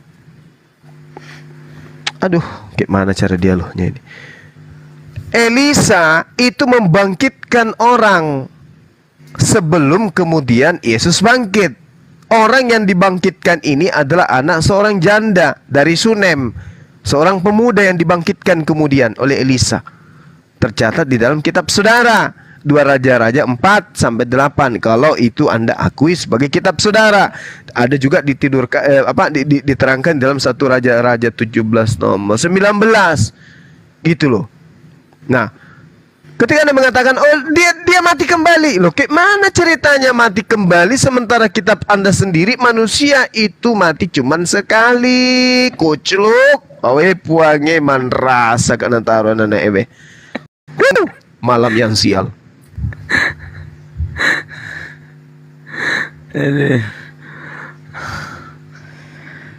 Astagfirullah. Dek, gak usah nanti dibacakan, Dek. Nanti kamu googling sebutin begitu. aja. Cek 1 2. Suara saya ada. Cara mau kabur ini. Suara saya ada. Ada Mideng. Alhamdulillah. Tadi ketetesan headset gue ininya, semua langsung rusak. Headset 33.000, heran gue. Makanya dari tadi diam aja nggak. Sampai lu ewa ko. Teko tuh. Mate nih. Kani menre. Kayak gerundai. Sesa nih. Kecilkan volume mute. Kecilkan. Assalamualaikum warahmatullahi wabarakatuh. Waalaikumsalam warahmatullahi wabarakatuh. Dari tadi ini ada iya, saya sengaja. Ini ada adik kita Muhammad Iqbal. Beliau salah satu barisan apologet yang baru bergabung dengan kita di sini. Beliau cukup terkenal. Menguasai ya. Jangan cuma jadi apologetan yang bisa mempermalukan Islam. Berani debat, ilmu harus sudah kuat. Ya. Tadi Akhi, tes. Apa tuh? Saya tadi secara tidak langsung ketika debat dengan Kristen ya bersama Bunda Rama dan Ustadz Alif, secara nggak langsung saya menemukan di dalam Injil Yohanes itu bercerita tentang Injil Maria. Kenapa rupanya Injil Maria? Kan udah lama ternyata di situ diberitakan Injil Maria itu sebenarnya bukan Injil Yohanes yang dimaksud di ayat itu. Yohanes 21 ayat 24. Dialah murid yang dikasihi. Dialah murid yang dikasihi dan yang telah bersaksi. Ya, dialah murid yang bersaksi tentang semuanya ini dan yang telah menuliskannya. Kita tahu bahwa kesaksiannya itu benar. Ternyata murid yang dikasihi itu tidak lain dan tidak bukan adalah Maria. Magdalena. Itu tertulis di dalam Yohanes 19 ayat 25. Jadi yang sandar di dadanya siapa? Maria Magdalena, tidak lain tidak bukan. Berarti oh my god. Gimana caranya itu? Jangan-jangan. Coba dilihat Yohanes 19 ayat 25 Bang Kores. Oh my god. Oh my god. Oh my god. Oh my. Yohanes 19. Dan dekat salib Yesus berdiri ibunya dan saudaranya, ibunya Maria, istri Klopas dan Maria Magdalena. Ketika Yesus melihat ibunya dan murid yang dikasihinya di sampingnya, berkatalah ia kepada ibunya, "Ibu, inilah anakmu." Gimana? Ya, itu sudah ketemu ya, ada murid yang dikasihi. Pertanyaan saya, adakah 12 murid di situ ketika peristiwa itu? Ada. Nggak ada. Tidak ada. Nggak ada. Karena di Markus 14 ayat 50 semua murid kabur. Lari meninggalkan Yesus ya, betul. Tidak ada, Bos. Terus apa masalahnya? Apa masalahnya? Bersandar di dada Yesus, nggak mungkin laki-laki bersandar di dada Yesus. Jangan bikin pusing saya. Ini yang lari telanjang menggunakan kain lenan aja belum kutemukan jawabannya. Apalagi nih? Mantap. Memang Injil Maria Magdalena itu yang disembunyikan oleh gereja. Bukankah Kristen mengakui adanya Injil Maria yang diapokrifkan? Ada. Ya, itu dia. Jadi di Matius Yohanes 21 ayat 24 bukan Yohanes, bukan Injil Yohanes itu. Karena Yohanes berkata dialah murid yang murid yang dikasihi. Dan dekat salib Yesus berdiri ibunya dan saudara ibunya Maria. Dan dekat salib Yesus berdiri ibunya dan saudara ibunya Maria. Berarti 3 Maria di sini, akhi. Iya. Maria mamanya, Maria ibunya Yesus. Saudara ibunya itu, bentar akhi. Saudara ibunya itu, kalau kita baca versi AYT atau ILT, itu saudara perempuan. Jadi nggak ada laki-laki di situ. Saudara perempuan ibunya, nggak ada laki-laki di situ. Iya kan Maria juga namanya. Iya. Istri tapi dari Klopas. Layak jadi kandidat Maria Magdalena, tidak lain. Karena Maria Magdalena yang pernah mencium kaki Yesus, yang pernah meminyaki kaki Yesus, yang pertama kali menemui Yesus setelah bangkit. Kurang apa lagi data? Jedor. Ini Yohanes 19 kan proses penyaliban, keadaan di Golgota ini. Betul ya? Ya. Nah, terus kemudian Yohanes yang Markus pun bisa disebut Yohanes itu mendapatkan kesaksian dari saksi yang melihat. Saksi yang melihat itu adalah Maria salah satunya. Betul. Itu nggak bisa dibantah itu kecuali muter-muter. Berarti yang memberikan materi tulisan Yohanes adalah Maria. Gospel Maria. Benar nggak sih? Kalau saya nggak ke sana sih. Saya hanya ingin membuktikan bahwa yang dimaksud di dalam Yohanes 21 ayat 24 itu adalah Injil Maria yang sudah diapokrifkan oleh gereja. Iya, maksudnya Injilnya atau Marianya yang menjadi saksi di situ? Injilnya. Maria menjadi saksi dan yang menulis. Artinya tidak ada pengakuan langsung dari Maria ke penulis Yohanes. Tetapi Yohanes hanya melihat dan membaca dari salinan-salinan Maria di dalam Injil Maria gitu. Oh tidak, karena di situ dia menunjuk langsung dialah murid. izin. Berarti ini, Maria izin guru bicara langsung. Iya, silakan. Iya. Jadi Pak Desugi, Bang Zuma benar, Pak Desugi benar. Sumbernya dari Gospel Maria. Maria di sini Maria Magdalena. Pengarang Gospel Yohanes awalnya kan Gospel tiada bernama. Itu kan 120 tahun sesudah peristiwa pengangkatan Yesus ke langit. Itu terdiri dari beberapa orang untuk pembelaan dan penguatan kekristenan. Dimunculkanlah itu Gospel yang diberi nama kemudiannya oleh bapak-bapak gereja sebagai Gospel Yohanes.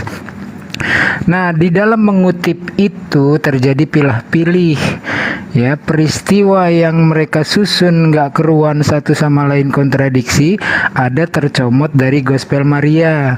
Saya doakan suatu hari Pak Desugi datang ke Perancis karena di sana ada festival Maria yang tengkoraknya itu diarak keliling kampung, ya, karena dianggap Santa Maria. Di situ masih ada tuh, ya, tersimpan potongan serta yang lengkapnya duplikat atau replika dari Gospel Maria. Ayat yang Pak Desugi bilang itu dinyatakan diambil dari situ, tapi tidak keseluruhannya, karena keseluruhannya sangat ngeri kalau diambil semua. Jadi hanya dicomot ayat itu doang. Pak Desugi benar, sumbernya dari Gospel Maria. Bang Zuma kesimpulannya benar bahwa yang dimaksud Maria ini adalah sosoknya yang sangat dikasihinya. Itu standby. Keren. Itu nggak sengaja tadi setelah saya pikir, loh, kalau ini Maria Magdalena. Bukannya udah beberapa tahun yang lalu saya ajarin. Iya, tapi saya sering membahas ayat itu, tapi saya nggak ngehnya itu tadi Bunda Rama menunjukkan bahwa murid yang dikasih itu Maria Magdalena berdasarkan Yohanes 19 ayat 25. Kok diiyakan sih, Akhi? Kok ya kan saya kan muridnya Akhi Juma. Kan antum yang bawa berita ini baru kita tahu. Tadi udah lupa Gurunda udah jelasin itu kepada semua orang. Pak Desugi aja lupa. Oh, lupa. Iya, di bawah bener tuh, di bawah Pak Desugi ada yang nulis kenapa Gospel Maria tidak dipakai, padahal dia tokoh sentral loh. Siapa yang meminyaki, siapa yang menjenguk ke kuburan, siapa yang mendampingi di tiang salib, tapi justru Gospel Maria tidak dipakai itu. Ini ngomong-ngomong, Ustaz Tunggul, kan tadi pada ngeyel tuh oten-oten ada berapa orang, 4 orang atau berapa. Sekarang kalau kamu ngeyel, tunjukkan 12 murid itu yang ada di samping Yesus pada saat peristiwa penyaliban. Nggak ada, tunjukkan kabur sama saya. tunggang langgang. Semuanya kabur. Memang Petrus mengikutinya. Jangan tetapi cuma kita kabur lihat dong. di dalam Matius 26 ayat 75, Petrus pun ikut kabur. Jadi nggak ada laki-laki di situ. Doang. Kabur tunggang langgang tuh penting tuh. Kabur tunggang langgang. Apa buktinya semuanya kabur? Baca Lukas 24 ayat 36 sampai ayat 43. Markus Semuanya 14. itu murid-murid sembunyi. Markus 14 nomor 50. Semua murid kabur. Tidak ada berita lagi para murid itu datang lagi, nggak ada. Jadi yang ya. Yang berdiri di samping salib ini 3 Maria, ibunya, Maria istrinya Klopas, dan Maria Magdalena. Ini Maria Magdalena Ada lagi saudaranya Ibu Siapa? Yesus. Nikodemus. Enggak mungkin. Itu perempuan, saudara perempuan. Kalau kita lihat versi ELT, AYT, saudara perempuan. Coba dicek kalau nggak percaya. Jadi nggak ada laki-laki di situ. Ya. Ya menurunkan, oke. Ya meminta mayatnya Nikodemus Yusuf Arimatea. Nah, sekarang permasalahannya ini, kenapa Maria ini selalu ikut-ikutan? Siapa sih dia nih? Kekasihnya. Karena di ayat 15 disebut boneka. Istriku. kemana kau istriku? Dan sekarang coba di Yohanes 13 ayat 23-24. Itu di situ ada orang yang bersandar di dadanya Yesus. Mungkinkah laki-laki bersandar di dada Yesus? Dalam bahasa Inggris bosom? Enggak mungkin. Bosom itu dada. Jadi pelangi dong Yesus.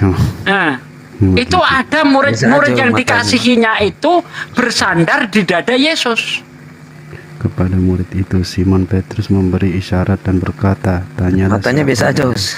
Nah, sekarang kalau bersandar di dada Yesus dalam tradisi Yahudi, bukan cewek bersandar kepada orang yang bukan suaminya. Gak boleh dirajam.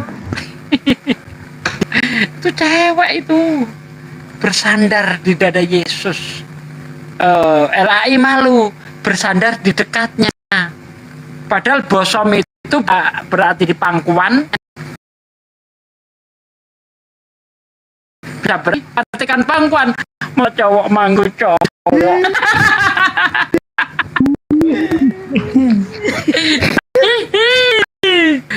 Aduh, ini otaknya panas banget ini.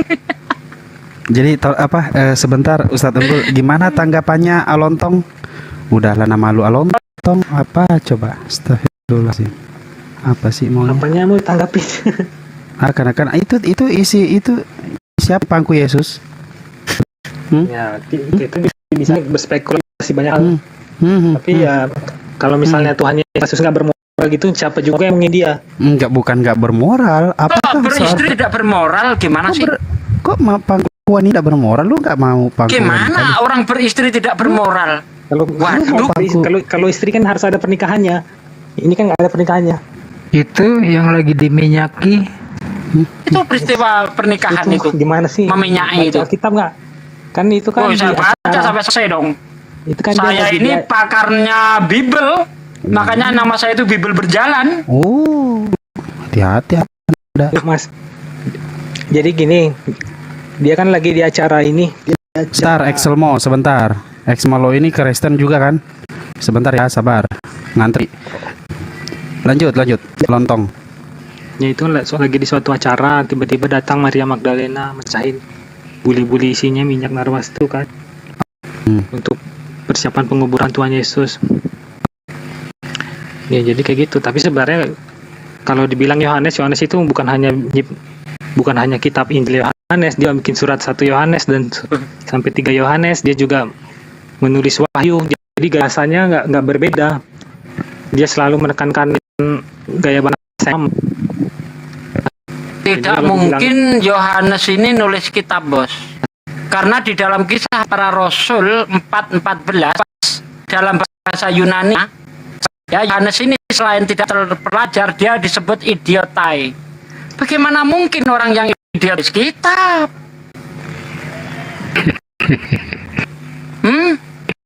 Gimana coba? Itu satu. Kalau kita lihat dari sejarahnya, Yohanes lahir tahun 6 Masehi. Bentar sedikit, bentar. Yohanes lahir tahun 6 Masehi. Meninggal 96 Masehi. Injil Yohanes dimulai dari tahun 90 Masehi, selesai 150 Masehi. Yohanes yang nulis. Waduh. Gak masuk, Bos. Dari sejarah, dari kepandaian dia, sama sekali nggak ada kemungkinan nggak. Murid-murid itu nggak ada pandai, memang cuman Paulus yang pinter, yang lain cuma. Nah, gimana coba orang ngidot? Petrus tidak terpelajar bisa menulis kitab setebal itu pula. Itulah artinya akulah saksi katanya. Apa yang kulihat, apa yang kudengar, itulah yang kutuliskan kepadamu. Jadi dia nggak ngarang, jadi dia bukan mengarang. Di mana akulah saksi di mana? Akulah saksi di mana? Jadi dia bukan mengandalkan kepintarannya. Anda mengatakan akulah saksi itu di ayat. Asumsi. Di awal-awalnya kan dia ngomong sebelum pas dinulis. Apa yang kami di Yohanes 1. Ayat? Yohanes pasal 1. Ayat. Iya, pasal 1 ayat. Bentar saya juga ingat dulu. Yohanes 1 nomor 1 kan. Pada mulai firman. 1 Yohanes. 1 Yohanes. Hari 1 Yohanes. Sini bahas Yohanes dulu. Apa yang telah sejak semula yang telah kami dengar, yang telah kami lihat dengan mata kami, yang telah kami saksikan dan yang telah kami raba dengan tangan kami tentang Ada dia nulis. Ada di situ dikatakan dia yang nulis. Itulah yang kami tuliskan kepada kamu. Hah? Itulah yang kami tulis kepada kamu. Yohanes 1 Yohanes itu ditulis tahun berapa? Saya gitu-gitu. Nah, itu dia. Injil Yohanes. Ya, Injil Yohanes saja ditulis tahun 90 sampai 150. Sementara surat Yohanes itu setelah itu. Coba, Yohanes mati, gimana bikin surah?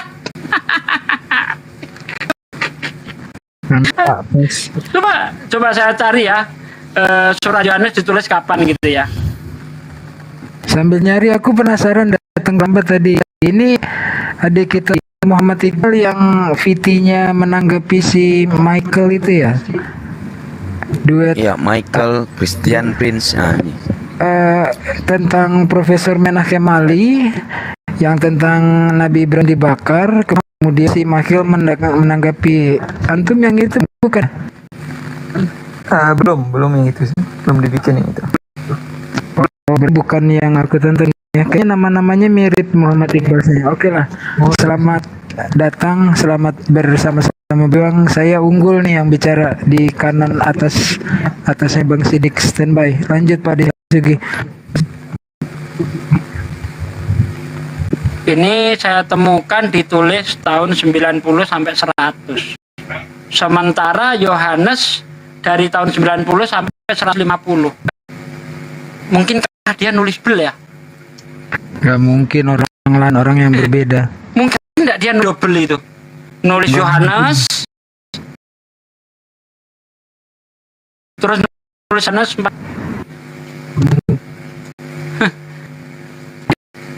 Padahal Yohanes dari tahun 90 sampai 150. Tidak mungkin pada saat dia nulis Yohanes juga nulis surat Yohanes. Nggak mungkin. Orang yang tidak pelajar bisa nulis bareng. Aduh, nggak ketemu nalar. Sedangkan saya misalnya kan nggak idiot cerdas gini, nggak bisa saya nulis bareng ini. Usah tebal-tebal itu nggak bisa. Apalagi tidak terpelajar dan idiot. Gimana coba? Meragukan. Idiotnya tambahin aslinya kan idiotai ya, bahasa Yunaninya idiotai. Dalam bahasa Ibrani Inggrisnya ignorant. Iya betul ya. Ignorant. Nah, ignorant. Inggrisnya ya kalau nggak moron ya idiot, tetap. Nggak ignorant. Tadi dibaca ignorant itu nggak peduli dia. Sayangi kamu, jangan kasih. Oh iya. Maaf. The best. Sayangi kamu.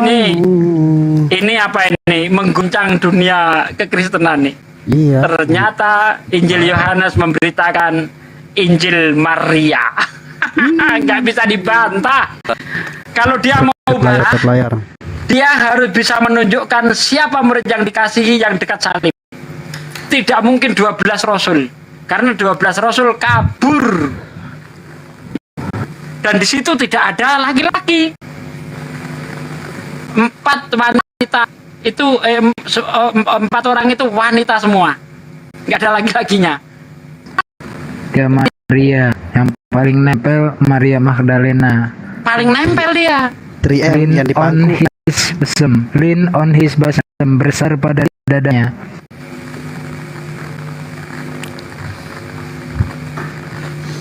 Keren. Romantis. Ini memang pukulan telak ini. Putar otak 7 keliling Oten kalau mau bahas ini, karena saya kalau dia mau menyangkut ya satu, Anda harus bisa menunjukkan dalil salah seorang murid Yesus kembali pada waktu penyaliban. Kalau enggak asumsi ya Anda bisa, karena semua murid. Nah kalau dia memang datang lagi harus ada pemberitahuan. Jangan lupa ayat tunggang mana? langgang. Iya, kabur. Berarti ada 12 murid dan 1 murid yang dikasihi. Nanti kalau kita lihat dalam ayat-ayat 16 atau 17 ya, Maria itu menyebut Yesus Rabi. Berarti Maria Magdalena adalah murid. Yohanes 20 ayat 2 pasal 20 ya. Ayatnya coba 17 ya atau berapa ya? Ayat 15 ayat 2. Yohanes 20. Bentar. Itu di bawah ada yang nanya rabinya bahasa Yahudi apa bahasa Japade? Bentar. Kabur udah gak kuat dia. Siapa lagi yang mau naik Excel tadi? Excel mana Excel? Ayo Oten.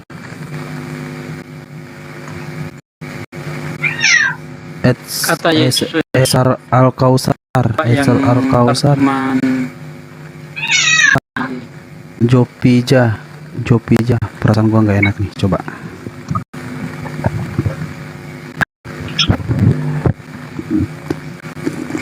%80 kemungkinan ini Oten. Tapi 90 deh. 90% kemungkinan ini Oten. Nih. Coba cium baunya. Selamat malam, pagi.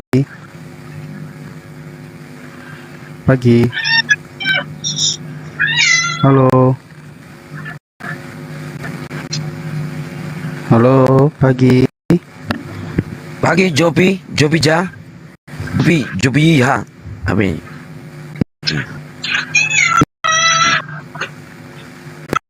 Esar ini Oten bukan?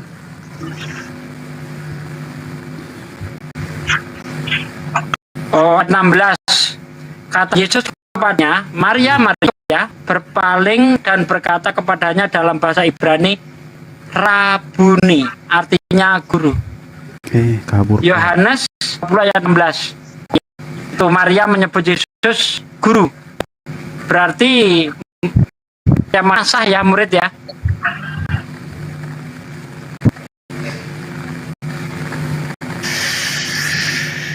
Ini kenapa pada pusing? Saya kasih data ini. Oke, santri Embeling, Protestan apa Katolik, Bang?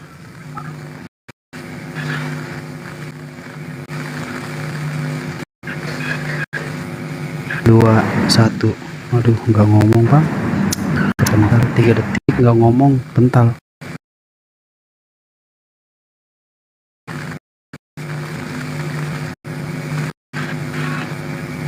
Halo. Ya, halo, selamat malam. Malam. Protestan Katolik, Bang? Protestan kayaknya. Konghucu. Boleh bertanya? Abang Protestan apa Katolik, Bang? Kristen Protestan apa Katolik? Saya Konghucu mau bertanya tentang Islam, boleh nggak? Benar Konghucu, Bang?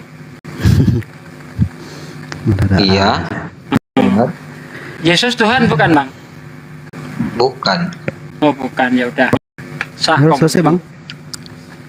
Apa? Saya boleh tanya ini sekarang ya? Ya, boleh, Bang, boleh, Bang. Apakah saya yang sejak lahir, saya lahir itu bukan Muslim, terus ditakdirkan sama Tuhan, lahir dari rahim beragama ya Konghucu, terus saya selama hidup di dunia ini berbuat baik semasa hidup ya, apakah setelah mati saya tetap akan dilaknat juga sama Tuhan? Itu yang pertama. Monggo dijawab. Yang pertama itu yang ya. Ya satu dulu Bang, biar enak Bang. Oh iya. Satu dulu. Silakan Naki Juma. Ini materinya Naki Juma mantap. Gurunda. Silakan. Mantap ini Gurunda. Gurunda. Naki Juma. Enggak, baru mau pasang headset. Naki Juma. Ada pertanyaan mantap nih. Gurunda.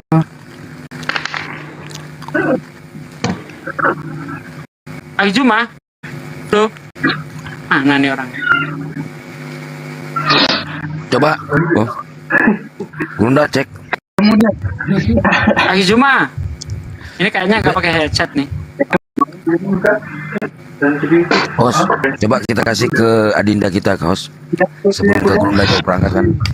Ustadz Muhammad Iqbal. Silakan kedengeran Gurunda.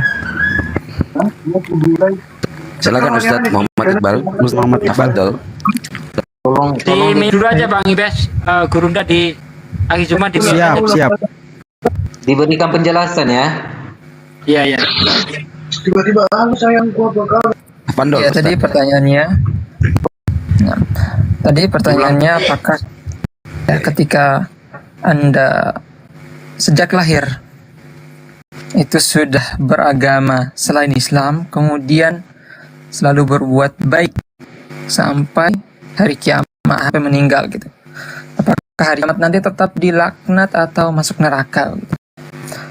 Nah, yang pertama, yang pastinya dalam Islam itu ketika seseorang mendengar tentang Islam kemudian dia tidak beriman, jelas dia akan dihukum. Kemudian apakah ketika seseorang tidak mau masuk Islam dan dia berbuat baik, apakah tetap dihukum? Dia akan dihukum sesuai dengan kadar atau karena dia tidak mau beriman. Jadi dosa yang istilahnya itu kuncinya, jika seseorang mau masuk surga, dia harus punya kunci dulu. Kuncinya itu syahadat. Harus percaya dulu ke Allah, harus percaya juga kepada Rasulullah sebagai Rasul diutusnya. Gini Bang. Itu kuncinya. Halo Bang. Tadi kan saya bilang saya itu lahir, terus ditakdirkan, kan saya lahir terus ditakdirkan sama Tuhan Bang. Iya, kita punya pilihan. Iya Bang, begini sebentar. Oke, sebentar. Yang namanya bertanya, silahkan dengarkan dulu sampai habis. Kalau belum puas, silahkan ditambahkan lagi pertanyaannya ya. Paham sampai sini? Oke. Silakan, Tafadol, Abang Iqbal. Nah, kita punya kehendak. Manusia itu punya kehendak untuk membedakan mana yang baik, untuk beriman. Tapi karena tidak bersyahadat, maka Allah Subhanahu wa taala berikan keringanan hukuman di neraka.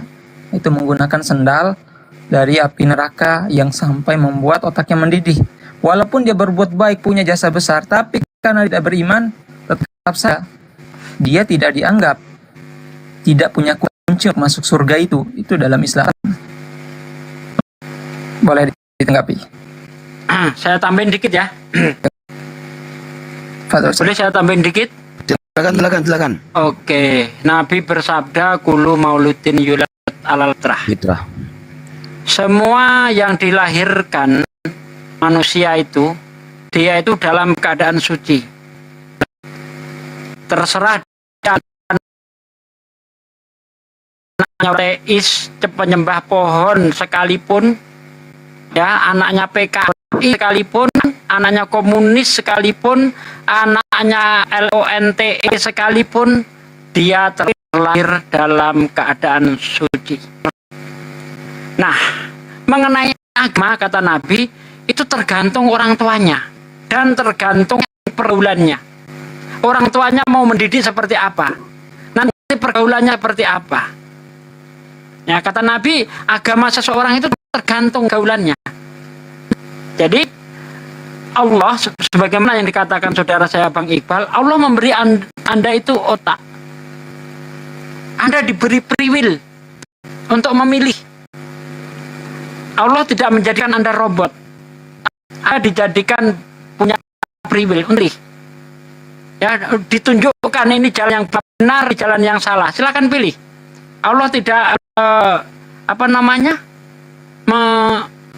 introspeksi di situ. Silahkan pilih. Kalau kamu pilih jalan takwa, ini pahalanya. Jika kamu ingin jalan kafir, ini balasannya. Famay ya'mal misqala dzarratin khairan yarah wa may ya'mal misqala dzarratin syarran yarah. Perbuatan sekecil apapun ada balasannya, perbuatan buruk sekecil apapun ada balasannya. Ketika Anda berbuat baik, Allah tetap akan membalas Anda. Tetapi di dunia, di akhirat dia tidak dapat balasan. Orang masuk neraka bukan karena dosa, tapi karena kafir. Ya, orang masuk surga juga bukan hanya karena amal perbuatan, tapi karena beriman. Syarat kunci masuk surga adalah beriman. Miftahul jannah la ilaha illallah Muhammad Rasulullah, itu kuncinya surga. Untuk bisa masuk surga Anda harus pegang kuncinya. Tiada Tuhan yang berada selain Allah dan Nabi Muhammad adalah utusan Allah. Itu kuncinya. Nah, Anda masuk neraka bukan karena dosa Anda banyak, tapi karena kafir, tidak mau mengakui Allah sebagai Tuhannya dan tidak mau mengakui Nabi Muhammad adalah utusannya. Anda sudah diberi pilihan, silakan Anda pilih. Ya Pak, udah saya terima. Saya langsung ke pertanyaan kedua, Pak. Oke. Pertanyaan saya kedua ini, apa benar nih kata yang saya dengar cuma dengar kan mau tahu jelas. Nabi Muhammad itu buta huruf katanya. Maaf ya, maaf. Itu aja Pak. Jawab dulu Pak. Ya, Nabi Muhammad itu di situ dikatakan itu maksudnya dia itu tidak pernah membaca kitab-kitab sebelumnya. Ya, pada masa itu tidak ada kitab-kitab yang diterjemahkan ke dalam bahasa Arab. Nabi Muhammad tidak bisa bahasa selain bahasa Arab. Itu yang dimaksud. Ya, memang ada sebagian dari ulama mengatakan Muhammad tidak bisa baca tulis. Tapi seandainya pun saya setuju Nabi Muhammad tidak bisa baca tulis, ya, itu justru menjadikan keajaiban dia. Ya, Nabi Muhammad tidak bentar. Oke, udah paham saya Pak. Gini Pak, saya langsung itu. Jadi yang mau saya tanyakan nih, udah paham saya. Jadi yang mau saya tanyakan itu berarti yang menulis kitab Al-Quran ini sahabat-sahabatnya, iya kan? Betul. Nah, sahabatnya ini satu atau beberapa Pak? Itu pertanyaan. Banyak banget. Ada 40 orang lebih itu. Oh gitu. Salah satunya saya bin Sabit. Dari awal mula dia diangkat jadi nabi umur 40 dari ayat surah Al-Baqarah sampai selesai itu berarti bukan surah Al-Baqarah pertama Bang, bukan. Dari surah Al-Alaq. Iqra bismi rabbikal ladzi khalaqal insana min 'alaq. Iqra wa rabbukal akram dan seterusnya. Oh gitu. Tapi ingat Mas, tapi ingat pada saat Rasul masih ada. Jadi ada yang memverifikasi, ada yang bisa menunjukkan bahwasanya ini salah, ini tidak, ini salah, ini tidak, seperti itu. Maksudnya Al-Quran itu kan ada itu karena Nabi Muhammad itu masih ada gitu kan? Betul.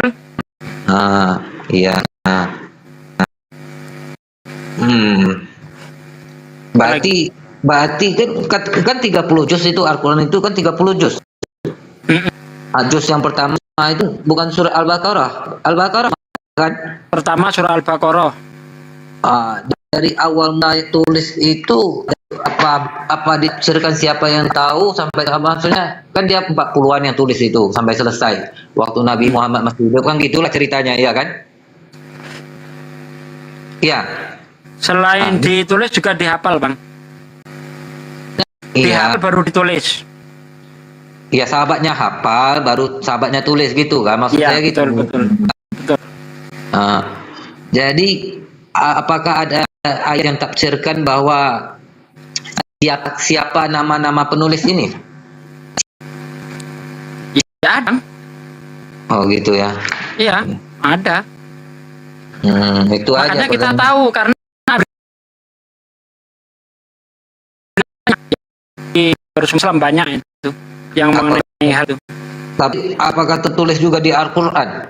Oh tidak, Al-Quran itu murni wahyu Allah. Tidak boleh ada introversi siapapun. Bahkan kata-kata Nabi Muhammad nggak ada di situ. Oh iya. Ya kadang gini Bang, saya kasih tahu ya. Seperti Edis nanya, di mana Jibril berkata akulah Jibril. Ya tidak mungkin ada di dalam Al-Quran. Karena Al-Quran itu murni firman Allah. Jadi kata-kata Jibril tidak ada di dalam Al-Quran. Nah gitu loh. Udah tanya yang terakhir aja Pak nih. Iya, silakan. Kalau kita baca, umpamanya saya yang bukan Muslim, terus baca Al-Quran kan, maksudnya keterjemahan Al-Quran dengan menggunakan HP gitu kan. Terus saya sambil ke umpamanya WC, apa itu diperbolehkan atau enggak? Ya silakan aja. Anda kan tidak terkena aturan Islam. Oh gitu ya, boleh. Berarti Ya, yang terkena aturan Islam itu orang Islam. Kalau orang Islam nggak boleh. Anda bukan orang Islam. Jadi nggak syariat untuk Anda. Oke. Itu aja pertanyaan saya. Terima kasih. Betul.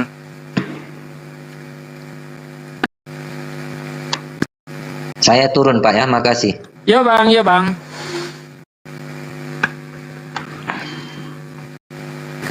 Ya, kalau Nabi Muhammad itu khawatir Al-Quran dibaca di mana, ya tentu dia nggak ngirim Al-Quran kepada 5 raja itu. Itu yang dikirim ke 5 raja itu kan ayat Al-Quran. Ya ahlal kitab ta'alau ilal kalimatin sawa'im baina wa bainakum dan seterusnya. Itu kan ayat Al-Quran dikirim ke 5 raja itu. Nabi Muhammad khawatir nanti dibaca di mana-mana, gimana ya Nabi Muhammad nggak jadi nulis dong. Artinya orang di luar Islam nggak kena syariat Islam. Tapi orang Islam yang meyakini Al-Quran itu sebagai firman Allah, kita menjunjung tinggi, ya harus kita muliakan Al-Quran itu. Begitu. Oke. Ustadz Tugi, ya. Berhubung akhirnya kita ini Ustadz Muhammad Iqbal juga baru gabung, coba kita dengar tanggapan dari beliau. Silakan. Konteks yang tadi. Silakan Muhammad Iqbal, tafadhal. Tadi apa Ustadz? Lupa pertanyaan. Apakah orang di luar Islam baca Quran di WCB? Nah, terus tentang Umi ya tadi ya. Terjemah yang dia baca, terjemah.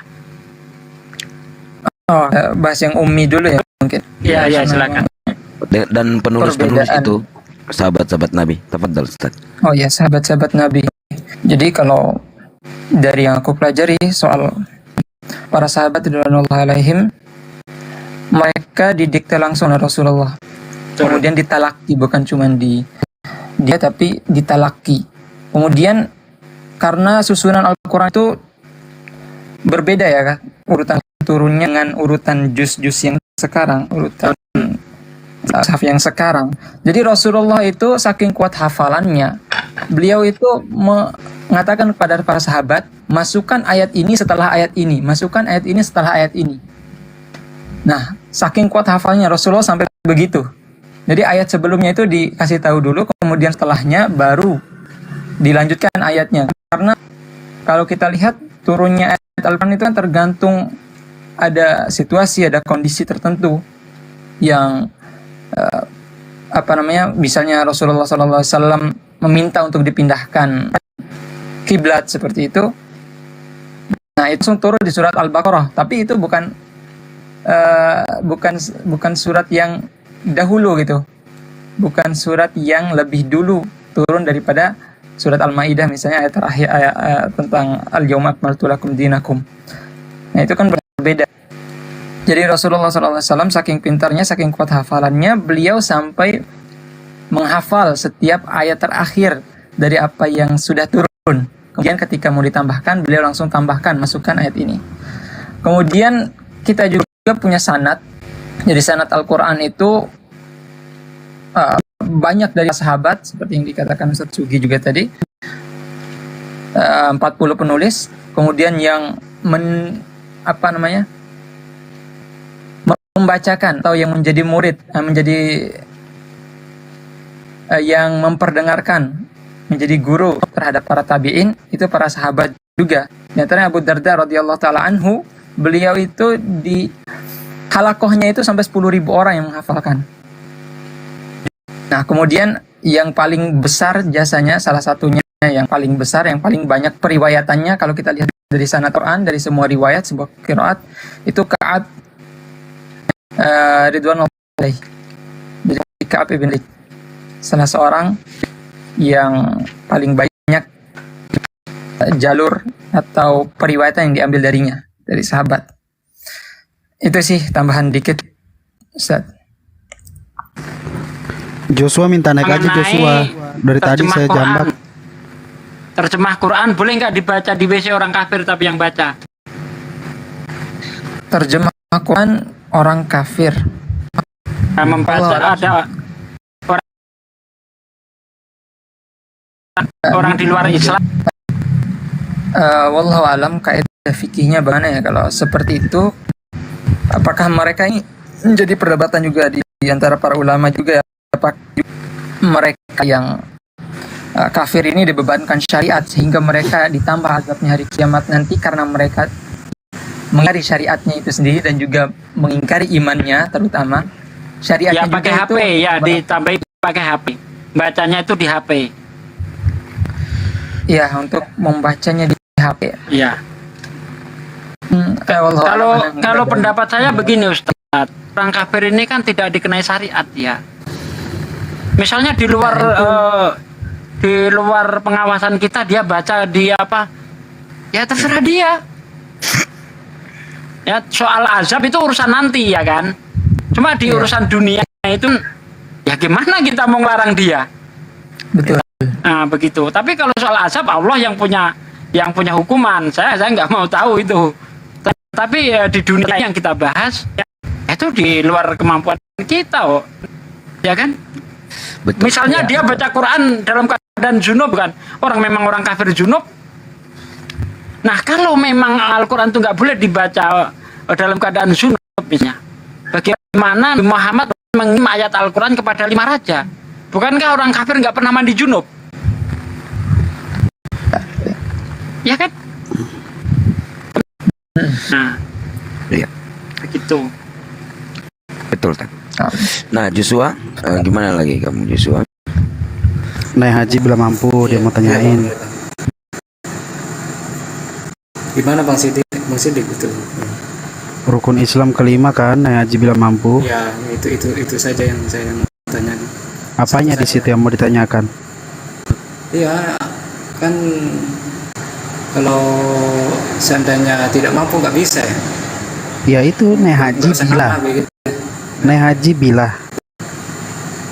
Bagi orang yang mampu. Betul. Ya bila bagi orang yang mampu. Berarti kalau tuh nggak usah ya gitu ya. Kalau nggak mampu ada cara lain. Nggak apa-apa. Sholat Jumat 40 kali pahalanya seperti haji tanpa putus.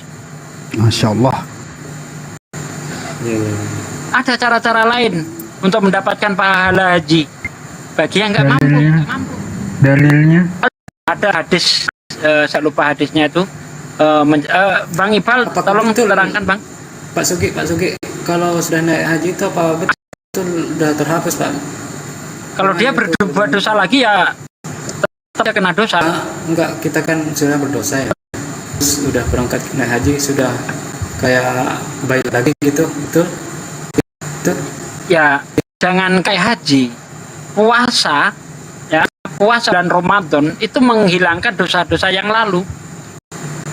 Man soma Ramadana ghufirallahu fi ma qadma min dambi. Itu dalilnya. Puasa di bulan Ramadan menghilangkan dosa-dosa yang telah lalu. Jangankan naik haji. Berarti kalau sudah puasa lah ini langsung mati, berarti langsung masuk surga lah kita. Dosa-dosa yang pernah kita buat seperti apa sudah terhapus. Asal puasa. Oh, sini ada hukumannya sendiri, jangan dicampur. Katanya dosa semua katanya dulu. Ya oke, silakan gini Ustaz Sugi, Ya Bang Iqbal. Bang Iqbal silakan. Ustaz Iqbal, tafadhol. Tafadhol. Suaranya dikuatkan dikit ya. Saya mau dengarkan aja. Iya. Mau berdebat cuma nanya aja. Iya. Gitu.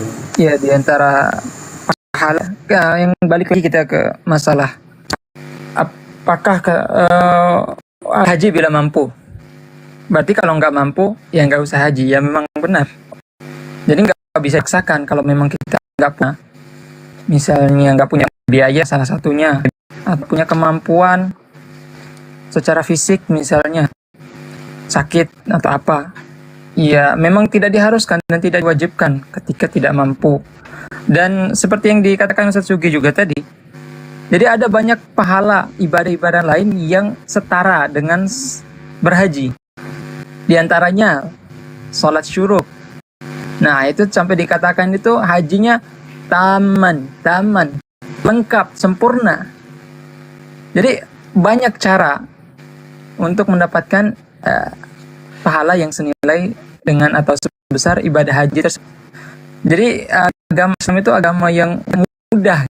Jadi ketika tidak seseorang itu tidak melakukan ibadah, maka Allah Subhanahu wa taala kasih solusi lain agar dia bisa mendapatkan ibadah yang serupa juga. Sama seperti orang yang kaya misalnya. Ada orang yang miskin, ada orang kaya. Orang kaya itu mereka bisa berinfak lebih banyak dibandingkan orang miskin. Tapi orang miskin itu mereka juga bisa mendapatkan pahala sedekah juga dengan cara falyakul khairan aw yasmut. Mereka itu berbicara yang baik atau diam. Nah, ucapan yang baik itu juga termasuk sedekah. Kemudian tabassumuka fi wajhi akhi shadaqah. Kamu senyum kepada saudaramu itu juga termasuk sedekah. Jadi ada banyak cara untuk mendapatkan pahala, bukan cuma satu cara. Nah, seperti itu. Dosa kan puasa bulan Ramadan menghapus dosa sebelumnya. Dia menahan bagian dengan dosa zina. Monggo. Ya, jadi ada dosa-dosa. Kalau di hadis tadi, man shoma ramadhana imanan wa ihtisaban ghufira lahu taqaddama min dhanbi. Nah, barang siapa yang berpuasa Ramadan dengan penuh keimanan dan juga pengharap, maka akan diampuni dosa-dosa yang telah lalu. Nah, dijelaskan oleh para ulama, ini termasuk dosa-dosa kecil karena dosa zina, dosa khamr, kemudian dosa-dosa membunuh itu punya tata cara sendiri. Punya tata cara sendiri untuk bertaubatnya. Nggak bisa langsung serta-merta, oh ini langsung dihapuskan karena setelah Ramadan udah selesai puasa. Nggak bisa, ada tata caranya sendiri. Ketika orang mencuri, dia harus kembalikan dulu apa yang dia curi itu. Kemudian membunuh, dia harus minta maaf dulu, kalau dimaaf baru. Nah, ketika dia berbuat zalim sama juga seperti itu. Harus ada keridhaan dulu dari orangnya. Kemudian dosa besar seperti zina itu harus bertaubat, benar-benar bertobat, bukan cuma sekedar oh saya mau bertobat setelah puasa lakukan lagi. Nggak bisa seperti itu. Berarti itu taubat sambal jadinya. Jadi nggak dianggap. Jadi Allah tahu mana yang benar-benar bertaubat, mana yang tidak bertaubat secara sungguh. Jadi ketika dia meninggal misalnya setelah dia berpuasa, kemudian dia benar-benar bertaubat dari hal tersebut, maka insya Allah Allah Subhanahu wa taala akan mengampuninya karena Allah tahu. Taubat nasuha, ya ayyuhalladzina amanu tubu ilallahi taubatan nasuha. Buatlah kepada Allah dengan taubat yang sebenar-benarnya taubat. Nah, kemudian ada satu dosa yang tidak bisa diampuni. Ya, bukan tidak bisa diampuni selamanya ya. Tapi kalau meninggal dalam keadaan tersebut dia tidak diampuni. Sama seperti orang-orang yang tidak masuk Islam, yaitu dosa syirik. Innallaha la yaghfiru ayyushraka bihi wa yaghfiru ma duna dzalika liman yasha. Allah mengampuni semua dosa selain syirik. Nah, jadi kalau kita menyekutukan Allah, kita menyembah selain Allah, walaupun kita menyembah Allah juga termasuk dosa besar yang tidak diampuni. Tapi kalau sebelum meninggal dia bertaubat, dia mohon ampun, dia tidak menyembah selain lagi, insya Allah Allah Subhanahu wa taala akan memberikan dengan kemurahannya, rahmatnya akan masukkan ke dalam surga. Nah, seperti itu. Mantap. Masya Allah. Saya tidak membantah itu ya, karena itu bukan hak saya untuk membantah. Cuman saya kembali ke pertanyaan tadi. Berarti kalau udah naik dosa-dosa yang dulu yang pernah kita lakukan seperti zina, membunuh, itu dihapus kan? Begitu kan? Begitu kan? Ya, haji yang mabrur ya. Haji yang benar-benar diniatkan. Nah, jadi ada orang yang tengah-tengah haji misalnya, itu bisa menghapus dosa gitu ya? Bukan Tuhan ya, haji itu bisa dosa ya? Bukan hajinya yang menghapus, tapi atas sebab hajinya itu. Jadi Allah meridhoi, Allah perintahkan. Kalau kamu berhaji, kamu akan diampuni dosa. Berarti Allah yang ngampuni, tapi perantaranya kita melakukan apa yang Allah perintahkan dulu. Sama seperti kalau Anda digaji, bukan uang itu yang menggaji Anda, tapi bos Anda yang menggaji. Iya. Analoginya saya proof. Silakan Cantik itu. Bang Per. Terima Tak kasih, Ustadz Bang. Iqbal. Soalnya kan saya ateis juga tidak Kristen, saya juga tidak Islam. Di tengah-tengah Sebenarnya saya orang yang berakal udah paham ya. Nanti kalau udah sebentar Joshua. kebenaran baru Ustadz, kalau yang berakal memang udah paham tentang penjelasan Ustadz tadi, Mas. Yang penting jangan kena doktrin Kristen aja. Itu biasanya jadi dongok kalau kena. Ya kalau saya nggak pilih masuk ke Kristen sih nanya di sana juga, masuk ke Islam juga nanya, masuk ke Yahudi juga. Nyaman orang cari ilmu, cari kebenaran kan. Karena itu perintah Allah loh. Itu perintah Allah, itu perintah kalau naik haji bagi yang mampu, gitu kan. Nah, seperti contoh kita berbakti dari perintah Allah. Seandainya tidak ada perintah Allah, kita tidak berbakti. Karena ada perintah Allah. Nah, kan nyambung gitu loh. Kan gitu ya. Insyaallah. Lanjut, mungkin masih ada ditanyakan lagi. Puas belum jawabannya? Puas nggak? Puas. Saya ini besok juga saya mau tanya sama Bang Bima. Ini Fauziah ini siapa sih nyuruh saya diem? Memang lo siapa yang nyuruh saya diem? Di sini orang di sini ya. Gua kasih tahu nggak ada yang berani merintah saya untuk diem. Lo siapa? Enggak, saya enggak. Enggak yang di bawah ini lo. Orang dari saya udah dia ada ngomong disuruh diem aja. Lo kuplo congoan atau gimana? Orang saya dari tadi diem. Terkadang Ustadz Sugi terkadang oten kayak gitu ya, maaf kata iya, Ivan bawah oten ya. itu kurasa itu. Kalau Islam dia punya adab. Iya. Ya kalau Islam dia punya adab. Itu bukan Islam saya rasa itu. Iya. Di sini orang di sini nggak ada yang merintah saya untuk diem, mengerti? Termasuk Bang Benin merintah saya. Wah, kalau Muslim ya maaf kata ya, jangan typing kita sama Muslim gitu loh. Nah berarti kalau ada yang seperti itu ya maaf kata, saya juga harus menegaskan bahwa kalian yang mengketik itu bukan Islam, begitu ya. Barusan gua pernah satu koma saya namanya Tang, hostnya gue geblek apa, hostnya gimana sih ini geblek apa, pokoknya ngomongnya gitu, host noise geblek, dia ngomong gitu, langsung gua blokir. Host boleh izin host. Besok saya ada 12 pertanyaan yang saya mau tanyakan sama teman. 12 pertanyaan Bang. Iya. Sini aja sekarang aja. Belum siap. Oh. Oke, saya follow balik ya. Tadi kan saya dua pertanyaan, tiga pertanyaan dengan yang pertama itu ya. Tinggal yang 12 pertanyaan dulu yang belum saya pahami gitu. Oke, jadi Yosua, nanti pertanyaanmu yang kamu udah tanya-tanya udah kami catat ya. Jadi pertanyaan berikut ya bukan ini lagi gitu. Kan gitu ya. Aku nggak bakalan ulang-ulang ini lagi karena sudah saya tanyakan gitu. Oke, mantap. Yang belum saya tanyakan besok saya mau tanyakan lah begitu. Sip. Insya Allah besok. Harusnya kalau kamu mengaku ateo itu lebih mudah ya. Karena ateo itu kan mengandalkan logika, terbebas dari doktrin dan dogma. Seharusnya lebih mudah. Nanti pertarungannya itu di ranah logika atau di ranah sains.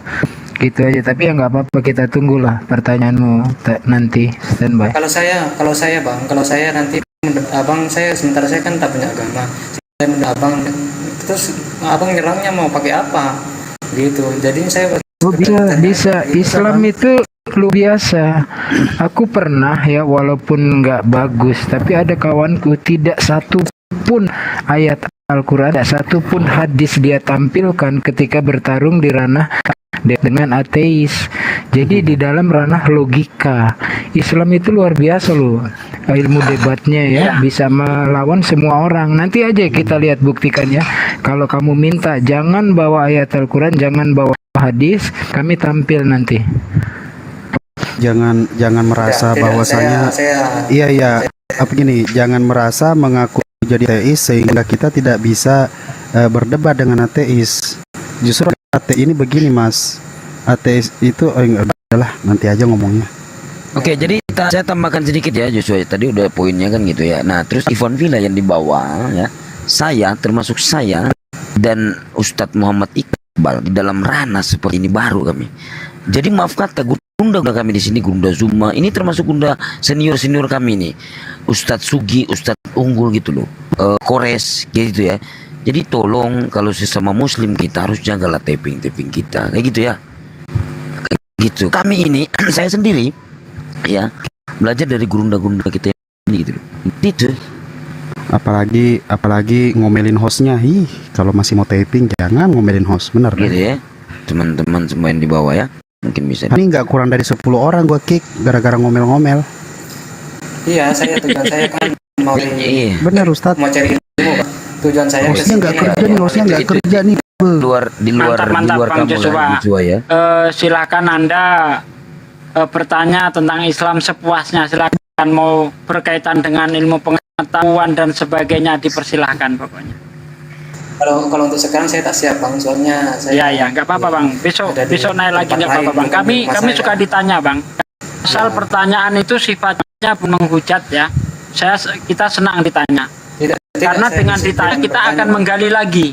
Dengan ditanya kita akan bertambah ilmu, Bang. Dari yang tidak tahu kari. Nah, seperti itu, Bang. Ini ya, Iwan Villa ya. Kelihatan nggak? Nih, orang yang belum buka ini. Belum buka kamera. Sar, nih ya. Saya buka kamera dulu. Orang yang kalian omelin udah live selama ini nih. Nih. Ya, tuh lihat tuh. 15 jam. Orang yang kalian omelin di bawah, host kerja host ini dong, host itu dong, host nggak baca taping, host nggak baca ini nih, lo lihat nih mata gua nih. 15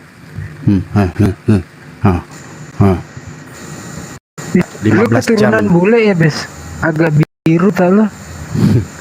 Keturunan bule. Jam. Enggak, itu keculak matanya.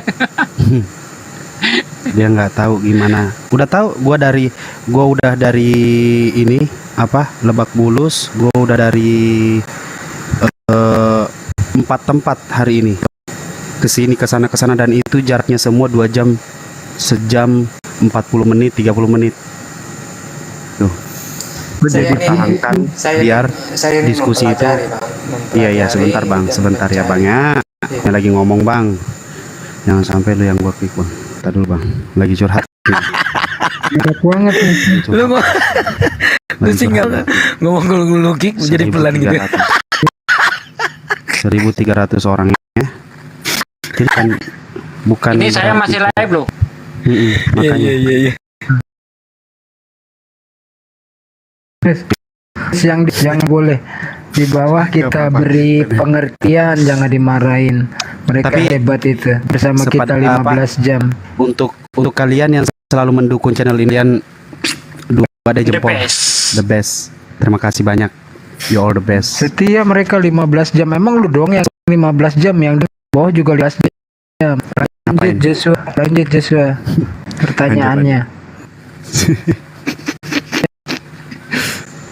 Ya kira itu saja Bang, cuma saya nih belajar ngeritik Al-Quran, bukan belajar namanya belajar kan begitu. Nggak apa-apa, boleh. Besok ya. Besok mungkin besok lah. Oke. Siap itu pertanyaannya. Sama Bang Sidik pun boleh, sama Bang Zuma pun boleh, gitu. Tapi kalau sama Sidik pun nggak paham. Oh jangan, saya fakir ilmu Bang, jangan. Kalau ada adab ilmu harus dipakai Bang gitu. Jangan Bang, karena menjelaskan Al-Quran ini bukan semerta-merta kita sunduk, nggak bisa Bang, nggak bisa. Kalau nggak ngampuni, oh bahaya Bang, kita kena. Yang saya kena dosanya Bang, gitu loh. Kita harus yang memang ngampuni gitu loh, gitu Bang. Makanya ada disiplin ilmu, gitu loh. Makanya untuk Ivan Villa juga yang dibawa, tolong ya. Karena untuk teman-teman yang mewakili di sini, jagalah typingnya. Mungkin itu yang saya akan sampaikan tadi. Mungkin terlepas justru berbicara tadi, tapi saya lanjut aja gitu kan. Jadi tolonglah typing yang dibawa, karena yang mewakili ini untuk hujatan apa segala macam, penyesatan, loh, itu loh. Apalagi senior saya yang di sini kan gitu. Seperti itu kira-kira. Besok ketemu di room siapa ini bang? Di sini. Room sendiri lagi nggak apa-apa. Ya, sudah fallback. Insya Allah kalau memang Gurunda masuk di sini bisa ketemu dengan Gurunda. Boleh. Seperti apa, bagaimana gitu bang? Saya mempelajari ini Al-Quran ini kurang lebih setahun setengah lah. Masya Allah, keren, mantap. Gak apa-apa bang. Tapi saya nggak mau nyerang. Saya mau cari. Iya paham. Paham bang. Itu bukan saya. Paham. Ya kita paham konteksnya orang ini ingin bertanya atau ingin menghujat. Itu kita sangat paham kok bang. Aman. Apakah saya ada hujatan tadi? Oh enggak, mantap, keren.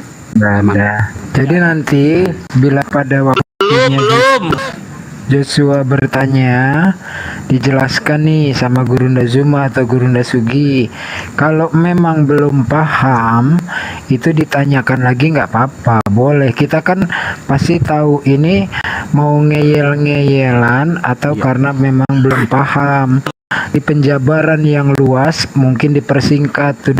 Modelnya gitu, nggak apa-apa. Ketika dijawab belum paham, lalu tanya lagi, mohon dipersingkat atau poin-poinnya bisa, itu nggak apa-apa. Nanti tahu kok Anda bertanya dengan jujur atau maksud yang tidak baik.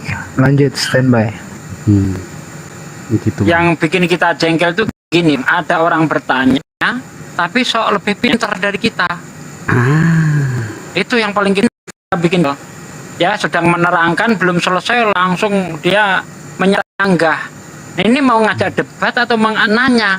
Kalau mau ngajak debat kan ilmumu, siapkan tamu. Jangan modal ngeyel gitu loh.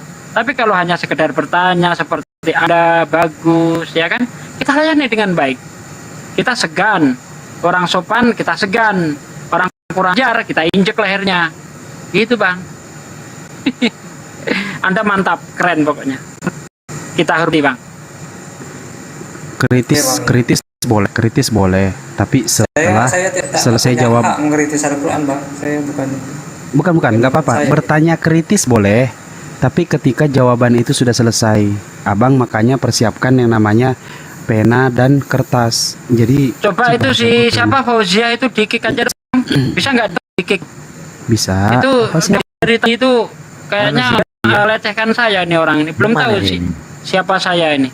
Enggak apa-apa. Tolong dikik. Bukan dikik kan, diblokir. Ya diblokir aja, blokir. Ini orang nggak punya admin nih. Iya, diblokir aja tuh. Gue udah nggak jadi host lagi sama Ibe. Ya, saya lihatkan taringku ya. Saya bilang kick. Nggak berani dia bantah itu host. Saya udah bilang itu, ngerti? Iya. Perlu ya. Bilangin dari tadi. Ngeyel.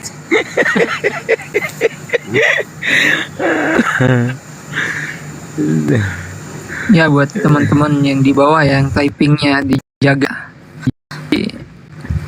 Ya terutama yang muslim apalagi Nabi sudah bilang man kana yu'minu billahi wal yawmil akhir falyakul khairan aw kalau nggak bisa ucapin yang baik udah diam, nanti ya tanggung jawabannya di akhirat tuh, walaupun tangan yang nulis tapi tetap itu dihitung sebagai pertanggungjawaban kalian nanti. Apalagi ini hostnya udah 15 jam, bayangin 15 jam.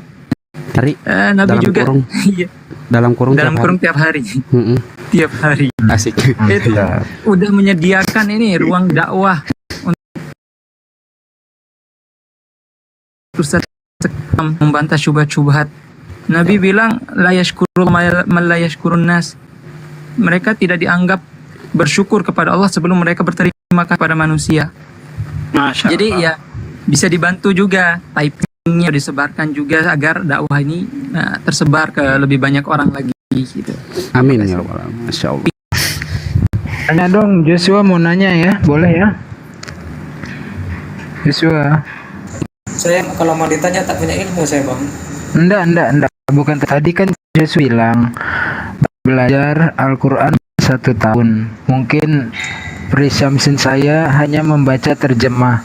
Dalam proses 1 tahun ini, apakah intensif? Misalnya nyari setiap hari atau seminggu sekali sekali, kemudian membacanya dengan teratur, mengambil analisa atau tidak, itu coba tolong ceritakan. Terus apakah berdiskusi sebelumnya dengan ustadz atau orang yang ahli tentang Al-Quran gitu?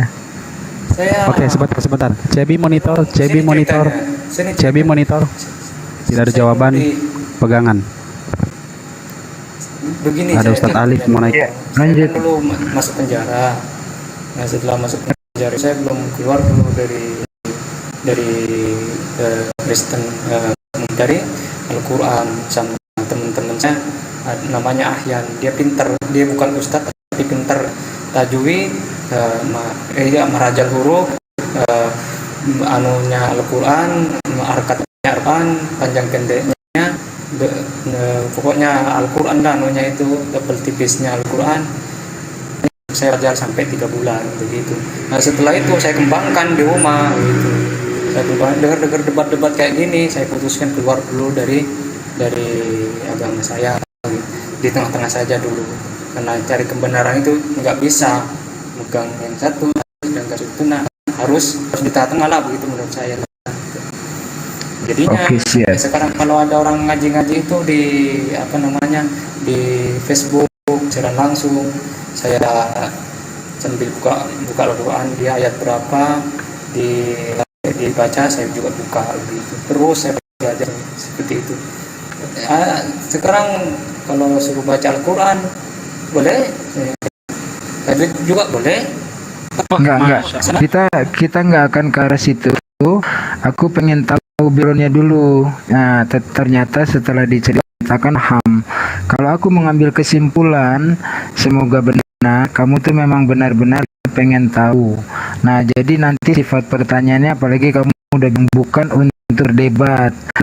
Nah, tapi ada hal-hal yang belum membuatmu yakin.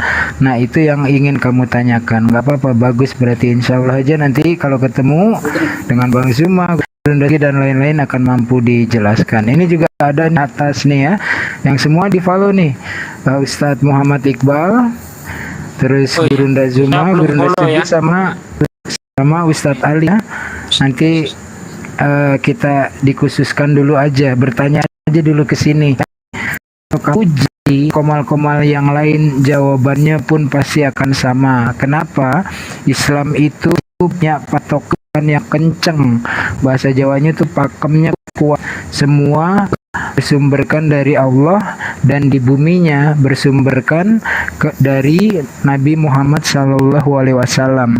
Ulama-ulama besar di seluruh dunia ketika menerjemahkan Al-Quran, ketika mentafsirkan Al-Quran, tidak akan berani melangkahi para ulama-ulama tafsir terdahulu, karena kita semuanya merujuk yang sumber utamanya adalah dari Nabi Muhammad itu sendiri. Oke, gitu Pak Disugi, standby. Ya. Apa Joshua ini KTP-nya sekarang agamanya apa izin? Ya kalau KTP sih tetap Kristen, tapi saya enggak. Saya pernah jadi Kristen cerita nih Bang? Mantan Kristen. Ya memang saya dari lahir. Terus sekarang Konghucu. Sekarang sudah di tengah, mulai tadi saya. Beda tadi Konghucu. Konghucu tadi beda. Beda yang tadi lain namanya. Di lain Ustadz. Hah? Beda lagi? Iya beda. Izin sebentar sambil tetep layar ya guys di bawah. Hostnya banyak ngomong nih. Domisili di mana Bang? Hah? Domisili di mana? Saya. Ada di Sarawak saya sebenarnya. Oh di Sarawak. Oke. Malaysia. Ya. Nama asli? Nama saya Joshua. Oh Joshua. Merantau ke Malaysia? Melancar ke Malaysia. Oke. KTP udah ini berarti ya? KTP sudah apa? Sudah Malaysia atau masih Indonesia? Tidak, kalau KTP tetap warga negara Indonesia, Bang. KTP kalau merantau itu pakai paspor. Kalau mau ke luar negeri pakai paspor, bukan pakai KTP. Berarti cuma merantau ya, bukan tetap di sana ya. Tidak ke gereja udah lama Bang? Sudah ini sudah hampir satu tahun lebih lah, 1 tahun berapa bulan begitu. Kenapa Malaysia? Kok nggak Burundi? Mak Kores malah nanya ke sana loh. Kita tanya kenapa tentang Kristen Bang. Oh, aku udah tanya itu udah. Kalau itu Lanjut. ditanyakan dulu itu Sudah ketemu tuh. di anu lagi. Saya memang Di Malaysia aku kayak nyariin kosan. apanya? Flat. Silahkan kalau mau ke sini Bang. Di Sibu saya. Di sini di Sibu, Sarawak, Malaysia. Enggak apa-apa. Begitulah Bang bicaranya. Tapi jangan nanya kalau mau nanya-nanya latar belakang saya besok saja. Iya. Nggak Karena masalah. saya sudah meninggalkan itu dan saya tidak mau nyentuh itu lagi. Pertanyaannya aja tadi. Al-Quran begitu, gimana gitu. Penasaran saya. Terkait pertanyaannya tadi karena Waalaikumsalam warahmatullahi wabarakatuh. Waalaikumsalam warahmatullahi wabarakatuh. Ustaz Talib yang paling ganteng. Alhamdulillah. Subhanallah. Udah ya, Ustaz Subi yang membuktikan yang ngomong ya, bukan saya.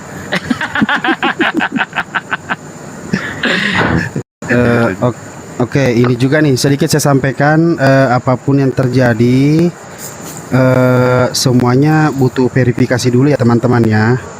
Jadi sudah tidak ada yang namanya asal yang seperti kemarin-kemarin seperti apa. Terus ada kontak WA, kontak-kontakan segala macam bukti-bukti yang sah, baru tindak lanjut terjadi. Jadi paham kan maksud saya? Harusnya sih paham. Kecepatan. Typing. Mualaf aja belum. Iya, kayaknya sih mengarahnya ke situ. Cuma wanti aja. Siap, lanjut. Izin. Ini suara apa sih? Tafadhal Ahi Muhammad Iqbal, silakan. Mungkin ada yang belum di. ya dari pertanyaan di itu sebenarnya sudah sering. Yang tadi ya pertanyaan sebelum masuk lagi tadi contoh surat Al-Ahqaf, kenapa di situ wa ma khalaqana, kenapa pakai nahnu di situ. Nah, aku mau nanya sumber itu kok bisa sampai sedetail itu belajarnya apakah bertanya juga ke orang lain? Saya bang. Iya gitu. Iya, karena saya tidak pernah nanya-nanya sama orang lain. Tapi kalau ada yang mungkin yang tidak pahami, masa saya tidak bisa nanya-nanya sama orang ahlinya lah begitu. Saya kan bukan ahli. Ya wajarlah saya nanya-nanya begitu. Gitu. Saya kan nggak bertahap itu. Kalau Gini Joshua, begini. Mungkin dari pertanyaan-pertanyaan ini kan, kamu kan sudah bertanya tadi ya, udah banyak ya. Nah, mungkin dari yang dimaksud dengan Akhi Iqbal itu, apakah mungkin di koma lain Anda akan mempertanyakan ini lagi, kayak gitu mungkin ya? Kayak gitu. Bukan. Atau gimana? Ilmu ini orang mempertanyakan ketika ingin mempelajari ilmu nahnu dan saraf dan yang lain-lain. Tapi kok bisa sedetail ini pertanyaannya? Bukan itu Aisydik apa Ahi Rasid salah, Ahi Iqbal itu. Kenapa bisa kayak gitu tuh? Waktu kecilnya denomnya apa gitu loh? Enggak, bodo amat. Lanjut.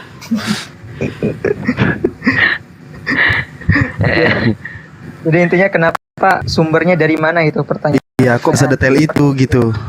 Iya, ini nahu kan orang Islam aja tuh nggak semuanya paham banget itu. Setuju. Yang paling tepat ya, Ustadz Iqbal. lanjut. Gimana saya maksudnya tak paham juga ini. Kok bisa ada timbul pertanyaan seperti itu? Gitu.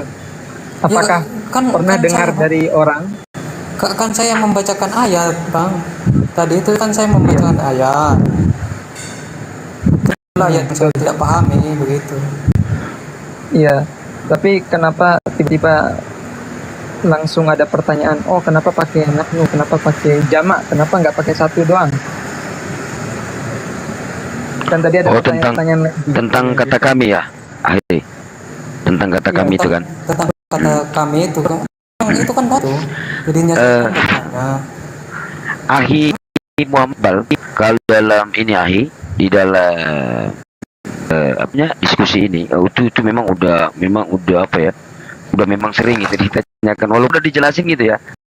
Sorry, bukan untuk ke Joshua, ada juga yang memang debater Kristen itu ya udah itu aja, padahal udah dijelasin, dibawa lagi itu aja karena apa namanya, bukan mau mencari kebenaran gitu, itu aja sih. Kalau saya enggak sih, kalau saya besok enggak bakal membawa itu pertanyaan yang lain yang benar-benar saya tidak mengerti, Bang. Oke, mantap. Saya bukan, jangan samakan sama orang Kristen yang lain, Kristen itu, Bang. Ya enggak, maksudnya karena pertanyaan itu di dalam lintas agama ini udah ribuan kali ya. Nah, itu dialami senior kita yang di sini ya, Zuma, Sugi, Bang Ustaz Dari Sugi. 2009 itu udah ditanyain Iya, itu. betul. Nggak apa-apa, Bang, nggak apa-apa. Kalau memang itu perlu ditanyakan, tanyakan saja. Kita tahu kok ini orang ini tanya tujuannya apa, cari masalah atau betul ingin ngerti. Kita tahu kok, Bang. Lanjut Joshua. Kalau menurut saya, Bang, kalau mencari ilmu itu meskipun bukan di room di sini, bertanya lagi di room sebelah kan wajar lah menurut saya kan, begitu kan. Soalnya namanya orang cari ilmu itu kan begitulah, harus dikejar terus begitu. Nah, itu enggak.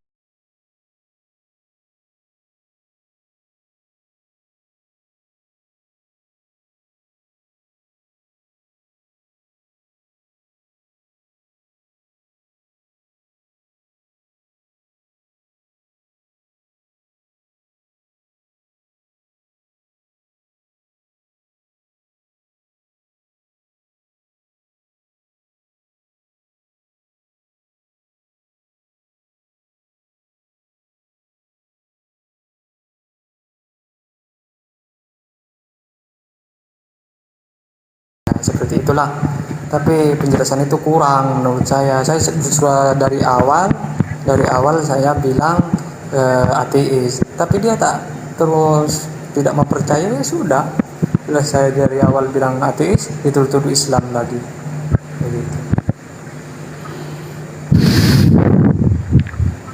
Ya, terserah lah.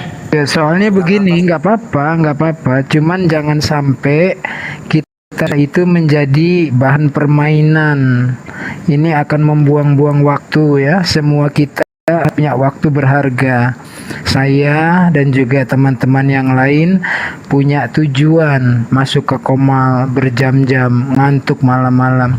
Punya tujuan, yang pertama syiar agama Islam, kedua mematahkan fitnahan-fitnahan kepada Islam. Nah, kalau hanya untuk membuang-buang waktu, selesai kita menjawab dari sini.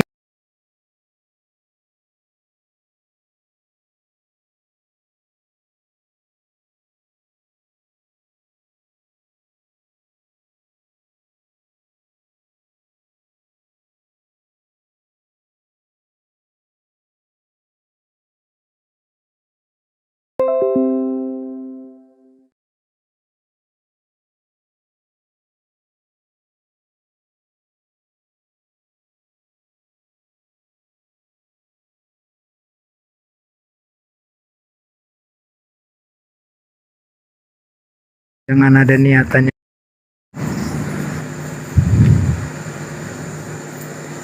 Iya Bang. Tidak, saya memang benar-benar mau belajar, Bang. Meskipun itu tidak saya imani, tapi kalau seandainya saya dapat ilmu kan di situ kan enak juga, Bang. Gitu. Iya, nggak apa-apa. Aku sekedar friendly reminder aja. Siap. Oke, intinya gini aja Bang. Kami di sini bertanya secara detail seperti itu tadi karena banyaknya orang yang memanfaatkan situasi ini. Karena apa? Karena giroh teman-teman typing juga, Bani typing juga tidak tanggung-tanggung. Nah, banyak manusia-manusia munafik, banyak manusia-manusia penipu yang ngaku-ngaku Kristen, yang ngaku-ngaku mualaf. Mereka ngaku-ngaku hanya untuk apa? Hanya untuk nyari koin. Ya Bang ya, intinya begitu.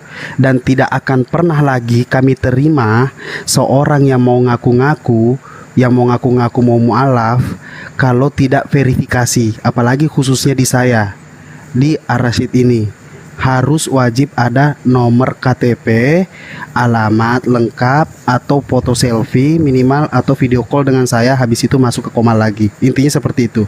Tidak akan pernah ada tempat ya seperti itu. Cuman ini saya kasih tahu aja Bang. Bukan. Ini bukan merujuk ke Abang. Saya cuma bilang karena banyaknya Karena banyaknya orang yang mengaku-ngaku, jadinya kebablasan. Mereka mendapatkan koin itu lumayan, mereka tukarkan. Nah, banyak yang melakukan hal itu. Dan tidak menutup kemungkinan ada juga orang Islam yang memanfaatkan hal-hal ini, begitu Bang. Jadi saya tidak mau memojokkan satu oknum gitu. Tapi di Islam, di Kristen banyak, di Islam juga ada seperti itu, memanfaatkan situasi. Bahkan ada yang pindah sekarang Kristen, besok Islam lagi, terus besok masuk Kristen lagi, terus Islam lagi. Ada bahkan 3 kali disyahadatkan. Karena apa? Karena mengejar itu, begitu. Jadi intinya seperti itu Bang. Nanti kalau Abang memang niat mau bertanya apapun itu, silahkan, nggak masalah Bang, demi apapun. Jadi tadi barusan ini pertanyaan-pertanyaan cross check.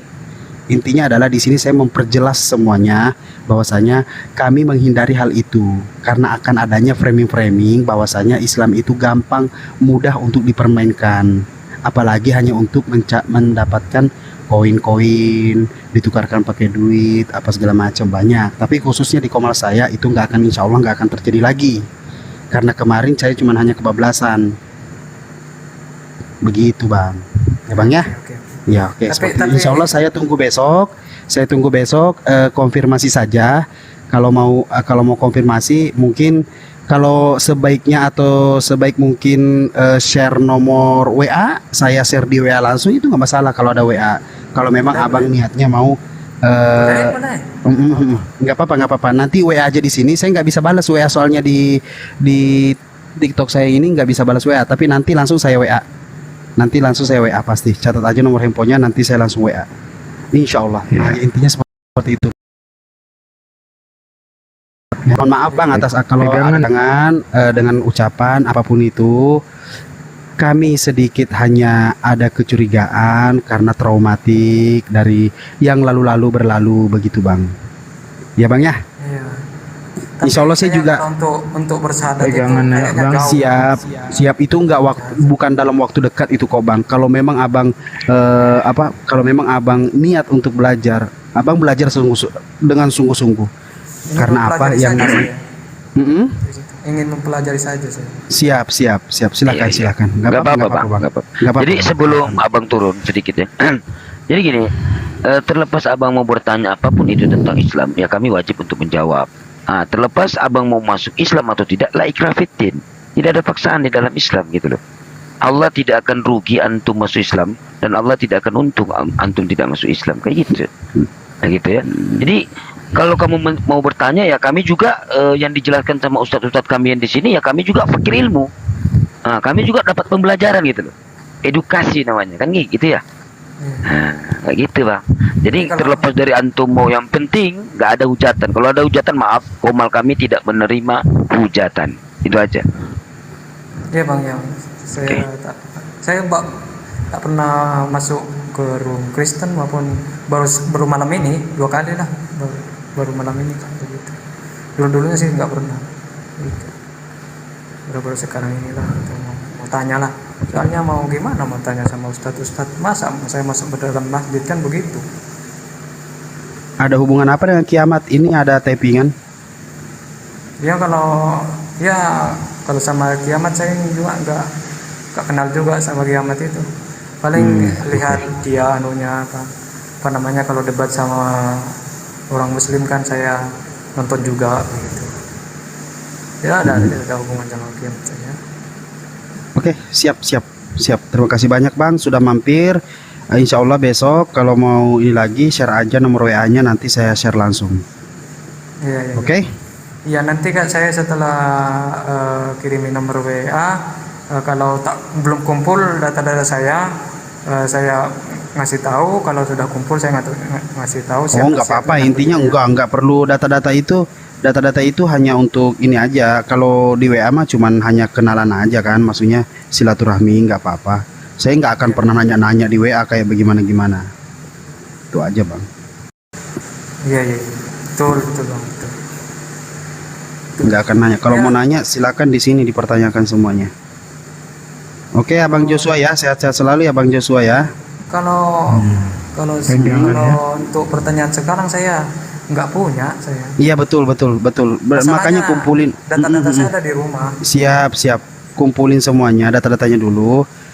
Baru besok dipertanyakan. Insya Allah kalau ada Gurunda Zuma yang langsung menjabarkan semua pertanyaan-pertanyaan abang. Oke bang ya? Iya. Siap. Iya. Terima kasih banyak bang. Sehat selalu. Oke. Siap. Pegangan bang. Ya sorry ya, Ibes, kalau gua di ujung kok mulai radar berjalan. Asumsi dia benar. Itu aneh sih sebenarnya, setahun belajar kemudian ngumpulin pertanyaannya untuk ditanyakan kepada kita. Masa iya dalam setahun gak pernah ketemu orang untuk ditanyakan. Kemudian pertanyaan standar. Kita harus gak mencurigai, tidak, tapi jangan sampai waktu kita terbuang susah payah. Berapa tadi dia bilang 10 atau 12 pertanyaan yang nanti hanya akan diadu. Loh katanya Unggul begini, ketemu Sidik, loh katanya Sidik begini, beda-beda gitu kan. Nah itu jangan sampai. Terus kemudian yang ketiga, hanya untuk menyerang tanpa membuka pintu untuk kita dengan pengakuan sebagai yang tadinya ateis, terus katanya udah pernah belajar dan sebagainya. Ya udah, tuh ada tamu tuh, Bes. Waalaikumsalam bang. Islam bang. Islam. Ya, apa yang mau ditanyakan bang? Saya mau bertanya kepada orang Kristen kan? Nggak ada bang, nggak ada orang Kristen bang. Iya, coba. Aduh, udah motong-motong lagi ngomong. Ya dikosongin aja satu slide. Makasih ya bang ya, pegangan.